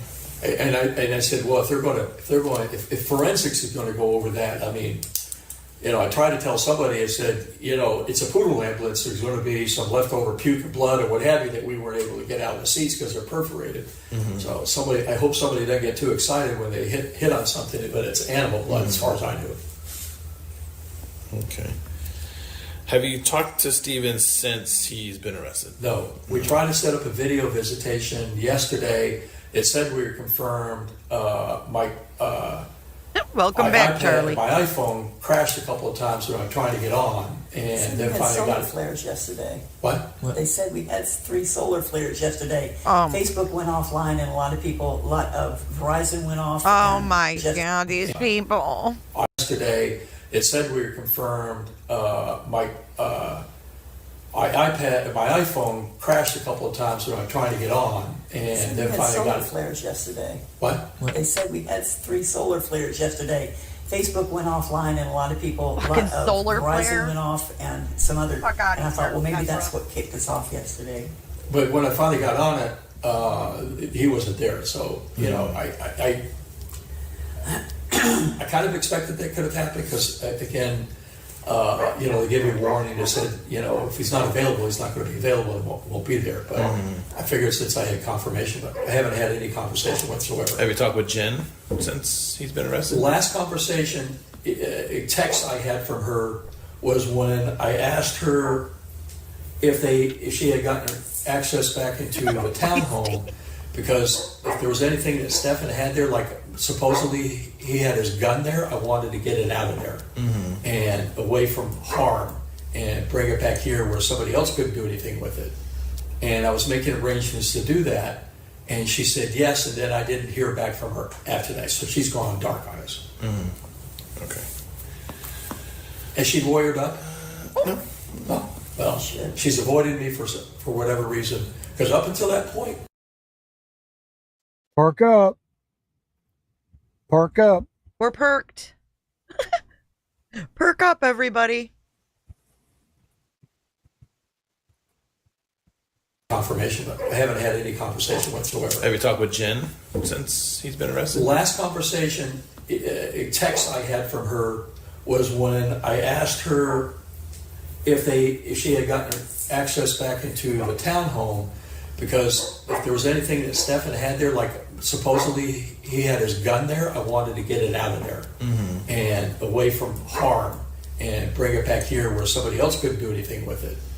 And I was making arrangements to do that, and she said yes, and then I didn't hear back from her after that, so she's gone dark on us. Okay. Has she lawyered up? No. Well, she's avoided me for whatever reason, because up until that point. Because you sus. Well, we have her phone. Oh, you have her phone. Oh, okay. So that may be one of the reasons that she's. Well, if I'm sending you love notes, I'll be teasing. If I'm sending you messages, now I know why it's not going to answer. Because the last thing I got from her was, yes, she did, and then I sent her another message afterwards trying to get some more information. Okay. So that may Well, we have her phone. Oh, you have her phone. Oh, okay. So that may be one of the reasons that she's. Well, if I'm sending you love notes, I'll be teasing. If I'm sending you messages, now I know why it's not going to answer. Because the last thing. I wonder what he texted Jen because they had the phone. They're like, we have her phone, dude. I got from her was, yes, she did. And then I sent her another message afterwards trying to get some more information. And again, trying to make arrangements to get the gun out of there. Mm-hmm. Do you guys have the gun or is it Yeah, we have it. Oh, okay. All right. All right. Of course they have it. What? I'm sorry? I said we'll never see that again either. No, yeah, you definitely will. Yeah. Okay. But anyway, I'm just concerned that it's in safe hands. That's the only thing I was concerned about. I didn't want, because they have roommates there. I don't know who these people are. Mm-hmm. And somebody could take that, and I didn't want that to happen. Have they ever talked about their roommates at all? No. No, we don't even know if there's sex. We don't even know if it's guys or girls. Mm-hmm. Yeah. Now, did Jen ever talk to you about Sunday night after the party? Regarding what? Regarding the fact that there was probably drinking with the adults at the party, that she and Stephan would definitely have been vaping, that her meds were not working. Your son wasn't even invited to the party. What are you talking about? And Sunday night when she went to bed with Maddie and Stephan was in Maddie's room to sleep, that she woke up with a headache and she told Maddie, and she told us, she told Maddie to go sleep with Stephan. Mm-hmm. In her room. So that's 2024 February. Told them to go sleep together. I needed to get some sleep.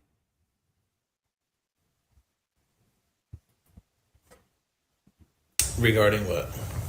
Regarding the fact that there was probably drinking with the adults at the party, that she and Stephan would definitely have been vaping, that her meds were not working, and Sunday night when she went to bed with Maddie and Stephan was in Maddie's room to sleep, Maddie she woke up with a headache and she told Maddie, and she told us, she told Maddie to go sleep with Stephan. Mm-hmm. In her room. And in her room or his room? And when his room. Okay. He was sleeping in Maddie's room, and she sent him. She specifically said, because she told us, she says, I told her to go sleep with Stephan. And I was like the antenna popped up, and I said, what a stupid thing to do. Why would you do that? You've got plenty of room on your bed. Why would you send Maddie in there to go on a single bed with Stephan? Mm-hmm. It didn't make sense to me. Do you know if they've ever talked about that in the past? Better, that Sherry. They would allow Maddie and Stephan to sleep in the same room together, or the three of them sleep in the same bed? Heard of that. That was the first time I'd heard that. But when she started talking about Maddie coming and sleeping with them at night, climbing in bed with them at night, mm-hmm. and then Maddie told me, that's where she told me, she says, yeah, I was sleeping with Mom and Dad, and I rolled over, and I ended up with my leg over Stephan's leg, and she giggled about it, and I was like going, that was the second time. Mm. And she says, yeah, I was sleeping with Mom and Dad, and I rolled over, and I ended up with my leg over Stephan's leg, and she giggled about it, and I was like going, that was the second time. Listen, Deborah, night, climbing in bed with them at night. Deborah, pay attention and listen again.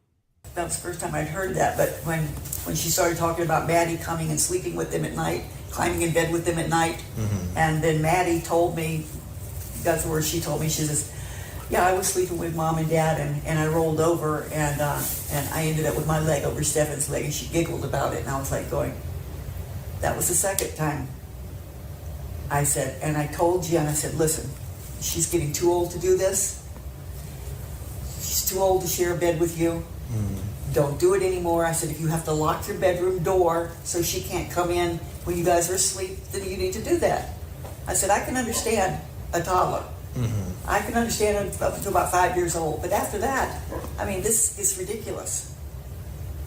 So I was very upset about that, and that's one of the other reasons we wanted him home. I just wanted him out of that environment.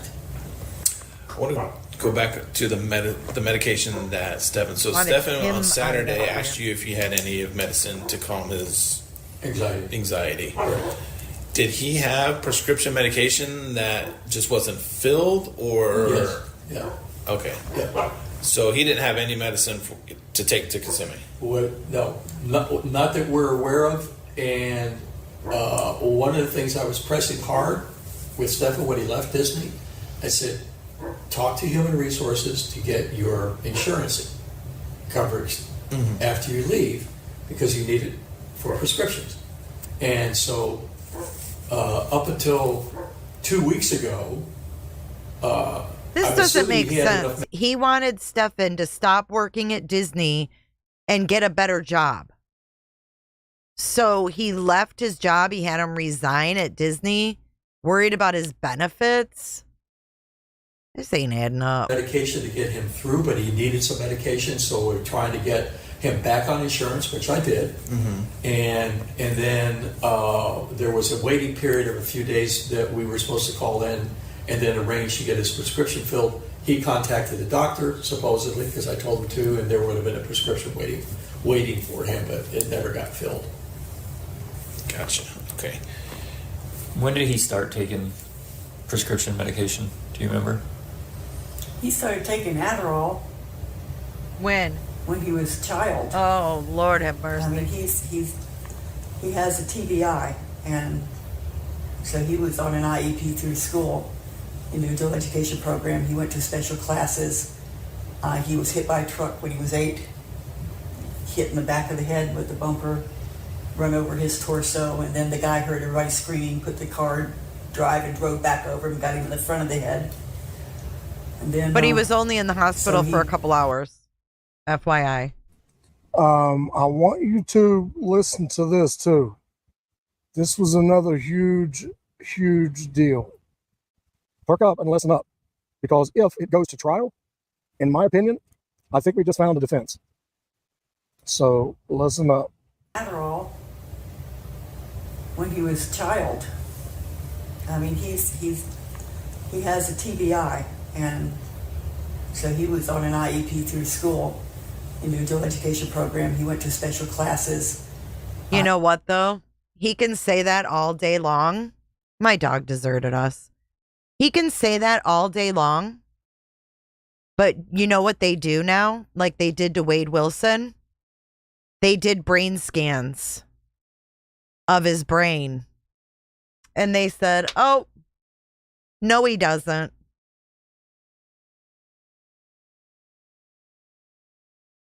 They said, no, he doesn't.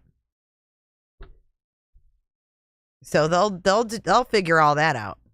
He was hit by a truck when he was 8, hit in the back of the head with the bumper, run over his torso, and then the guy heard everybody screaming, put the car drive and drove back over him, got him in the front of the head. And then, so he... Well, how long has he been seeing the psychiatrist, psychologist? The counselor there? Yeah, counselor. About 4 years. So she was prescribing medications for him at least 4 or 5 years ago, whenever he started going to counseling. Okay, so that's not counseling, Sterns. That's called you're seeing a psychiatrist so you can get meds, right? You know what I think I might do sometimes, guys, because this is really uncomfortable? I might switch over to the chair sometimes and swing my mic over there and be comfy. We can do like fireside chats or some shit. I don't know. It just seems cozy. But yeah. 4 or 5 years ago, he was going to counseling, he was going to a psychiatrist so he could get meds. Right? That's not counseling per se. Psychologist is going to be counseling. So when you last saw him on Saturday and he's having this episode, the next time you see him is Tuesday night, going to Wednesday? Wednesday morning. Stop the cat. 2:15. Early in the morning. Yeah. Got it. Okay. Change in his demeanor, I'm assuming, was different? Just very stoic, you know. No emotions. Again, I've attributed to maybe medication he's taking and the fact that... Where would he get that medication? From Jenn, if he was going to take it? Yeah, in fact, Jen said, oh, don't worry about it. I have some meds here he could use. And then the fact that we're now looking at early Wednesday morning. Now going back to 5 o'clock, well, actually even sooner than that, since he knew the true events. So from that Monday afternoon or sometime Monday all the way to Wednesday early morning, I don't know how much sleep he's had. I know he's been under a lot of pressure, obviously, from questioning and interviews and what have you. So I didn't expect to see much of him, much other than just being somewhat stoic, kind of zombie, out of it. That's when I left him in his room, he was sitting in a chair. And matter of fact, I remember hearing a comment with Jenn when I was talking to him. They were driving over to the hotel. She's yelling at him to wake up because he was sleeping in the car. Yeah, I could and sit when here. I left him in my mic his room, does sitting in fit. that chair, he looked like a guy that was going to pass out. Whatever. And to hear that he drove down to Northport and back shocks the shit out of me. Unbelievable. So, the guy was like out of it. And where he came up with all that energy to do that. And then when he comes back to the hotel room, he's got an energy drink, and then he immediately crawls into bed, and he is dead to the world. You can't wake him up. And Because he's on drugs, Dad. All these hours and everything else finally caught up to him, but there was no waking him up. He was passed out. Okay. Jeremy? I seriously don't know what he would have done if he'd had access to the house. But what he didn't realize is that when Chris leaves, What if I get a green his house screen? is locked up like Fort Worth, like Fort Knox, whatever it is. But because I never lock that door because it's a pain in the butt to get it up into the security position. And Elliot dislocated my thumb, so not one of these dogs are ripped a tendon. So I'm right-handed, so it's even harder. But I did do that. And away. I don't know. I do want to touch that. When Northport was here, apparently they were given a computer. Is that I right? gave him a computer. Here's the computer again. Because there was a desktop computer sitting here, tower. And I told Alex, I said, hey, it's got a tower unit here, desktop. I said, you guys want it? And they said, yeah, we'll probably do that. And so, again, I reminded Northport Police that it was here, so I gave it to them. Okay. Do you know what Stephan's dominant hand is? What is what? Dominant hand? Right. Is right. A couple questions. I know you mentioned part of his... Why do you think they mentioned what his dominant hand is? Because of the injuries? What do you guys think of that? Because he smashed his thumb. Are they trying to match injuries? Because remember, he had scratches as well. Childhood and having that traumatic agent car crash. What else was his childhood like? Did he have a pretty normal childhood? Did he have siblings? Only child? Well, he has an older brother that was in the Navy, but They're 11 years apart, so it's basically like having raised two single children. Okay. Because of the age separation or what have you, I mean, his older brother, they weren't very close because of the age. He has an older brother that was in the Navy. Difference. So his older brother was never around that much. Okay. The Navy, but siblings, only child. Well, he has an older brother that was in the Navy, but he says had and then has. Is the guy alive? Only child. Well, he has an older brother that was in the Navy, but they're 11 years apart, so it's basically like having raised two single children. Okay. Because of the age separation or what have you, I mean, his older brother, they weren't very close because of the age difference. So his older brother was never around that much. Okay. Well, he joined the Navy right out of high school. He and a few of his friends, and they've done wonderful with their lives. But yeah, no, he loves animals. Always picking So stuff his up brother and would be bringing it about home. 48-ish. Would not do a single chore around the farm when we had the farm. Is he a clean type person, or Jesus God, no, he's lived in a Did he use the C word? Clean? No. Okay, Sterns. Always a challenge to get him to pick up his room. Always. I was going to surprise him and put a hazmat sticker across his door. Because I opened it and looked at it and shut the door again and said, "Not going in there." So then I offered to help him clean his room. I said, look, it's hard when it's that bad to even know where to start. Ma'am, your son had a sex torso in his room. I said, I will help you. Yeah, we tried to encourage him for sports. He played baseball, like he ran track. But he changed his last name. He seemed fine as a kid growing up, and I don't know, maybe later this brain injury started. He did not have very close friends. He had a couple of close friends and some acquaintances, but those were the only ones. Well, okay, Mama. And, he took Shotokan karate with Brian. They got up to a brown belt. How were his emotions as a kid? Volatile, but also, even in kindergarten, before the accident, he didn't participate with the other kids a lot. He would rather go and make up his own game and do his own thing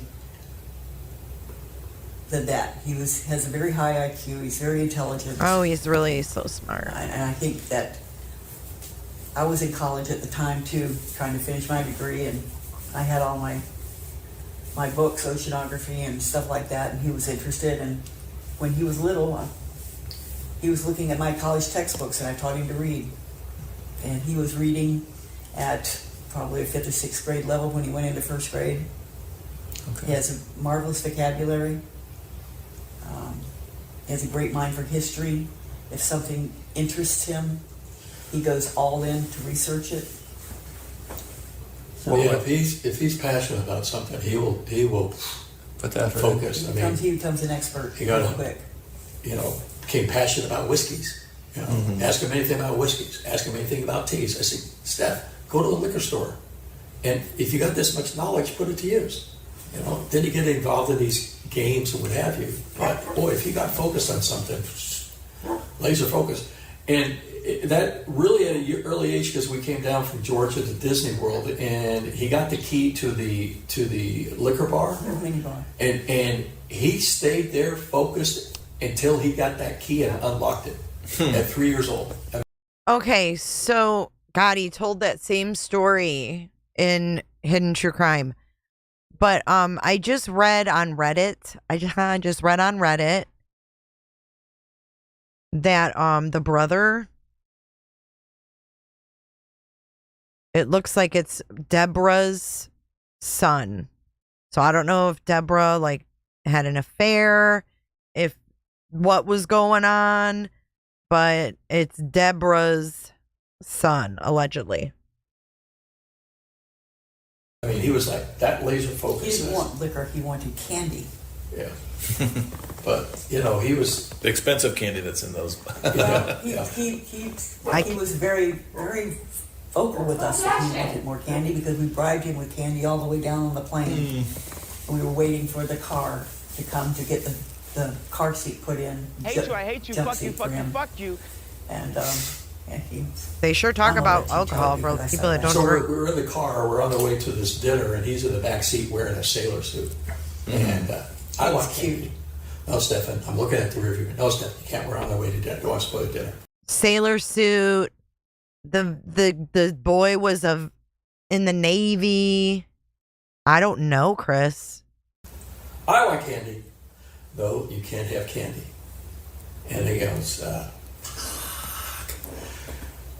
I looked in my rearview mirror, looked at her, and just started laughing. And I said, no candy. And so everybody's complimenting how cute he looks and what have you. So I got to tell you a cute story. He had obsessed with stuff sometimes, but And I am loud. When I'm frustrated, I yell. I don't scream. Somebody told us that I'm a screamer. I don't scream, I yell. If they want to hear a scream, I'll show them a scream. But she's Irish. Yes. Do not upset the Irish. But I'm a screamer. I don't scream, I yell. If they want to hear a scream, I'll show them a scream. But she's Irish. Yes. Do not upset the Irish. I am Irish. I have an Irish temper. I go from 0 to blow real quick. And I do yell. I do not beat. did not abuse him physically, but I yelled. Most of the time I'd be yelling from one room to another, but I yelled. A former DI in the Air Force. Yeah. And she tried that on me very early in our marriage, and I said, no, sorry. Sorry, my dog was barking. He's a former what in the Air Force? Is that what he said? I'm not going to fall for that. You know. I yelled. A former DI in the Air Force. Yeah. And she tried that on me very early in our marriage, and I said, no, sorry, I'm not going to fall for that. You know. we made a pact when we got married, because we got married, we didn't know each other. We knew each other for 5 weeks on the phone. We met again at our 10-year high school reunion. Listen to this again. Got married 6 weeks later. I was in California, he was in Georgia. He was in Georgia. She was in California. He was in Georgia. They met on what? The fuck? Back then, the rates changed at 8 o'clock, my time, 11 o'clock his time, and he'd call me. So we did our courting on the phone, and he came, we got married, drove cross country in my 240Z to the gills. 240Z. A lot of fun. I was in California, because we got married, we didn't know each other. We knew each other. We made a pact when we got married, because we got married, we didn't know each other. The fuck am I listening to? We got married, we didn't know each other? What are you talking about? You were in California, he was in Georgia? Where in Georgia? We knew each other for 5 weeks on the phone. We met again at our 10-year high school reunion. Got married 6 weeks later. I was in California, he was in Georgia. Back then, the rates changed. Maybe they knew each other in high school and like found each other on Facebook. I bet you that's what happened. At 8 o'clock, my time, 11 o'clock his time, and he'd call me. But that was before Facebook. She's talking about rates? What? So we did our courting on the phone, and he came, we got married, drove cross country in my 240Z to the gills. 240Z. A lot of fun. I fly up to California, she's got God all these boxes almighty. piled up in the family room. I go, what's that? That's going with us. 240Z. I said, let me tell you what's going in there. Cases of Coors, because you can get Coors west of the Rockies. Oh, but you don't drink, and you're talking about cases of beer? Huh? Whose living room were all the boxes in? They were married in the 80s? What the fuck? East of the Rockies. That's going with us. 240Z. I said, let me tell you what's going in there. Cases of Coors, because you can get Coors west of the Rockies, or east of the Rockies, and my golf clubs. But these boxes are not going to fit in that 240Z. It's just you, me, the beer, and the golf clubs. That's it. And we drove cross country in that thing. Wow. But anyway. But we digress. Yeah, So anyway. He told me, he says, whatever you do to me, I'll go back to you. Because I slapped him once. Mm-hmm. He said, you want me to slap you back? I said, no. He said, then don't slap me. He said, so whatever you do to me, I'm going to do to you. So the next time I got mad, I dumped popcorn on his head. Mm-hmm. He picked up the bowl, some left, he dumped it on my head. I said, all right, I get it. I get it. I get it. And we have never, we don't fight like that anymore. We sit down and talk when we're calm enough to finally sit down and talk. Right. There's a lot of me going in my room and saying 5 minutes later, it's over. Yeah. Forgotten about it. No, there's no grudges held. But with him, it's you never know. It's like my mother. You never know when something's going to trigger him that reminds him of something he was mad at you before, and then he gets mad about that all over again. And she did too. I don't see any reason to do that, but. Tell me about his relationships growing up as far as intimate. Do you guys know anything about those? Did he date much? I know some. I know. She would know more than me. Okay. His first real love was Kendall, and that was in California. Oh, fuck. Kendall was the one that was supposedly 15, and he was like 19 or 20. And that's What age was that? High school. Yeah. High school? Yeah. early high school, like freshman year. Okay. Freshman year. Yeah, 15, 16.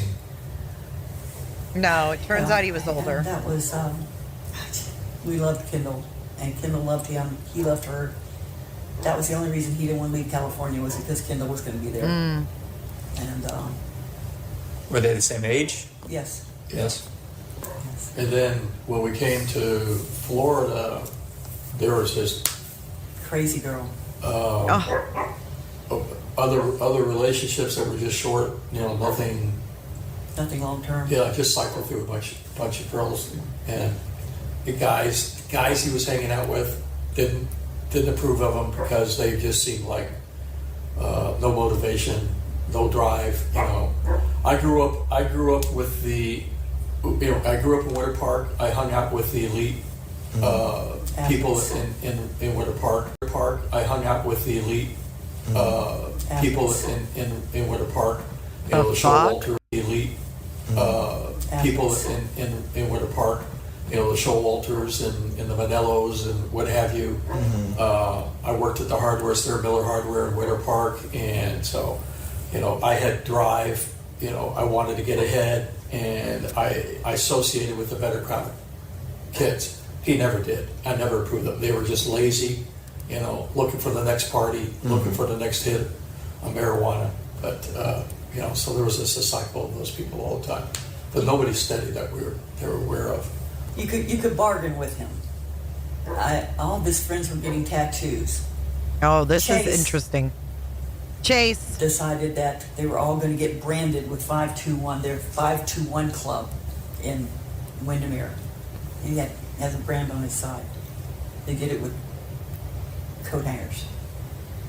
And I said, if you promise not to get tattoos, then for your 18th birthday, I will take you to a tattoo parlor, and I will get you something that's meaningful. You don't want Dice or Popeye or something stupid that you're going to wear when you're 70. I said, what do you want? He said, I want the coat of arms. I said, I will do that for you. But you let me pick the tattoo parlor because I want to make sure they're clean. So she picked what tattoo he got. He actually got this coat of arms. And if you look at the picture, hold on, we're at 138. The picture of them here, you can see from her Facebook profile, that's the top of the coat of arms. She has it on her Facebook, or he does. I think it's her. She has the coat of arms, and then she says, I'll do that for you, Stephan. But I picked the parlor. I think she picked the tattoo. Coat hangers. Yeah, I guess. And I said, if you promise not to get tattoos, then for your 18th birthday, I will take you to a tattoo parlor, and I will get you something that's meaningful. You don't want Dice or Popeye or something stupid that you're going to wear when you're 70. I said, what do you want? He said, I want the coat of arms. I said, I will do that for you. But you let me pick the tattoo parlor because I want to make sure they're clean, they're reputable, and I will pay for it. And he did. And he didn't get any other tattoos beyond that. It's on his right back shoulder. And I said, and don't put it someplace where it's obvious. I know you said that you didn't necessarily approve of some of these friendships, and then you said he dated a crazy girl or one or two. She was crazy. No, your son's Were crazy. there any inappropriate relationships with females? Yeah. No. No. Yeah. Never. Did you ever see a change in what he was attracted to? No. No. Well, I didn't know what he was attracted to. He was attracted to boobs. Yeah, but I don't know what he was attracted to. Big boobs. It was very. I don't know. Well, I didn't know what he was attracted to. He was attracted to boobs. Yeah, but I don't know what he was attracted to. Big boobs. It was very. Boobs. Yeah, but I don't know what he was attracted to. Big boobs. It was very. No. No. Well, I didn't know what he was attracted to. He was attracted to boobs. Yeah, but I don't know what he was attracted to. Big boobs. It was very. God boys, I'm eating junk and I watching can't recall rubbish. You better other come than out one and or two stop girls me. at our house, but there were groups of people when that was there. But I don't even know who he dated and per se. I mean, there was one girl that was a steady for a while, but other than that, I don't know who he dated because he dated outside the house and they didn't come to our house. Oh, He could didn't be. date, he had hookups. Well, whatever. And the thing is, To our house. he didn't date, he had hookups. Well, whatever. Outside the house and they didn't come to our house. He didn't date, he had hookups. Well, whatever. And the thing is that the girls initiated them. They were calling him all the time. And the thing is that the girls initiated them. They were calling him all the time. He wasn't calling them. God And then almighty. his wingman Chase was laughing one day. He said, "Boy, I'm glad Stephan's my friend." I said, "Why?" He says, "Because he attracts all the girls, and I get the ones he doesn't want." What's Chase's last name? Leonard. Leonard? Leonard. He's not. Leonard. Leonard. Okay. Leonard. Leonard. He live around here, or Oh, he lives. I don't know where he lives, but he He was. lives in Windermere. Windermere. Oh, okay. He was living in Windermere. He called into that awful website, Gray Hughes Investigations. He called. Website, Gray Hughes Investigations. He, Website, Gray Hughes Investigations. he called On into it? YouTube. He called into it. He's not. People are calling into it, saying stuff about him I've never heard, never witnessed, never known, and I am being flayed, because, as I said, I'm a yeller, but I never did anything bad to that kid. I didn't do bad to any of them except save them. We touched on. What? But I never did anything bad to that kid. I didn't do bad to any of them except save them. I never did anything bad to that kid. And then she says, I never did bad to any of them except save them. Who's them? You had what? Oh, maybe the other son? As I said, I'm a yeller, but I never did anything bad to that kid. I didn't do bad to any of them except save them. We touched on Stephan and Sorry about that. Jen's relationship. Yep. Tell us about Stephan and Maddie's relationship. Maddie called him dad. The last time that they were here, Stephan was sitting in this chair. Jen was here. Maddie was on that side, and she was leaning over with her arm around Stephan's shoulders and petting him with her hand, you know, because she was getting ready to go to sleep. So she came in to get her hugs and kisses goodnight from everybody. That's the, I mean, he didn't really, you know, around Stephan. Maddie was on that chair. The last time that they were here, Stephan was sitting in this chair. Jen was here. Maddie was on that side, and she was leaning over with her arm around Stephan's shoulders and petting him with her hand, you know, because she was getting ready to go to sleep. So she came in to get her hugs and kisses goodnight from everybody.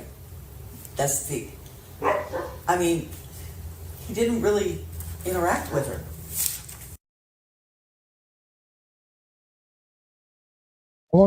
On Stephan and Jen's relationship. Yep. Tell us about Stephan and Maddie's relationship.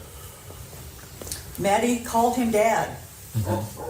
The last time that they were here, Stephan was sitting in this chair. Jen was here. Maddie was on that side, and she was leaning over with her arm around Stephan's shoulders and petting him with her hand, you know, because she was getting ready to go to sleep. So she came in to get her hugs and kisses goodnight from everybody. That's The way she says hugs and kisses, though, she sounds kind of disgusted. Listen. And petting him with her hand, you know, because she was getting ready to go to sleep. So she came in to get her hugs and kisses goodnight from everybody. That's the, I mean, he didn't really interact with her. In front of you guys. Right. In front of you guys, right. Did she act that way towards Jenn? Burn.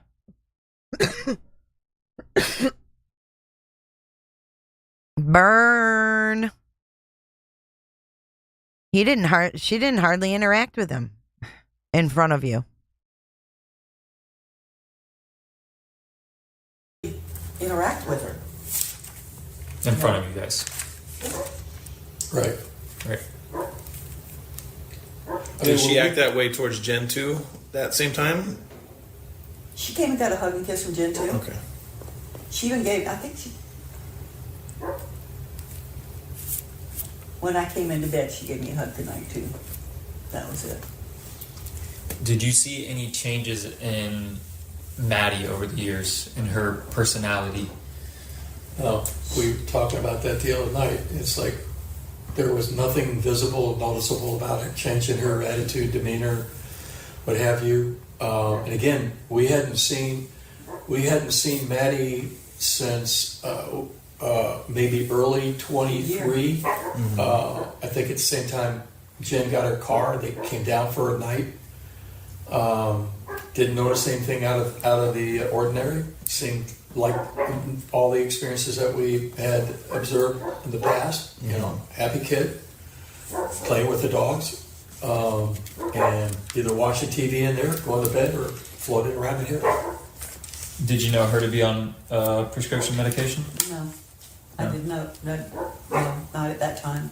She was just starting it. That was something that was worrying Jen a lot. Ugh. She was just starting to show the bipolar. And they thought that was why she was becoming so combative with Jen. Oh, come on. I know she was combative because she was being abused. You touched on it earlier, but you said Stephan didn't have that, to your knowledge, Stephan didn't have access to your storage unit. No. To my what? To your knowledge. No, to my storage unit, no. Who all has access to it? Just you? Just me. I don't even have a key to it. And when I ask access, is it a code to get into the secured gate and then a padlock? Yes. Okay. And only you have those codes. I have the code. It's in my phone as a contact record. But as far as I know, he didn't have that code. Oh, wow. Now I am. He kind of gave himself an out, you guys. Listen, he kind of gave himself an out. When he said he cleared that phone for Stephan, he said, oh, I wanted to get my contacts out of there and shit, right? So now he says here that his code was in his phone. So is he going to say, oh, the code was in the phone that I gave Stephan? Right? I don't know. Missing a key and have been missing the second key for over a year. So when they first started telling me about he came down to access the unit, I started thinking, well, that explains where the other key is then. But I could have lost it, but I have no idea where the key is. And the only way to know whether or not anybody else accessed that is if the storage unit printed out it. And because I don't access it that often. So I was here the morning that the storage unit was searched. Is there anything of like tremendous value in there? I know there's a bunch of bins, and I see a few suitcases and stuff like that. Yeah, just overflow from the garage. Some Christmas I was going to go over and look to see if anything had been moved, because I couldn't imagine Stephan going in there. There should have been a bunch of dog crates piled up, and it's packed, other than just a small section between the bulk stuff and the racks that I have there where I have access on the right. He did have some boxes of his stuff. But it's way so far back that he would have to empty the whole storage unit out to get it. Okay. Back in the left-hand corner. It's well, that's too much work. He wouldn't be willing to do that much work. Has a W in the word, he wouldn't do it. Did you guys ever witness or hear him looking up inappropriate stuff on the internet? I have no idea because we never had access to his rooms. He didn't use our computers. He had his own. Obviously, his room is over here. That Do you one. mind if we look? Yeah, you can look. It's a mess. Is it the same way it was, pretty much? No, we started cleaning it out because it's just he's existed in there. We haven't touched that room. At this point, he said, "Well, there's no way in hell he's ever coming back here. We're just going to gain access back to this room We gave, and claim we it as gave ours." the other police complete access to it before we touched anything. Okay. Yeah. And the stuff that I had thrown away, the trash off of his big table, I had left there in a bag, and I said, "This is all I have done at this point, and if you want to go through the bag, you do it." You know, So we're just getting rid of clothes and then trash that's in there, and then, like I said, it's going to take a while for us just to get in there and sort it out and figure out if there's anything of value that could be sold, and so, but it's pretty much the same mess that he left it in. Okay. I think so, Cricket. I think that's possible. That's all I have for now. I got the floor swept a little bit. You mind if we take a picture of it when we? Oh yeah, if you want to, go ahead. Do you mind if I take a picture of your notepad? Of your Well, notes? I'll just give you the notes. Oh, they wanted his notes. No. You want to make a copy of them? In case somebody else wants to know the same information. Oh, I can go do that. Okay to do that? Yeah, absolutely. Yeah. I have the original pictures of the room before I touched it, if you want to see those. Ooh. Or I can send you copies of it. Yeah, if you don't mind, let me. She said, I have original pictures of the room before I cleaned it. Hello, sex torso. There's my card. If you want to email them to me, that'd probably be the easiest. I know, it's so distracting, Lisa. I took pictures because it was so disgusting. Or plant. Oh. Pictures because I took pictures because it was so disgusting.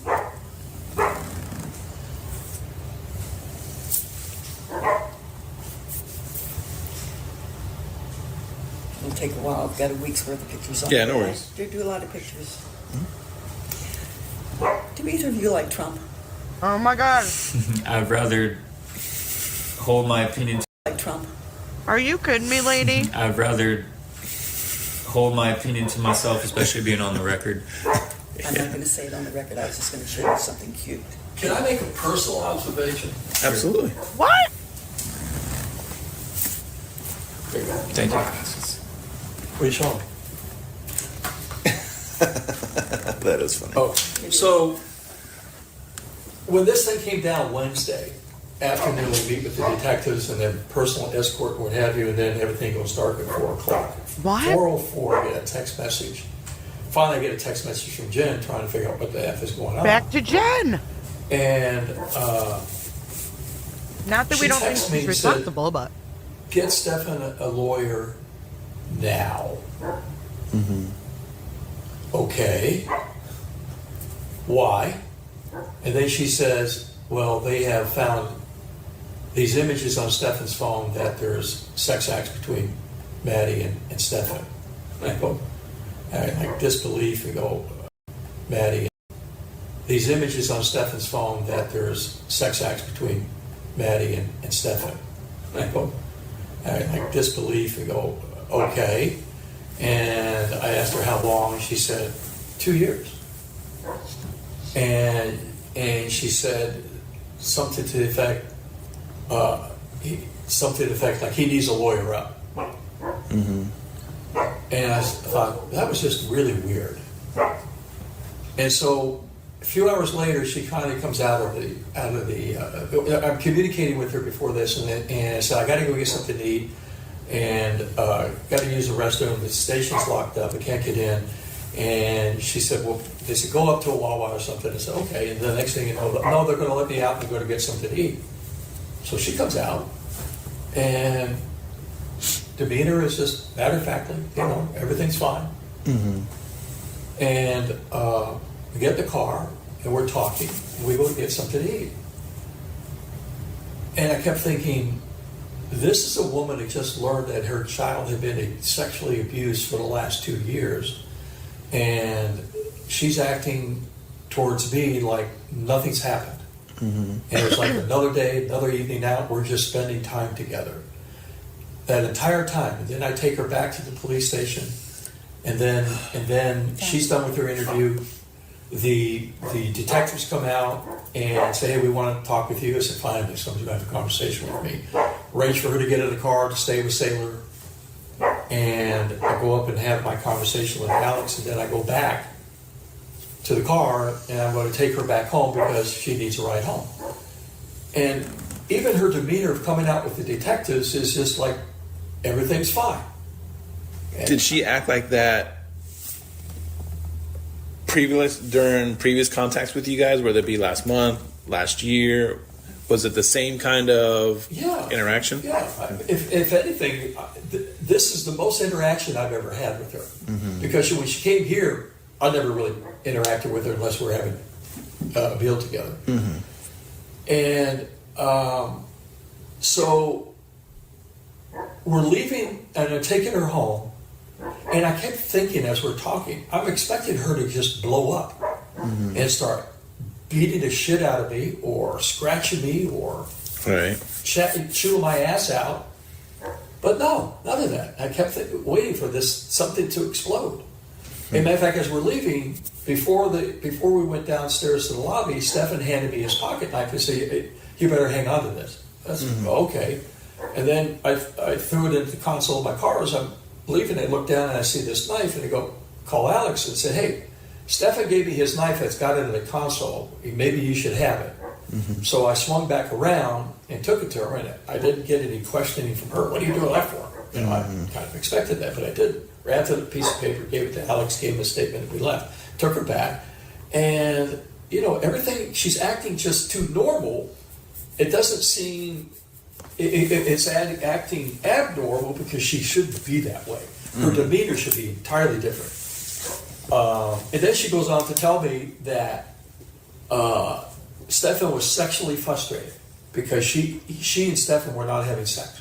Oh my God. Her medication changed. She didn't have any interest in sex, and so he tells there was no sexual engagement between the two of them. And I said, well, this is really unusual conversation to hear this from a mother that, if you ask anybody else, what would your reaction to be? I said, I would be batshit crazy beating somebody up. And that was not the case. And then I saw the interview. And I said, I keep thinking, if I saw that interview Tuesday and they called me, I said, no effing way would I have gone to Orlando, because I would have seen for myself like everybody else did on YouTube. They weren't buying the story. YouTube. And what I saw Stephan doing was a repeat of what he had talked to me about on Monday evening. Video and pictures. Thank you. I was just I couldn't. Her mannerisms were exactly what I saw and observed Wednesday evening. If not even better. I was just in disbelief as to how she spoke and how she handled herself at the point when the bird came into the scene and was squawking or doing whatever, and everybody paused and you waited, and then it stopped, and then she smiled, and I said, boy, that's an unusual response to smile about this bird. And I said, the beater was just way off. But then, it carried forward into Wednesday. I don't think I would have come up, but then I wouldn't have learned some other things about her had I not come. But it's like, why was I brought to Orlando? Unless to get me out of the house. Which left me here alone. So I have no idea, but so you watched his interview that he gave to the news, right? Yeah. Because you said that was roughly what he told you on the phone. Yeah. What was his reaction like to you? Did it seem genuine? Did it seem...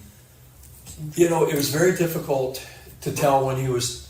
I could never tell if he was lying to me or not. I mean, it was very difficult. I just... At one point, I just said, you know what? if his lips are moving, he's lying, and I'll never get the truth out of him. And there's no way of breaking him. You know, we're missing a Rolex. You know, where did that go? My father's Rolex. So you know, he would never fess up to that. And again, where did all this money come from? Where's his Omega watch? You know, so I'm assuming where all this money was coming from is that maybe he sold off his Omega, maybe he sold off the Rolex, which I find shocking. He would sell that Rolex first before he would sell his Omega. Okay, well, that's weird because he's saying now he was getting money from selling shit. And now, in this one, he's saying, or before he was saying, about a criminal enterprise. Because that's how much he cherished that Yeah, watch. the collie dog mailbox at Santa's. And the He dog inherited some money and statues. immediately went out and spent $7,000 on a watch like he really needed to. You know, so I have no idea where that was. But he was very impulsive. He couldn't wait it to. He inherited some money and immediately went out and spent $7,000 on a watch like he really needed to. You know, so I have no idea where that was. But he was very impulsive. He couldn't wait. You know, if he wanted something somehow, some way, he got it. Do you guys have ties to St. Cloud? Oh! No. You did what? Oh! What? They said it. They fucking said it. Everybody who called me crazy can... Fuck directly off. Did you hear the investigator? I want this to be crystal clear. St. Cloud. Listen up. He couldn't wait. You know, if he wanted something somehow, some way, he got it. Do you guys have ties to St. Cloud? No. You did what? St. Cloud. No, St. we Cloud. have no ties to St. Cloud. No ties to St. Cloud. Yeah. Any reason why he would have went there? I have no idea. Other than the fact that maybe he's just trying to get as far away as possible. I mean, I have no idea. I mean, based on where... St. Cloud is not getting as far away as possible. Listen to this again.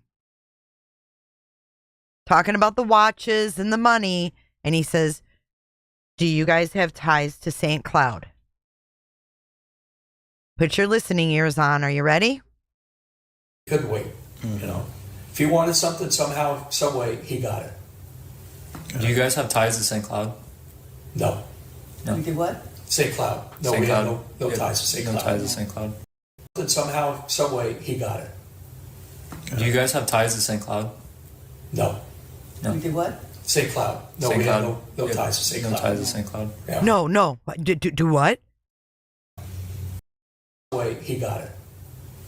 Do you guys have ties to St. Cloud? No. You did what? St. Cloud. No, St. we have Cloud. no ties to St. No Cloud. ties to St. Cloud. Yeah. Any reason why he would have went there? I have no idea. Other than the fact that maybe he's just trying to get as far away as possible. I mean, I have no idea. I mean, based on what I've seen on TV, I can see where the flat occurred and where he had to drive, I guess, 2 miles back to the hard surface. And maybe something happened. He drove that rubber right off that wheel. I have no idea why he was down there. Obviously not an easy. He was down there. Drove that rubber right off that wheel. I have no idea why he was down there. Obviously not an easy question. Do you think he was capable of doing what he did? I would, if you had asked me Sunday, I would have said no. Never in a million years. He loved that child. It was supposed to be his stepdaughter if they stayed together. He helped raise her. He was not allowed to discipline her. Maddie did that. Jenn did that. But he acted as a peacekeeper. But no. And to kill her? No. A peacekeeper? If I had to put forward a guess, I would think that it was accidental. I think that, I know it's stupid. Yes, I'm Irish, and yes, I've had dreams that are precognition. Yes, they come true, but I did have a dream. Yes, if I had to put forward a guess, I would think that it was accidental. I'll show you guys the Santa stuff in a second. I think that,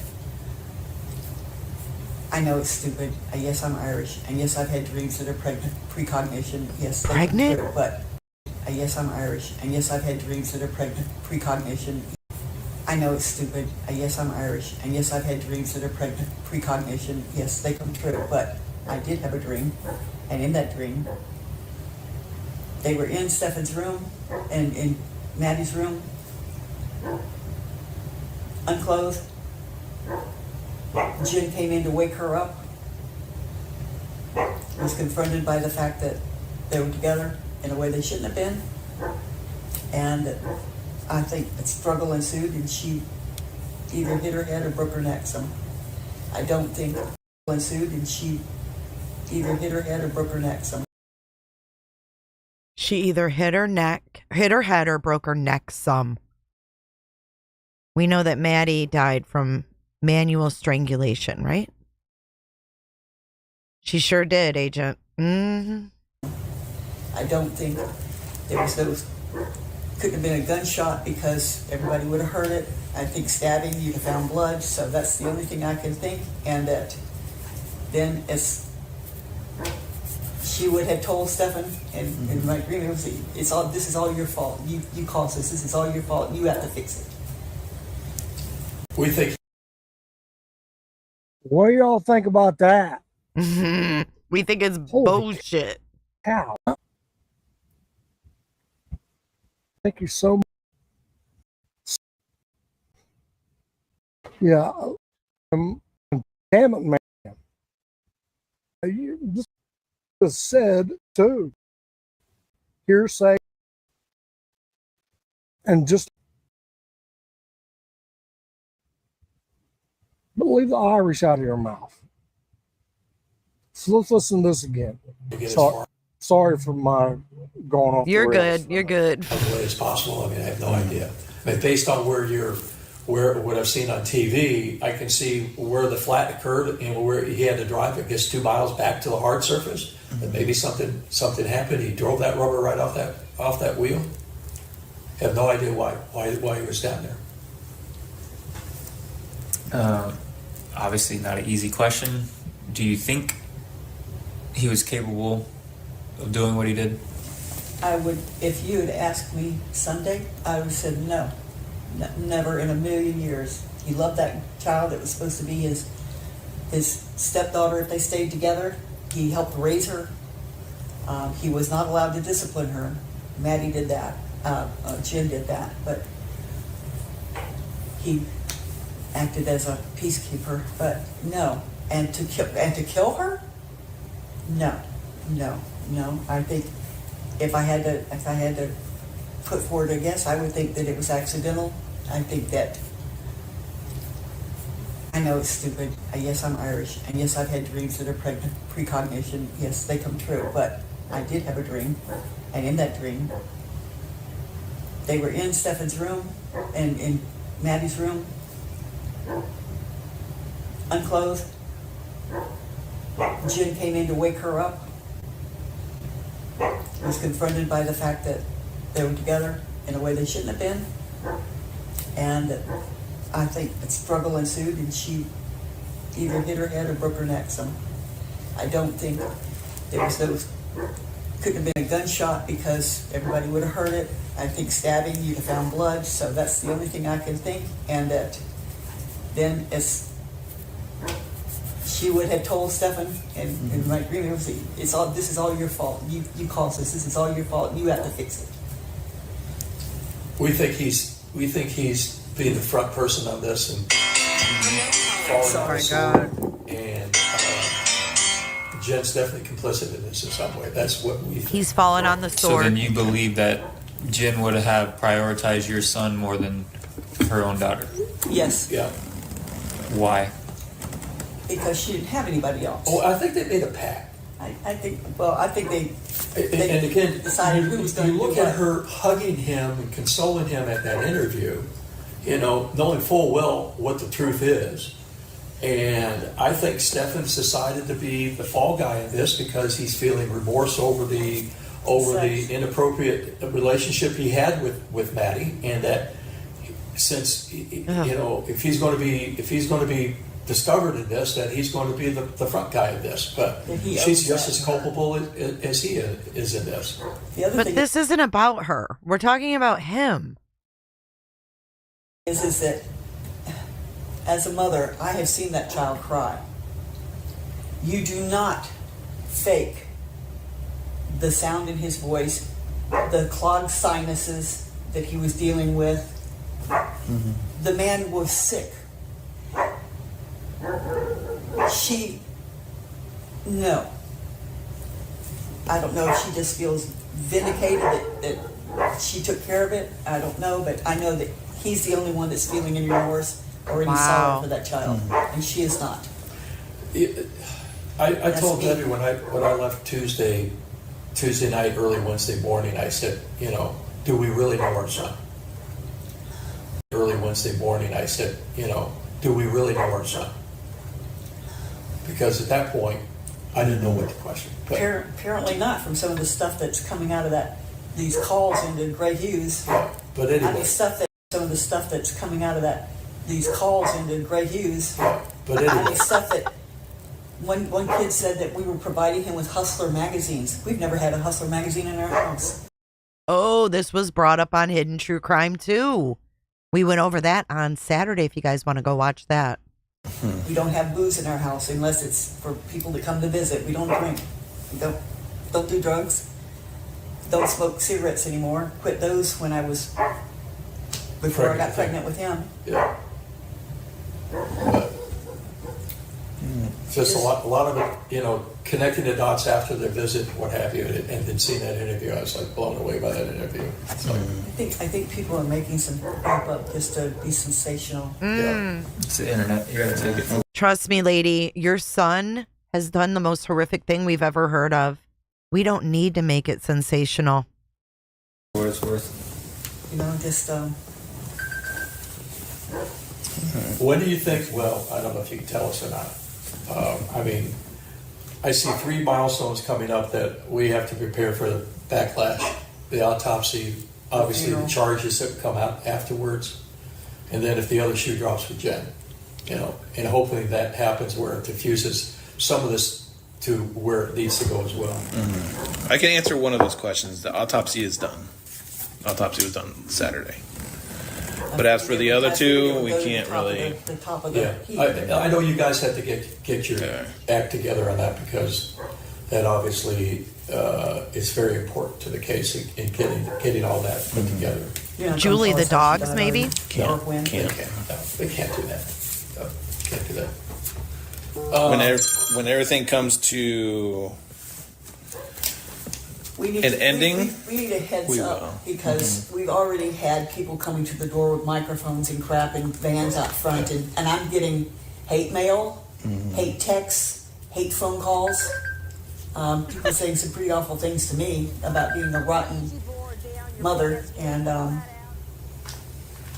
what we've explained to others that we have interviewed, we can't tell you guys what to do. All that we can do is ask, is it if media contacts you or something like that, you don't want to contact them, direct them towards us.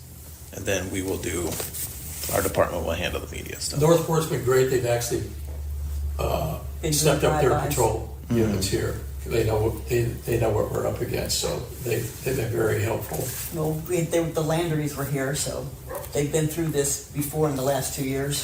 Yes, they have. Yes, they have. Isn't that strange? Roberta.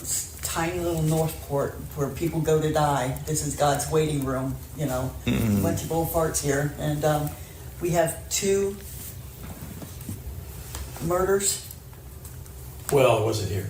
It didn't happen here, but still, they're tracing the parents to Northport. Well, the Landry kid came home and they helped him, so that's a little bit different.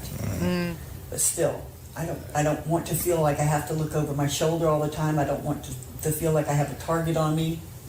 How do you think Maddie felt? Have you ever stopped Mrs. Sterns and thought about how Maddie felt? Because this is serious. If you guys remember in Jenn's interview, she said Maddie would sometimes stay in the shower too long.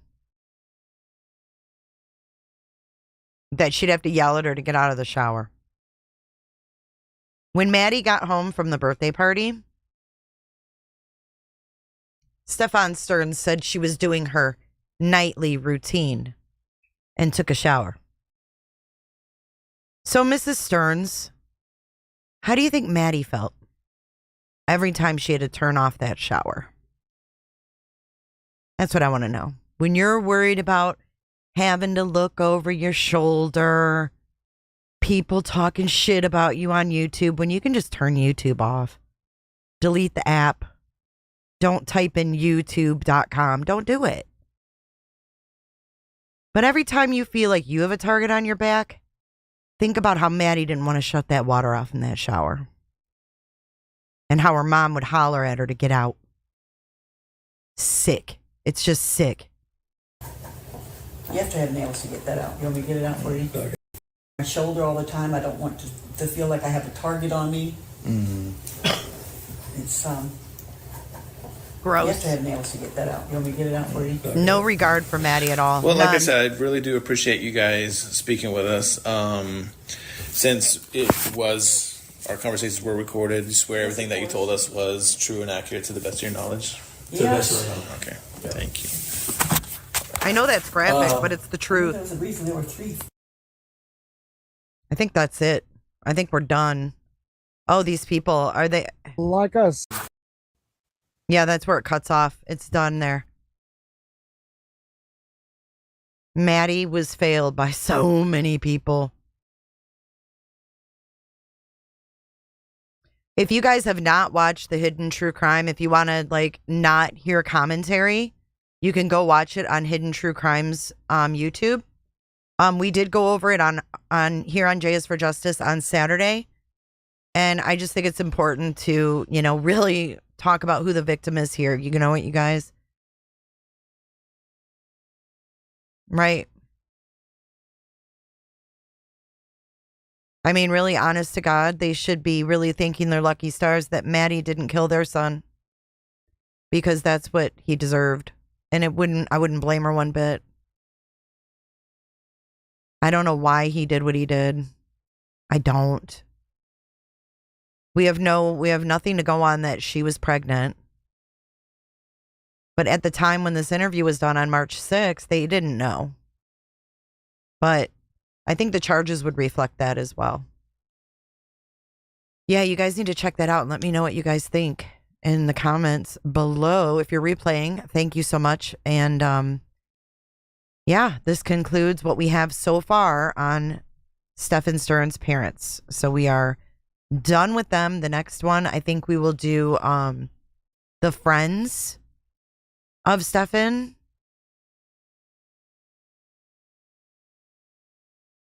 I know, it's really sad, Roberta. It is. Roberta. It makes me sad for Maddie all over again. Well, thank you for replaying, Regina. It's good to see you guys. Thank you for tuning in today. This was a long Monday. It's 8:00 p.m. Holy crap. I wanted to get this out, though, because it's so hard to revisit. I just wanted to get all this out. I can chapter it. If people couldn't watch it all, they can come back and pick up where they left off, if you will. It's a lot, and I can't do this every day. So I know a lot of you are triggered as well, so my heart goes out to you. Everybody, until the next one, which is tomorrow, we're going to be talking about P. Diddy. We're doing a little deep dive, a little mini J for J deep dive into P. Diddy tomorrow night. 7 p.m., I think, or Wednesday. I don't know. It's on the channel. Are you guys ready to dance it out? Let's run our credits and dance this out. Thank you guys for your memberships, your membership anniversaries. I appreciate your support. Your super chats and your donations are much appreciated. Praying for all of those in the flood and the devastation. My plan is, oh, that's right, Santa. Shit, thanks for reminding me. Dude, I almost forgot. You know what I'm going to do? I'll do better. I'll actually give you guys the link and you guys can go watch this. It's 6 minutes long. This will give you everything you ever wanted to know about Santa. But I'm going to be planning a fundraiser in the next probably 3 or 4 or 5 days, probably Friday. And I'm going to pick a legitimate nonprofit that is connected to YouTube. and we're going to do a live stream, and we're going to dedicate all the money, the revenue and everything to the victims of this horrible fucking, I don't even know, Helene? I don't even know what you call it. Hurricane Helene. I mean, in Florida, we expect this shit. We have time. We know, like, get out of the way. Like, I even have people driving, cops drive up and down my road, like, get out now. But these people had no warning whatsoever. So I'm thinking either Friday or Saturday to do a fundraiser where, through YouTube, where the monies go directly to a nonprofit.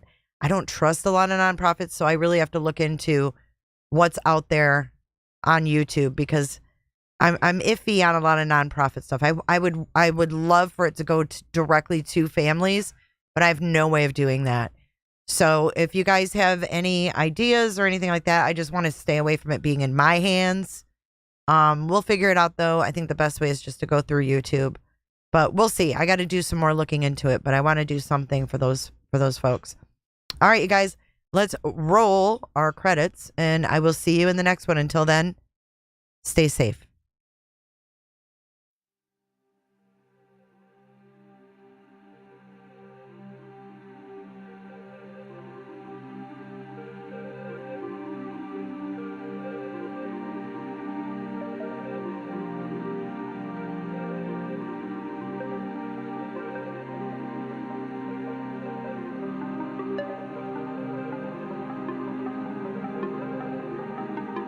So much for watching. If you enjoyed this live stream or video, make sure to give it a thumbs up and hit that subscribe button so you don't miss out on my latest content. Want to take it a step further? Bring it all in. And join our community clickers by becoming a Patreon or a YouTube member. You'll get exclusive access to our Discord server, special channel perks, and much more.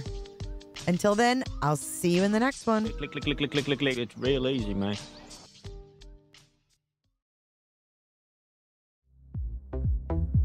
And is it just a coincidence that James... I don't give a damn.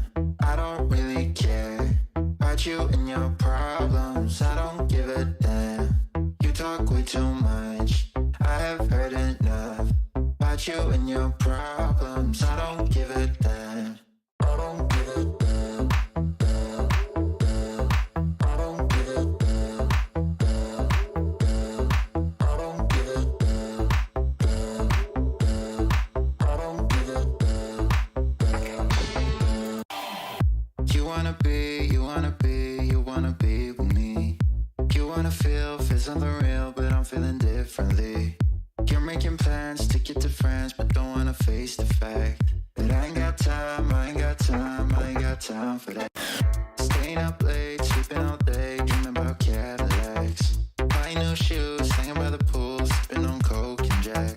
Calling my phone when you feel alone, but I'll never call you back. 'Cause I ain't got time, I ain't got time, I ain't got time for that. I don't give a damn, I don't really care about you and your problems. I don't give a damn.